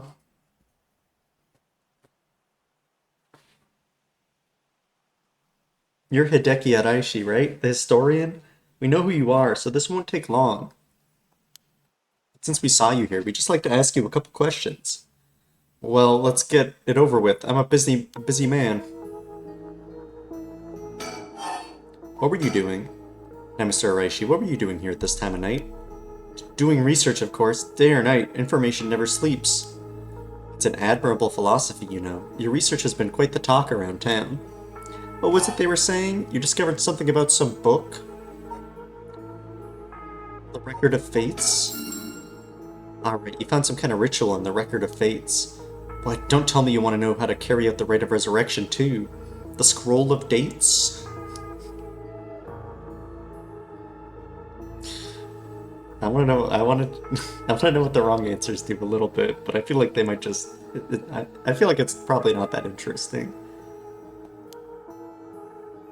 You want to carry out the Rite of Resurrection too? To be perfectly honest, I'm tired of people asking me about it all the time. None of you even care about the local history. You just come crawling out of the woodwork when something interesting comes up. Looks like I hit a nerve. If you think you can force me to tell you because you're a policeman, you're sorely mistaken.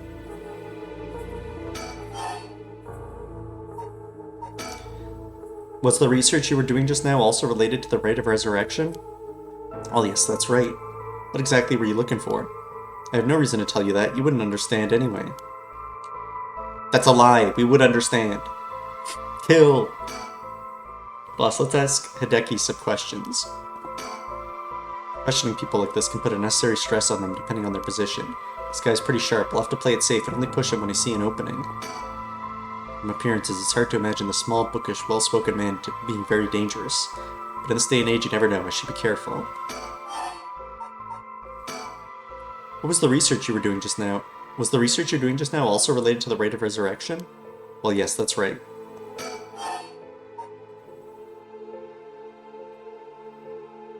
They have to lie intentionally, yeah. Mm-hmm.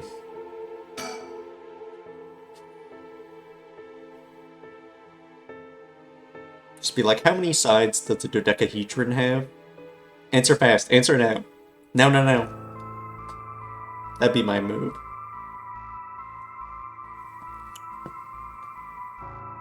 Are you doing all this research so you can use the rite of resurrection yourself? If you just ask them about 9/11, who did 9/11?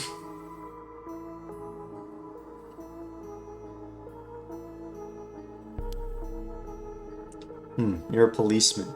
Do you really think people can be bothered or brought back to life? Everyone I meet, pitiful. Hasn't happened yet. Maybe. I don't know exactly when this takes place yet. But I mean... Yeah, I don't know when this takes place yet, Jaco. It could take place post 9/11. I mean, rotary phone's a little sus. The TVs are kinda old, but we've only seen one TV. Fax machines are still in Japan to this day.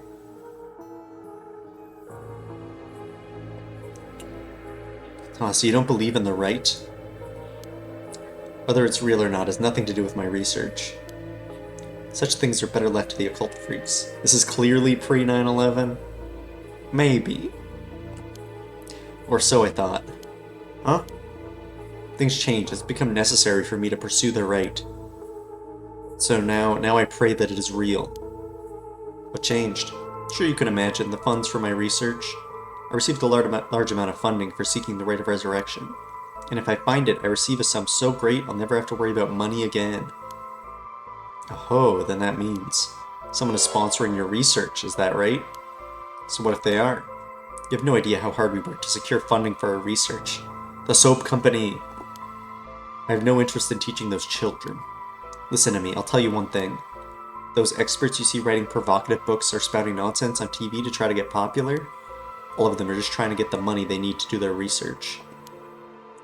With how popular the occult is, saying something even remotely spooky can lead to a big money.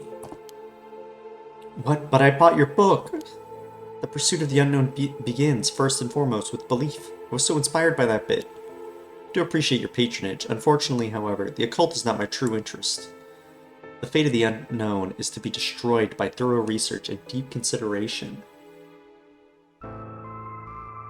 The light outside's really neat right now. It's probably smoke, or maybe the light rain. Oh, that's spooky. I want to go outside for a moment, but then Nina might be upset.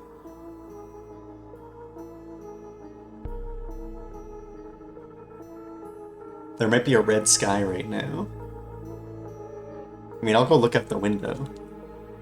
That'd be spooky for playing this game.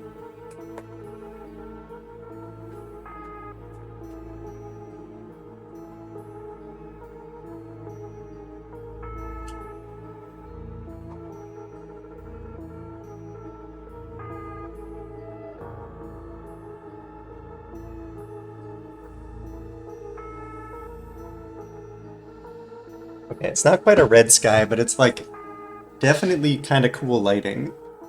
It's like it's like a grayish pink outside.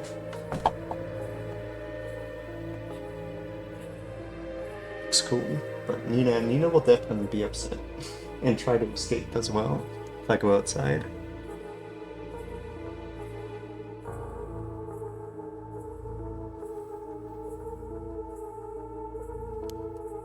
No way, I can't believe it. You're surprisingly innocent. This record of fates. Record of fates. Where did you get your hands on it? The storehouse of an old private residence in the city, just as the public was told. I'm unable to be more precise due to an agreement with my informant. Then what kind of research do you want to be doing? I'm sure it wouldn't interest you, but to put it simply, the focus of my research is how historical accounts transformed into folklore over the years, as they are passed down from generation to generation. What does that mean? Due to human bias, the account of any event is inevitably changed by the person communicating it. This is not necessarily done with ill intentions. It happens when someone tries to fill in the gaps in a story that lacks detail, or when something's left out or abridged because of the story's length, or when a story twists and shifts as it's spread through oral tradition. Even when two stories are told about the same event, differences in culture or environment affect how it's told, changing its content. Silly little things can turn into terribly mysterious legends. My research is the study of how history, culture, and legend all influence each other. Ah, I see. Take the 7 Mysteries of Honjo, for example. Why are some of the mysteries seemingly about nothing particularly interesting? You'd think stories wouldn't last a decade, let alone hundreds of years. So why? Perhaps putting it in that way piques your interest. I admit, I am curious. So that's what you've been researching all this time. Makes sense. As I said, it doesn't matter to me whether the right exists or not. If people in the Edo period believed that what was written in the records of fate was real, that's all I'm interested in. Well, in that case, I think I might have a guess as to what it is you were looking for.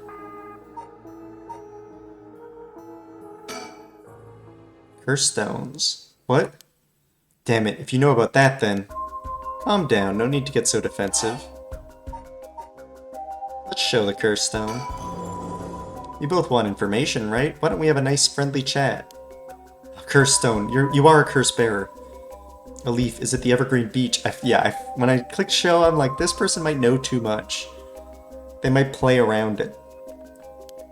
Yeah, will you show me yours?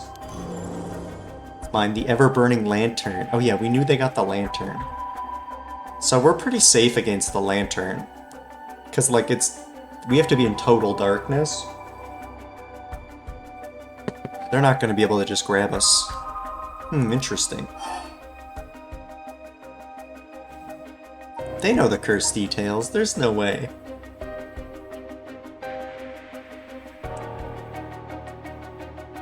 So let's play it straight. I'll tell you this for free. The evergreen beech comes from a man who was hanged for spreading false rumors.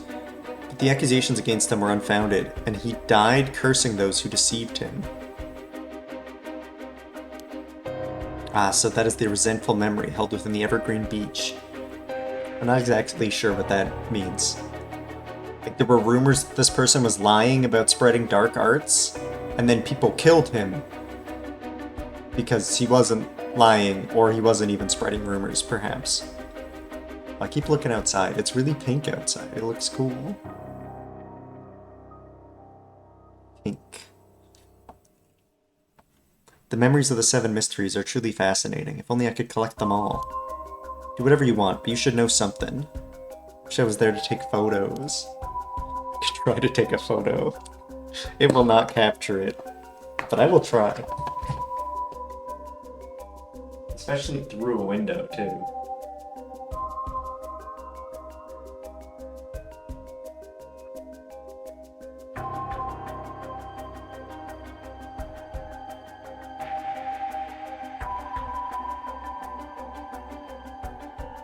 My phone's kind of struggling.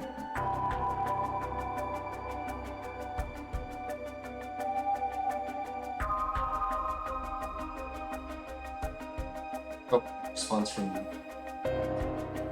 another place too. Okay, I gotta respond to an email after this, real quick.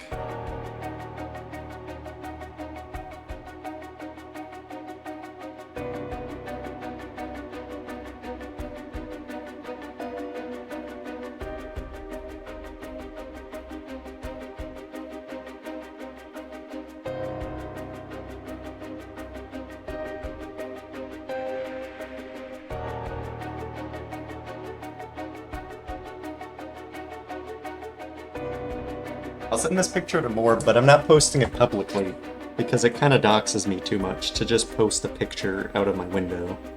That's a bit too much of a dox.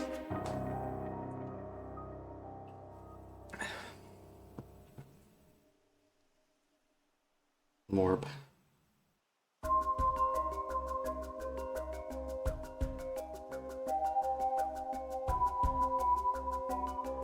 Send picture to Morb. Yeah. I think Morb was the most interested too. You can kind of see the pink a little bit. It's kind of a neat picture. I kind of like it. Morb can be trusted with pictures, yes. It looks a lot brighter outside than it actually is in the picture.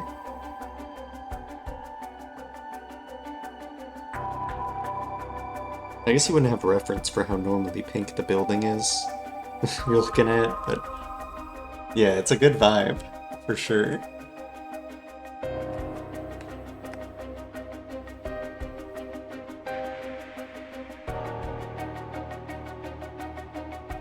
This stone of mine lets me curse anyone who tries to mislead me.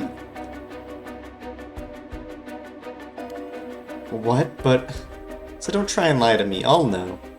You would curse a citizen, and you call yourself an officer of the law. It all depends on you. I don't want to use it if I don't have to. What is it you want? Curse stones are dangerous, so I'd like to confiscate yours. Excuse me, but my right.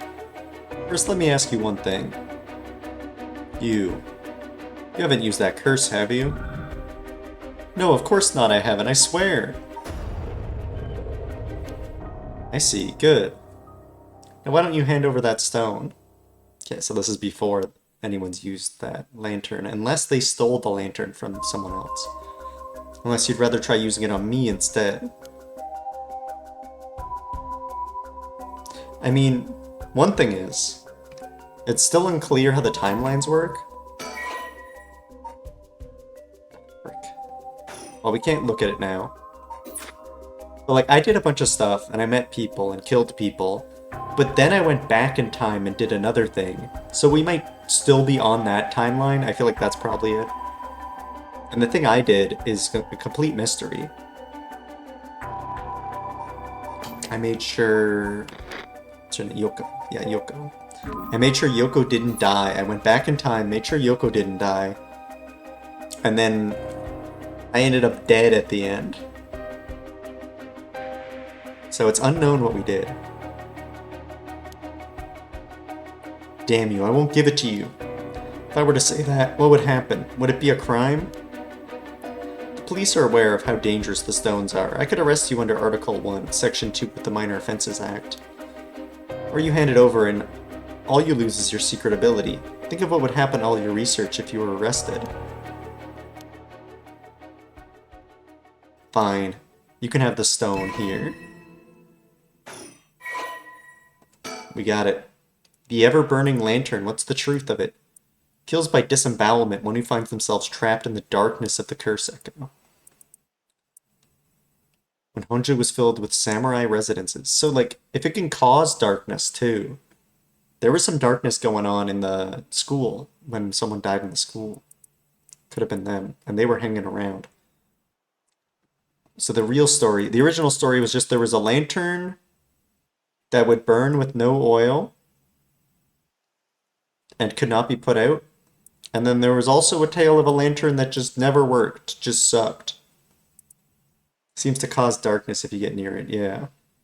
But also we had to get like to get killed, both times we had to get like dragged into a room, presumably like already completely dark. And then if we didn't have a light, we'd die. So I think it has to be pretty dark already. Unless, yeah, it's not super clear so far. It's definitely not clear. I mean, there could be a reason. It kills by disembowelment, so if they're trying to hide evidence, that might be the reason they dragged us to our room first. Could be. But it definitely, yeah, we definitely walked up to it and it caused it. Yeah, it definitely got darker. No, no, no. When Okie couldn't see, Okie like explicitly said, Wait, this isn't the echo. Someone's grabbed me. Like, I think someone put a bag on. Like, it made it darker for Okie, but then I think someone put a bag over Okie's head, was implied.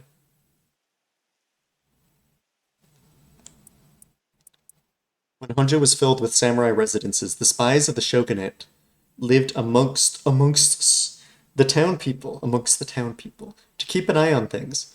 The soba cart on South Warigasui Street served as one of their outposts. They would communicate to each other in code by turning the lantern on or off. Tonight at 4 a.m. meant that someone would be having the last soba of their life, and that their belly would be sliced open the next night.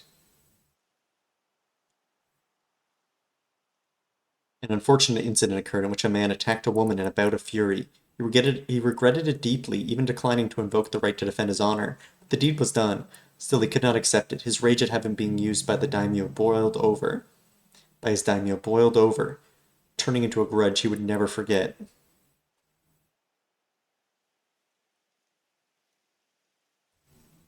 He attacked a woman, but he was used by a daimyo. Nearby, he saw a lantern, quietly glowing in the night, and when the sixth bell rang, the man cut his own stomach open. Since then, the lantern could be seen alight before the soba cart had opened, and would flicker out suddenly even when there was no wind blowing. As this unsettling phenomenon continued, the rumors surrounding it grew, and soon all were convinced that it was the man who cut open his stomach visiting from the beyond. Amongst us. Yeah, it might just amplify. That's true. That could be it. Because it's a little dark everywhere we've been. Almost everywhere we've been, other than like inside the house.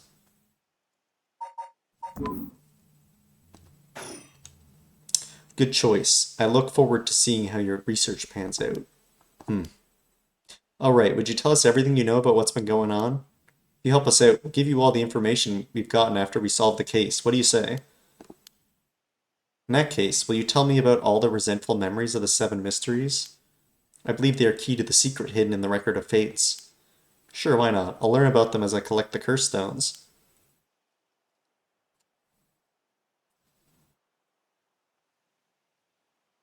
We're gonna become all powerful. But thanks to you, we learned a lot from him.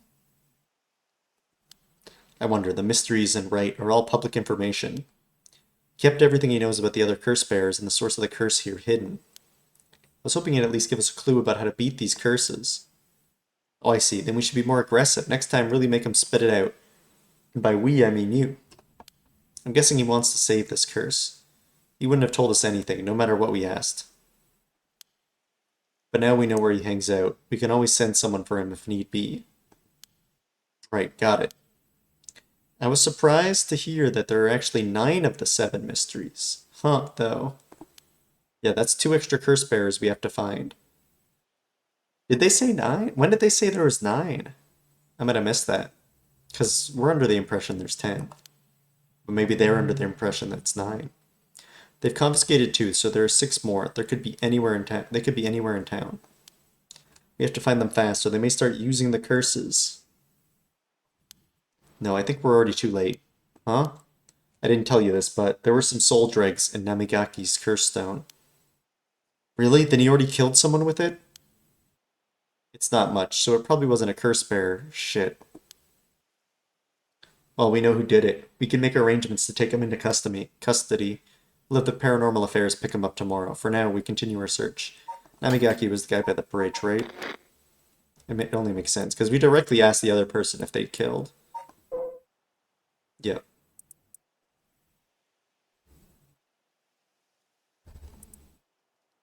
Young man didn't hide the fact. We got the curse stone.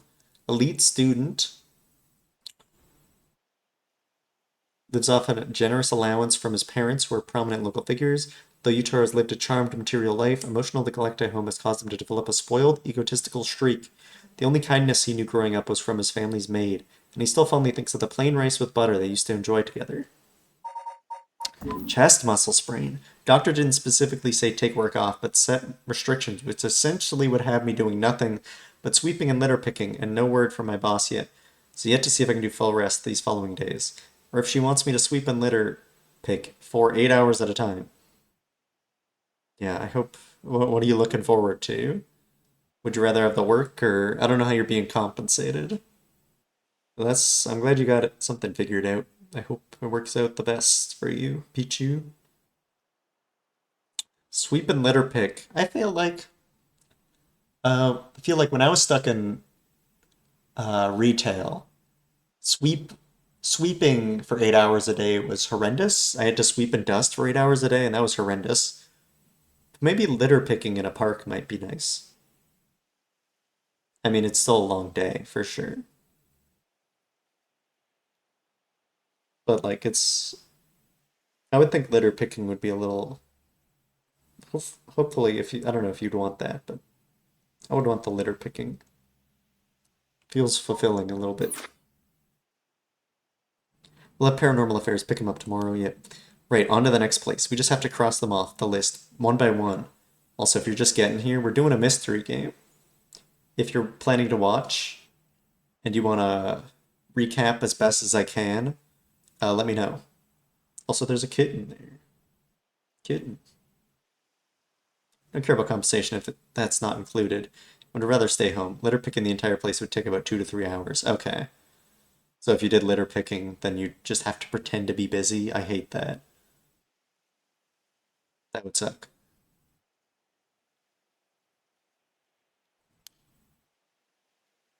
Oh, but boss? Hmm? Good to know we can use the Minor Offenses Act to arrest people with curse stones. Why didn't we do that with Namigaki? If we could do that, there'd be no need for the paranormal affairs. What grounds would a normal detective have to put him under arrest? Alright, yeah, I suppose that's true.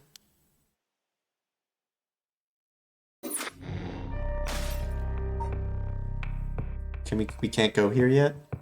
Yeah, because we took the curse stone, so we can continue this one now. So they're just saying do this one after. Just popping in for a bit before watching the show with your nephew. Thanks, though. Okay. Enjoy the show with your nephew.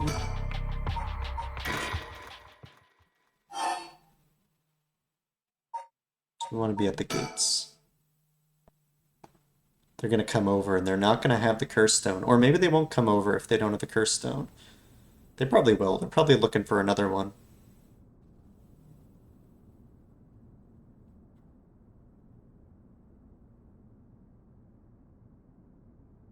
Mio's late. I've been waiting for 20 or 30 minutes, but there's no sign of her. Huh? There's something coming down the road. Someone coming down the road.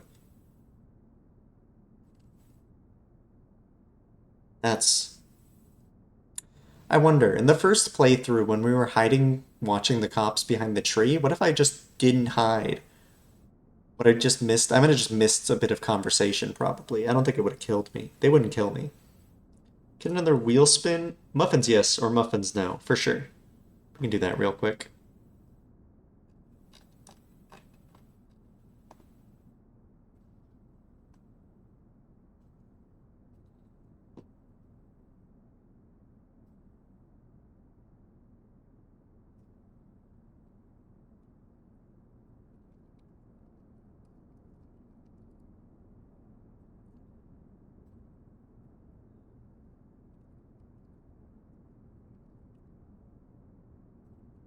Do you want either side to be larger than the other?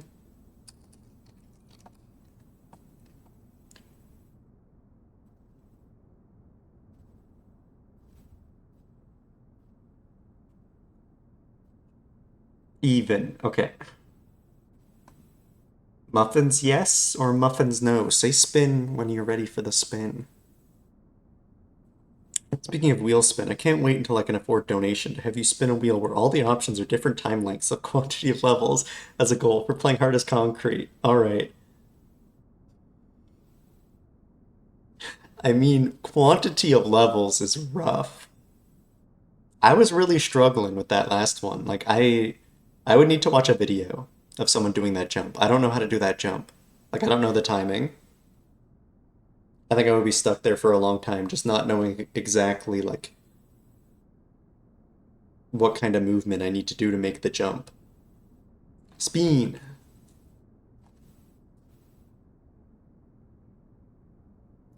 Muffins. Oh my god, it's close. Looking like muffins, yes. Muffins, yes. This is great news. Yes. I'll play it soon and report back how many attempts it took. Okay, okay. I mean, it might be first try for you, but I'll need some sort of information on how to like get the longest jump possible because what I was trying was just not making it, even when I thought I did good. It's probably doing something wrong. All right, see ya. See ya, Pichu. That's...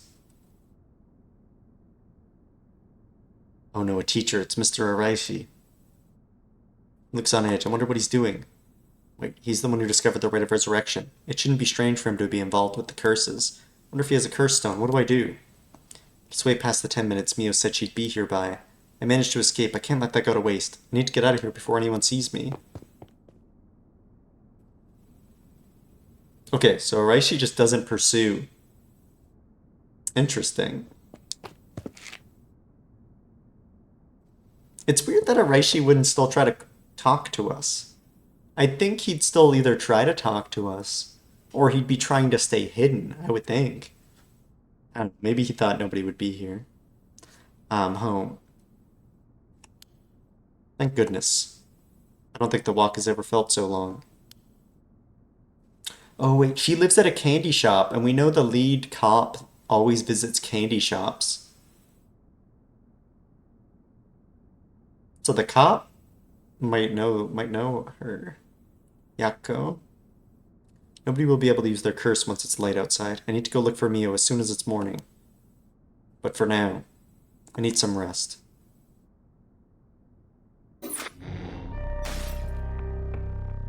Okay, so Yako lived in this timeline. In the timeline we're currently in, Yako just goes home and presumably lives.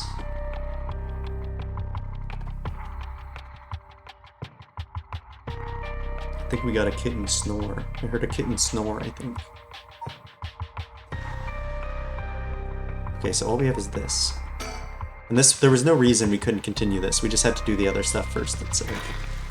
Oh yes, Eepy Kitten. Kitten's eeping so much this afternoon. They are gonna be awake all night. I don't want to like stop them from sleeping though. I'll try to play a bit after stream, but like there's no way. They're not like super excited to play and they don't like fetch, so I won't be able to really tire them out. Hi Monique. Hello, welcome. Kitten is here. Kitten is here with me till Monday. On Monday, Humane Society. Oh, I gotta send an email. 1 second.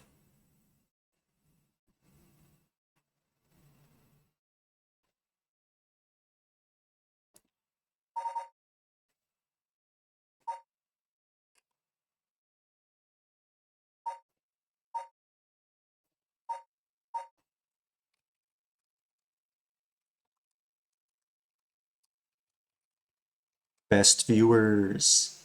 Kitty sleeping. Yippee.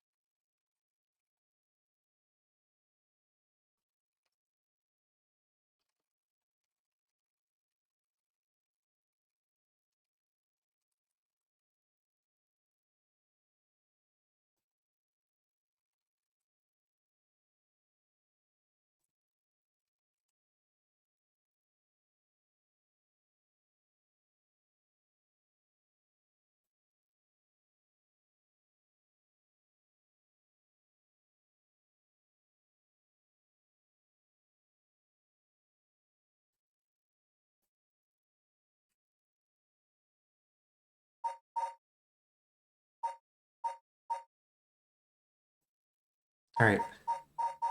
Why is HTML like that? Yeah, trying to do anything with HTML is kind of rough. Like when I made my own website, I was doing some stuff, but the only way I found anything, I was able to make anything look kind of okay, was when I just stole someone else's layout. Some render at 700, some render at 655. Why? Yeah. There was always so many bugs I could never figure out. HTML is rough. What's that? That's just a bot that's trying to sell viewers. Don't click that link. Don't click the link. But we celebrate when they say best viewers, because sometimes they say cheap viewers, the bots. Alright, so what next? Wait, I clicked send, right? Yeah, I sent. Wait, let me check. One sec. Another post I made. See if anyone's asking questions. I gotta check all the emails. In case anyone's inquiring about Nina.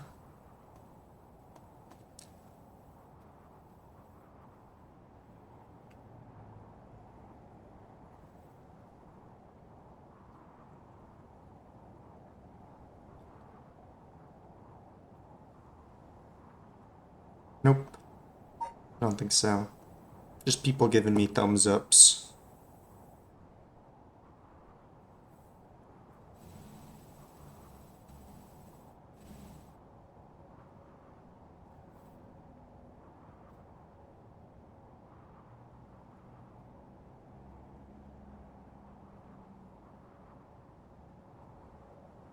The big question now is what the rest of the curse bearers are up to. Luckily, the Sumida River is a good distance from any of the seven mysteries. It's unlikely the other curse bearers will come all the way here. I can finally have a moment to think. I see. Alright. Excuse me? Who? Clicking the think button. Is that a woman's voice? Who could it be? Can I talk to you? That girl gives me the creeps. What's her deal? Yeah, that's... We haven't interacted with this woman yet. She was hanging out with that other guy. The guy who likes rice. It had the feet totem. I feel like we're gonna do another timeline after this. So far this timeline is like mainly getting to the point where like the cops just collect everything and maybe something exciting happens. I guess something exciting could happen. Maybe they do a timeline where like the cops collect everything and then the guy's like, well, isn't this boring, V? Let's go back and mix things up. I mean, we don't know what Yoko's doing still. Where did she come from? It's like she appeared out of nowhere. I didn't mean to startle you. I'm terribly sorry if I've gotten the wrong people, but would you happen to be the curse bearers? Curse bearers? What's that then? It means someone who's gathering souls for the rite of resurrection. See why it does it. I think it's a feature of the blog platform. Okay. It's a good feature. I just realized I over-reported the amount of baking soda in my muffin recipe. By a lot? They worked good for me. They worked good. The muffins tasted more cakey than usual for muffins I make. But I mean, like, the difference between a muffin and a cupcake is like a thin line anyways. They were still more muffin than cupcake a little bit, I think. They were really good, though. They were really good. You have heard of the Rite of Resurrection, haven't you? Everybody's talking about it. Color me intrigued. Care to tell me more, miss? What's your name again? Oh, silly me. I'm a Yame Tono.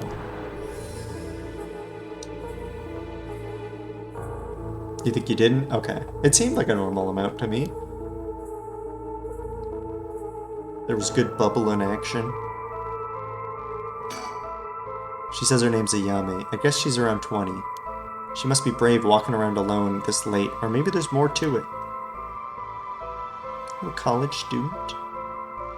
University student. Yeah, that could be her too. My money's still on Yoko, though. There's more to the rite of resurrection that meets the eye, you see. So the best way to collect soul dregs is to kill other curse bearers. And that's about the size of it. I hope it wasn't too much to follow. No, I think I got the gist. Funny old world we live in, huh? So you're saying you're one of these curse bearers? No, well, not quite. It's complicated. I'm not, but Yutaro is. Yutaro, is that your boyfriend? Oh, heavens no, just a friend. His full name is Yutaro Namigaki. Or I suppose you could say partners in crime. Funny way of putting it.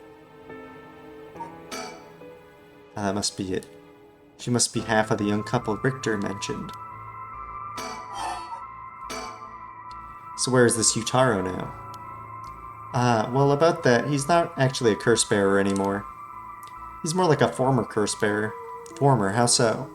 I don't really know the details myself, but apparently he lost his curse stone. Typical, right? He makes such a show of being a top student, only to flunk where it counts. So now I'm out here looking for curse bearers myself, if you want to help something done right. If you want something done right. What are you doing? You're just gonna take our stone? You're gonna ask us to kill for you?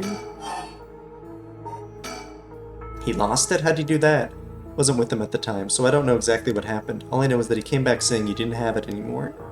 Although, well, strange you'd probe into that of all things. Just the curious sort, that's all. Sorry if it's a touchy subject. Well, I don't mind. I don't particularly care about keeping it a secret. Yutaro can be a little irrational sometimes, so I have to keep a level head on my shoulders. So anyways, mind if I ask why you thought I was a curse bearer? Well, I'm terribly sorry, I was so rude. Saw the two of you out late at night, and I suppose I made assumptions. Gotcha, sorry if we gave you the wrong idea. Out of interest, what was your plan if we did turn out to be curse bearers? Great question. The answer is, I was going to ask you very nicely for your curse stones. You thought we'd have given them to you? Just like that? Well, maybe not. But you know what they say, you never know until you ask. You must really love your boyfriend if you're willing to try something that risky. Well, goodness no, we're just friends. My life doesn't revolve around him, you know. Anyway, you aren't curse bearers, so I'm just bothering you, aren't I? Please ignore me. So what are you trying to do with this rite of resurrection? Well, Yutaro has his own plan all laid out. I don't know if I can get behind it, though. It seems, how do I put it, self-centered? I mean, if you got a chance to resurrect the dead, it would be a waste to not use it on someone that really matters, right? So I was planning to steal this curse stone at the last second and use it for myself. Well, until he lost it anyway. Well, but it don't tell Yutaro I was going to do that, right? Okay? I don't think he'd be happy to hear it.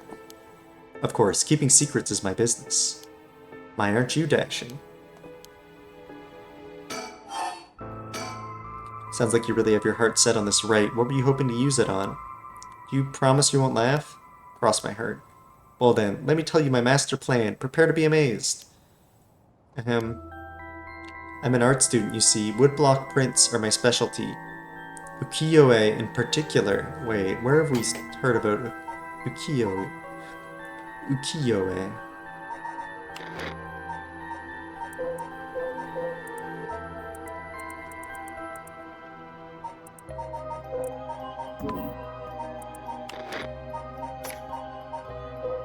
I'm not sure. I heard that before and I didn't know what it was. Woodblock prints are my specialty. So they're some type of woodblock print. Ukiyo-e, huh? You must be a cultured lady. Really, do you think so? Everybody says it's a strange interest for a girl to have. You know, people often think of ukiyo-e as some inaccessible, high-class art form. That's actually totally untrue.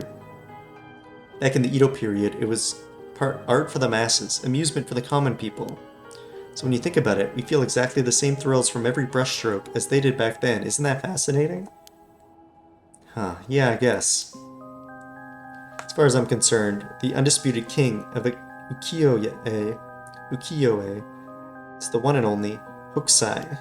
Have you heard of him? Sure I have, he's famous. Didn't he live somewhere around here back in the Edo period? That's right, you're just as knowledgeable as you look. His 36 views of Mount Fuji are so iconic, they're the only works of his most people know. Yeah. Hokusai did the wave. Yeah, they're showing the wave.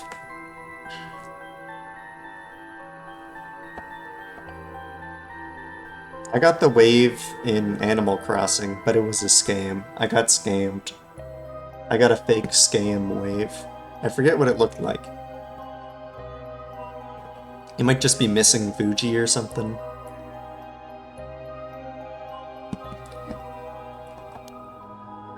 But Hokusai was so much more than just mountains and waves. That's only the teeny tiny tip of a veritable iceberg of work.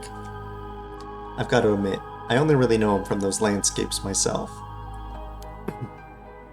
Oh, don't worry about it, anyone can learn. Hokusai died at the age of 90. He left behind over 30,000 drawings. That's multiple drawings a day for 80 years. Amazing, right?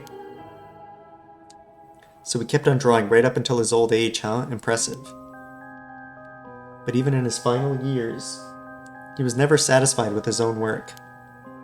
His dying words were, "Should heaven afford me but 5 more years, I shall finally become a true artist." Even on his deathbed, he still thought he had more to learn. Wait. We've learned that the longer ago someone died, the more souls you need. She needs a lot of souls, unless that's not true. He was already the greatest painter and artist of his era. Who knows what he could have done with more time? That's what I want to find out. Hmm?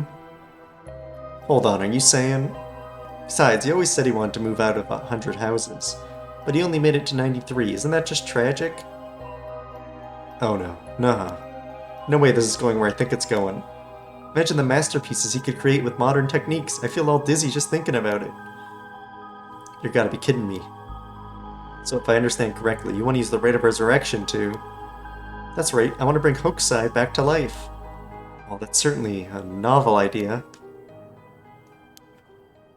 That's what she'd use it on? What a waste. Oh. 36 views of Mount Fuji. The Great Wave off Kanagawa. A master ukiyo-e artist. I gotta look up ukiyo-e. Ukiyo-e. Like, what's the method there?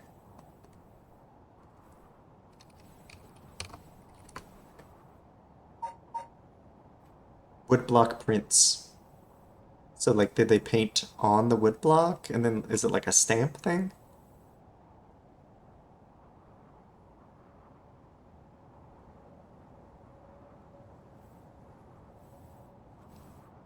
Possibly. Production. Both prints and paintings. Some specialize in one and the other. Okay, so it just means like on a certain woodblock, I think.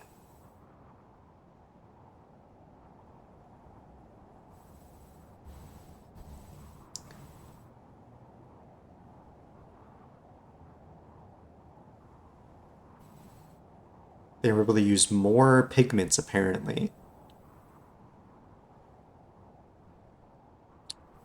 They mainly made them on silk or paper kakemono hanging scrolls. I'm not finding anything like...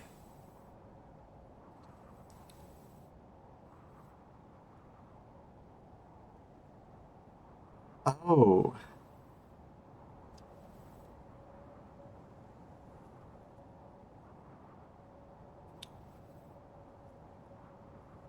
So I think it is like a print. They like carve out areas to like fill in with water or fill in with color. I mean, there's still like different coloring. I'm not sure. I don't know what this is. It's done on wood. Wikipedia says it's... Maybe they stamp it onto silk or others.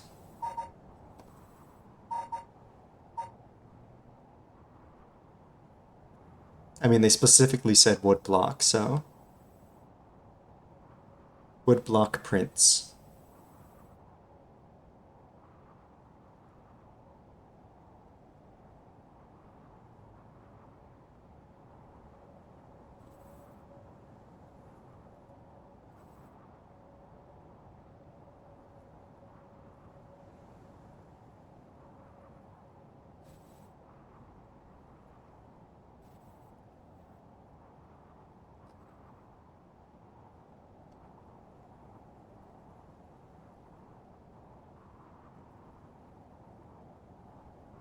This website I'm seeing, Britannica.com. I ended up on Britannica.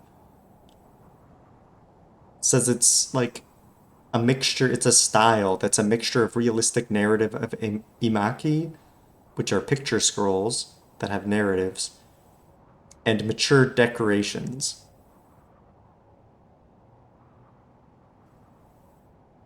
It's mainly like realism.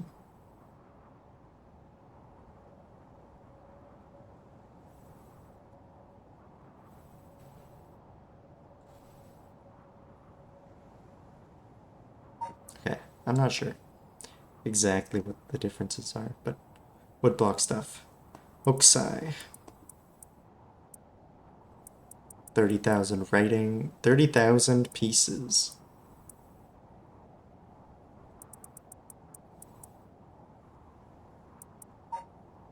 Oh gosh, is that the time I should be going? I need to get my hands on a curse bearer before daybreak. Sorry for flagging you down out of the blue like that. Best of luck.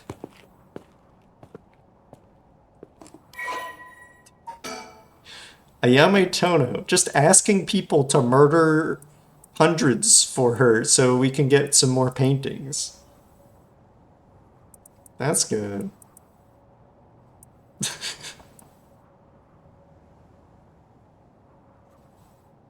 Yeah, she's chill. Oh, you can't do murders for me? Okay, bye.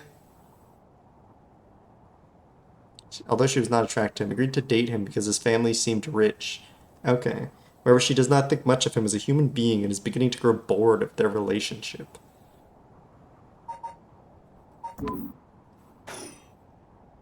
Oh, there goes trouble. We're going after curse stones. We should keep an eye on her, too, if we can. Why do you say that? Before she left, she wished us best of luck.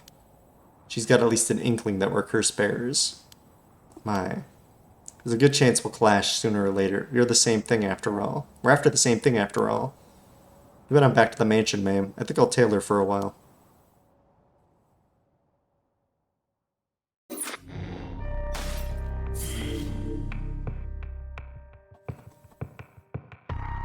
Alright, I wonder if we're near the end of a chapter.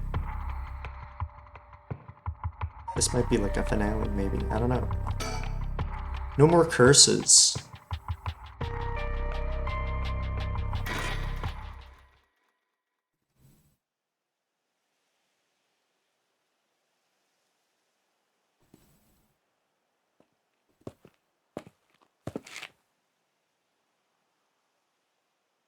Back here again. I left Richter to continue looking for curse bearers and came home alone. Will this really be enough to gather the soul dregs I need? What if nobody uses any more curses? I'll lose my chance to bring them back. The old Shikima mansion. We rebuilt it here after the Great Kanto earthquake. It's always stayed the same all these years. Even the war didn't touch it. I never liked it growing up. I always wanted to live somewhere more modern. The residence. And we know it's family of police officers. They rebuilt it after an earthquake. It was once a bustling place where members of social elite mingled. 1 year ago, however, the head of the house was struck with a sudden melancholy, and ever since their mansion has stood silent as the grave. You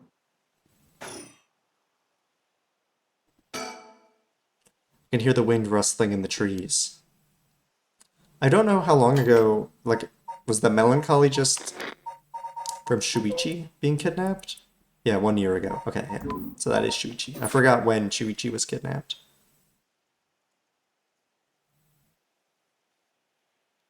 I missed the door.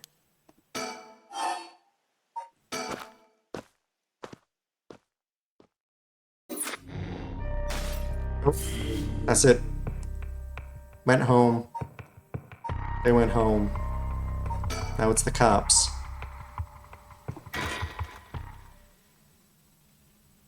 And we missed an hour. We don't know what they did the last hour.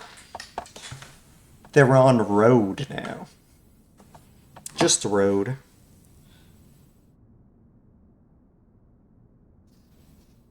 Well, trying to like get my arm somewhere so you can still see Nina.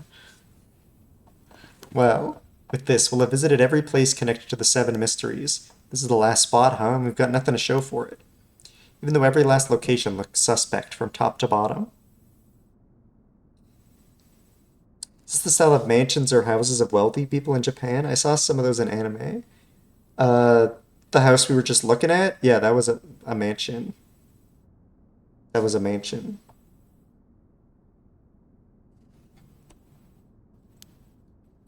Maybe we came at the wrong time. There might not have been any curse bearers around. Sounds like we'll need to do another round before morning comes then. Or maybe someone's been observing our movements. What? No way. Just a thought. Either way, we should check out this last place. Let's hope we can finally get a lead. See if we can find any liars.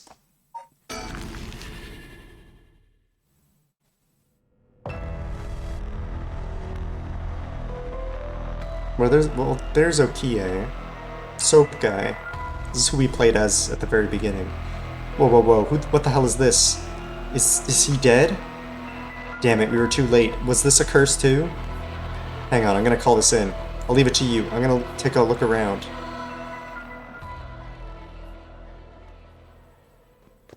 Is the phone gonna ring? There's a phone. Boss, bad news. What is it? Another mysterious death was reported in the area just now. The medical unit and forensics team are on their way, but it'll be a while before they arrive. That is bad news. So they got someone else. Ogopogo's coming back. You think this is the work of a curse bearer? With suspicious deaths popping up one after another, we have to assume it is. Shit, guess we'll be stuck waiting around for a while.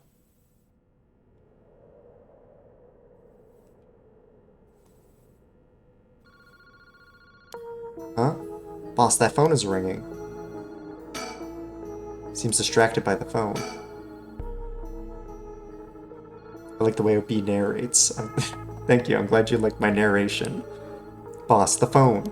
What about it? It's ringing. It sure is. Aren't you gonna pick it up? Oh, why would I? Why wouldn't you? It's super suspicious. I'll give it a rest. Do you have anything better to do? Well, not exactly. Why don't you pick it up? We'll miss it if you don't hurry. Right, they'll probably hang up soon. Are you really okay with that? Aren't you the least bit curious? Guess I'm a little curious. Can I miss it? Ah, so you're one of those people.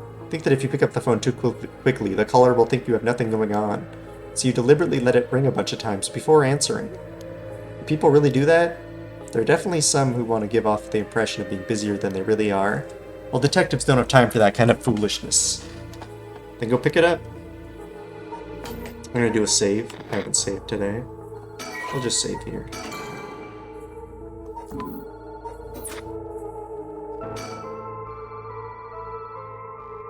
Fine. You leave me no choice. I'll answer it. Like, I might have solved the puzzle here. Just by not picking it up. Hold on, Area. We don't know what could happen. I'll do it. Sure, it's all yours. Little... Okay, no, we do pick it up. Maybe we can keep talking. You know, I might just keep ringing till you pick up. True, it might even be ringing because someone knows we're here. It's entirely possible, in which case, come on, anytime now. Stream glitching? Maybe try a refresh?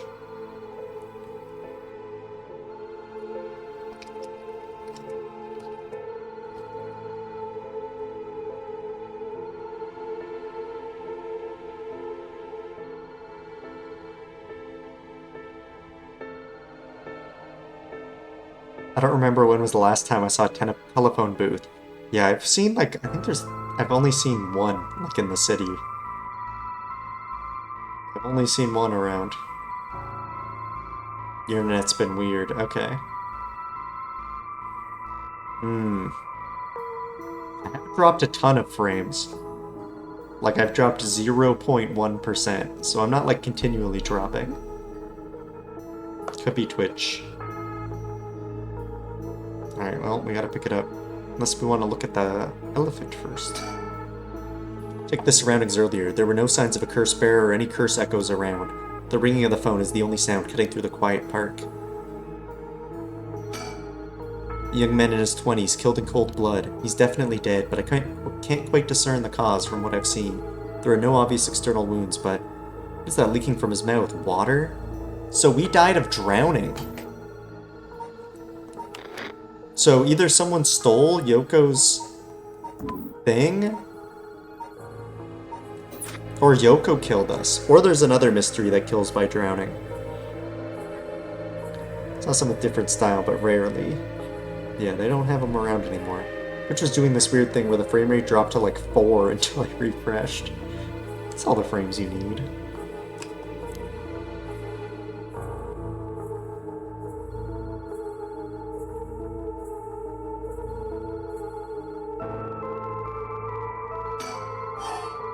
Let's wait a little longer. What's this? There's something stuck to the side of the phone. Oh my god. I can get bird stickers not by actually finding them, but just by, like, backing out of a thing that seems innocuous? Well, now I gotta pick all the options that seemingly just do nothing. I guess. Oh yeah, it's a good bird. Come on, boss. That's not what we're supposed to be looking for. That's bird 13. Does it still show the hint? It's not going to show the hint anymore, so I don't know what... Yeah. Late at night on the way home. I'm going to be able to go back and get these, I'm sure.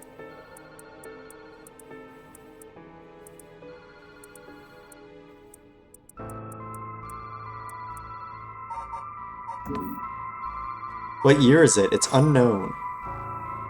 Unknown what year, what this takes place in.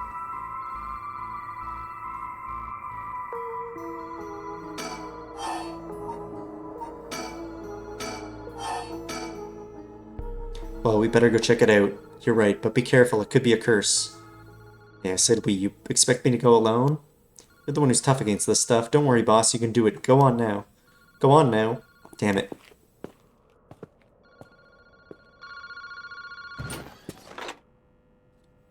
Hello? Kinshibori Park phone booth. Took you long enough, Tsutsumi. Did no one teach you to pick up the fucking phone when it rings? Oh my god, they can swear. Who's this? Wahahaha. I finally got him, the real deal, Detective Tetsuo Tsutsumi himself. Ah, wait. That's Chief Inspector Tsutsumi now, isn't it? You've come a long way since we last met. I asked you to identify yourself. Man, have you forgotten already, after all the time we spent together? What a time that was. As I recall, I gave you quite the runaround. Wait, is this... Fumichika Nejima? Wow, I said fucking. Wow. So for those who don't know, Nejima did a murder 20 years ago and just got out on parole. And we think Nejima is a janitor now.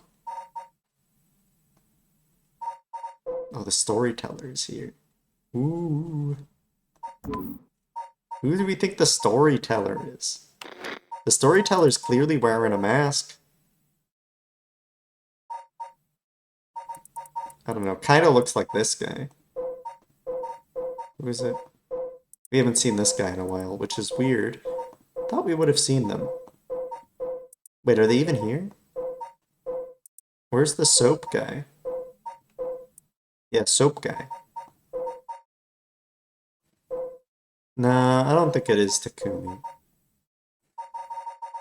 George Bush, you gotta go sleep. Oh, have a good sleep, Morb. Have a good sleep. It's good to get rest. What, did you say Fumichika Nejima? Like the one from the Nejima murders? Ding ding ding, you got it. I had a feeling that the great Chief Tsutsumi would remember me. I spent 20 long years in a cell thanks to you. That shit was not easy. Good night, Morb. You should be thanking me. Should have given you plenty of time to think and atone for your sins. Wahahaha, that it did. I've reported. I've repented. My conscience is clean as a whistle. Bullshit. 20 years in prison doesn't even begin to make up for the shit you did. I don't know about that. After all, the justice system was gracious enough to grant me parole. What? This is the real Fumichika Nejima. He must still have a grudge against me for arresting him. So is this payback? Damn it.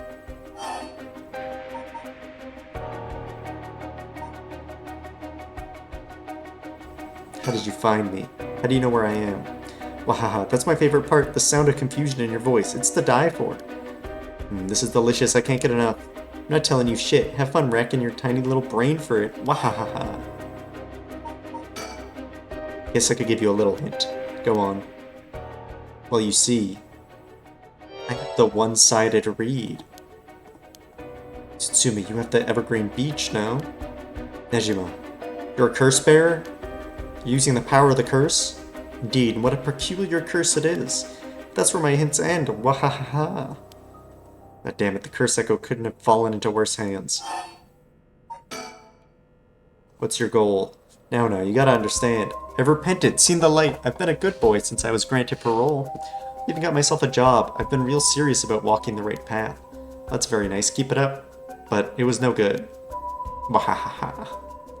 When the opportunity arose, it was impossible to hold myself back. I knew I had to give you a little token of thanks, or I'd never truly be able to have a fresh start. Do you get what I'm saying? No thanks. I don't need anything. No need to do all that for me. Just try to live a quiet life. Oh, it's no hassle. No hassle at all. It would be all too easy to just kill you, to tear you apart. But that wouldn't be very satisfying. Certainly not after 20 fucking years of waiting. It's a long time to nurture a grudge. You fucking bet it is. I let it gnaw at me, grow inside of me. I thought of nothing else. All that time I played model prisoner, endured the harassment those asshole guards threw at me. Use a curious hat with a layer, like some ninjas? A hat with a name? Wait. Who do you mean? This person?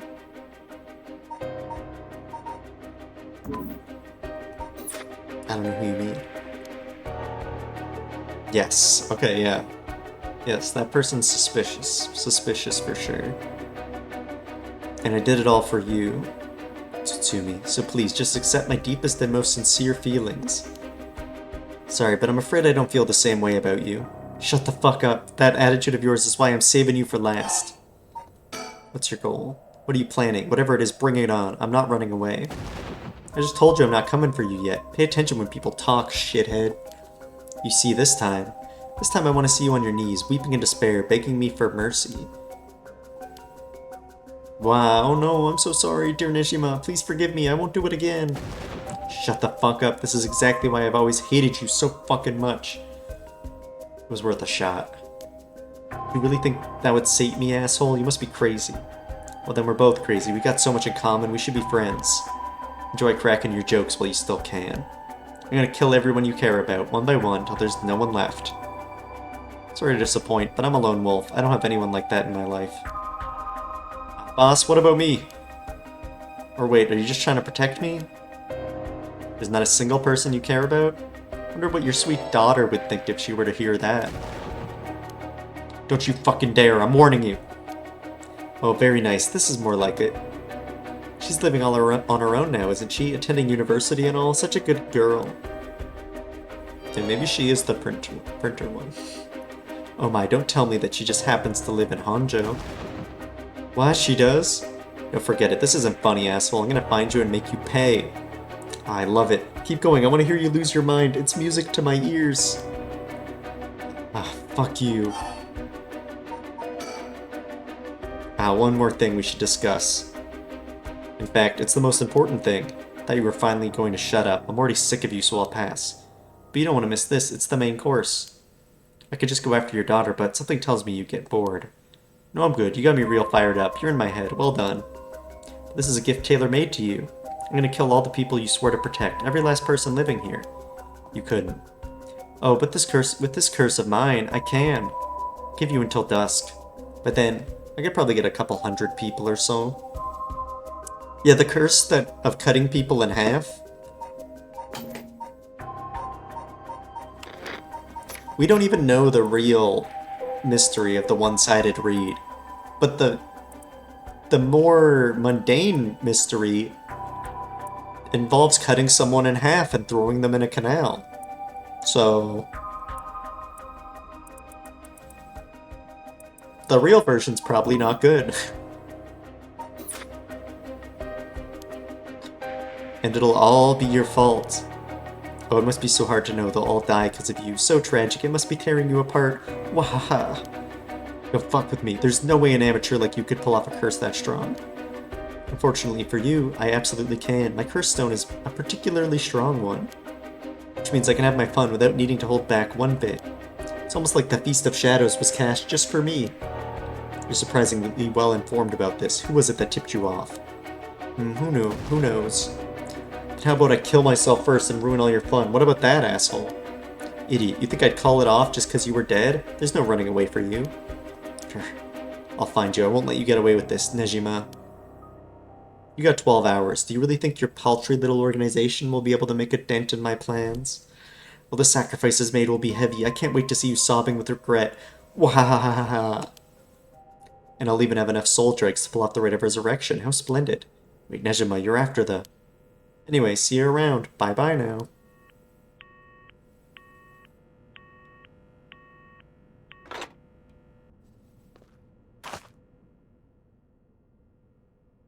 Boss. Ario, did you catch all that? Nejima, what is he planning? Who knows? For now, we need to find him and get him into custody. Send word to HQ. But the fact that the 7 mysteries are wrapped up in this is going to make things tricky. Me with Nejima being a curse bearer? Just our luck, really. It couldn't have been a worse guy. Sounds like his curse will be able to kill a lot of people at once. I'd like to avoid getting our investigators caught in the crossfire. Then we'll use them to find out where he is, but then we're going in alone. We should try to collect as many curse stones as we can before then. Let's hurry. Aye aye, boss. Later, it was reported that a total of 3 suspicious deaths were discovered that night. Nejima's threats, along with the curses, were kept secret from the general public. However, the Honjo serial killing still made international headlines following the death of police officer Hajime Yoshimi. At Tsutsumi's request, a large-scale investigation was launched into Fumichika Nejima's whereabouts. Tsutsumi and Ario themselves spent the rest of the night looking for curse bearers in the area, but their search ended in vain. And with that, the curtain closed on that cursed night. 12 hours to sunset.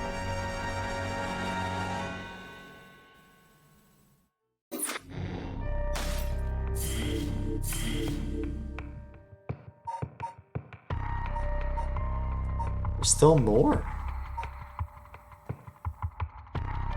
So there's another day. Do people not have power during the day? We're continuing to another day. We're not just making new branches. Alright, we might have to call it here. Seems things are just going to continue.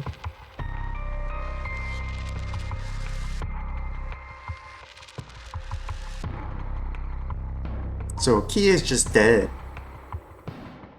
What am I going to do with the kitty? Good place to call it? Alright. Well, the kitty... I got in touch with the Humane Society the kitty was originally adopted from, and they're gonna come pick them up on Monday. So in a couple days, they'll come pick up Nina, and Nina will go back to the shelter and get adopted again.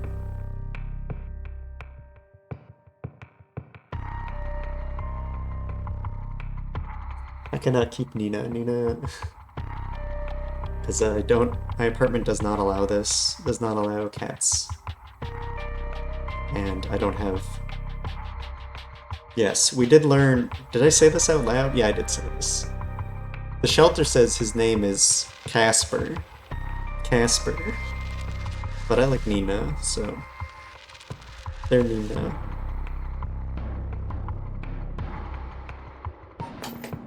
Let's save. Yes, like the ghost.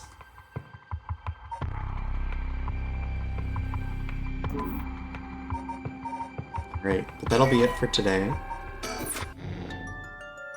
Copyright information.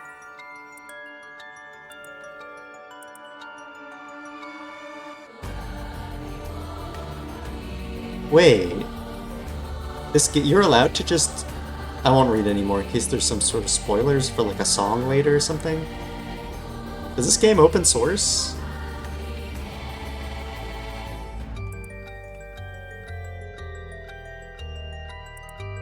You can copy, modify, merge, publish, distribute, sublicense, or sell copies of the software.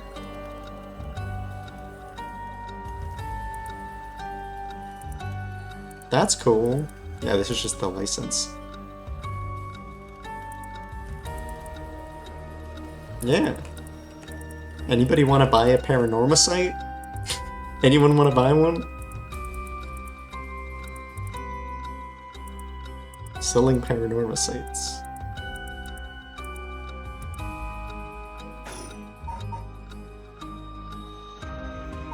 When was this game made? Was it copyright 2013? Was it made in 2013?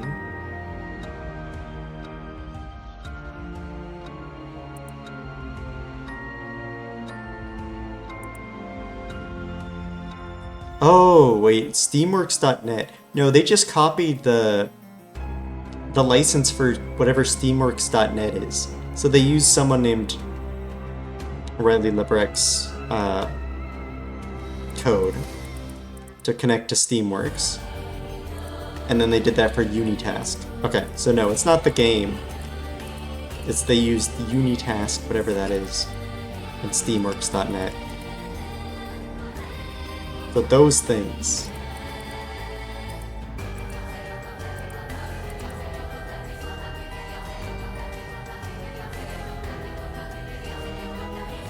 Is Nina?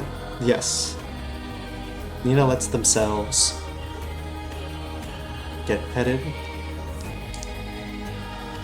With animals, normally in English, people use like its pronouns.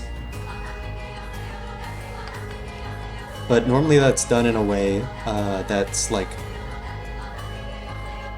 is made to feel like the animal's like an object. Like animals are use its pronouns because they're objects. So I use they them pronouns or like he or she for animals because they are not objects. But yeah, Nina likes pets. Nina's very friendly. See, Nina will I want to get any pets.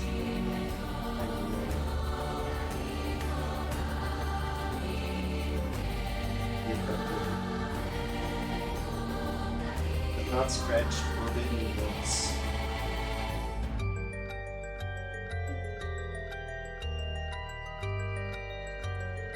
I don't know if you could have seen Nina. I might have been in front of Nina. But Nina is he. But I might just use any pronouns. Okay. We'll go raid.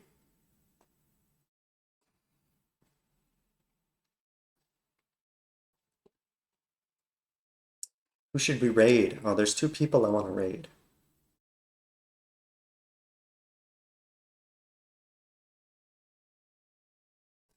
There's 2 people. Someone's birthday and it's someone's like stream anniversary. We'll go raid Kit-Catnip. Kit-Catnip has less viewers. Feels like a fair choice. Kit. She or he. Better yes. Alright. Yes, I think it's better. Let's raid Kit-Catnip. Okay, Kit-Catnip is BRB. Cleaning up. Oh, Jaco's making Satan. Yo, good luck. Goodbye, Monique. Goodbye, Jaco. Thanks for watching. Thanks, everyone, for watching. Hope you're enjoying the mystery. Hopefully, I'll be back tomorrow. We'll see. It depends on how exhausted I am, because Nina is probably going to be up all night meowing. Nina gets lonely at night. But yeah, might be back tomorrow. We'll see. Oh yes, Nina's looking. Goodbye.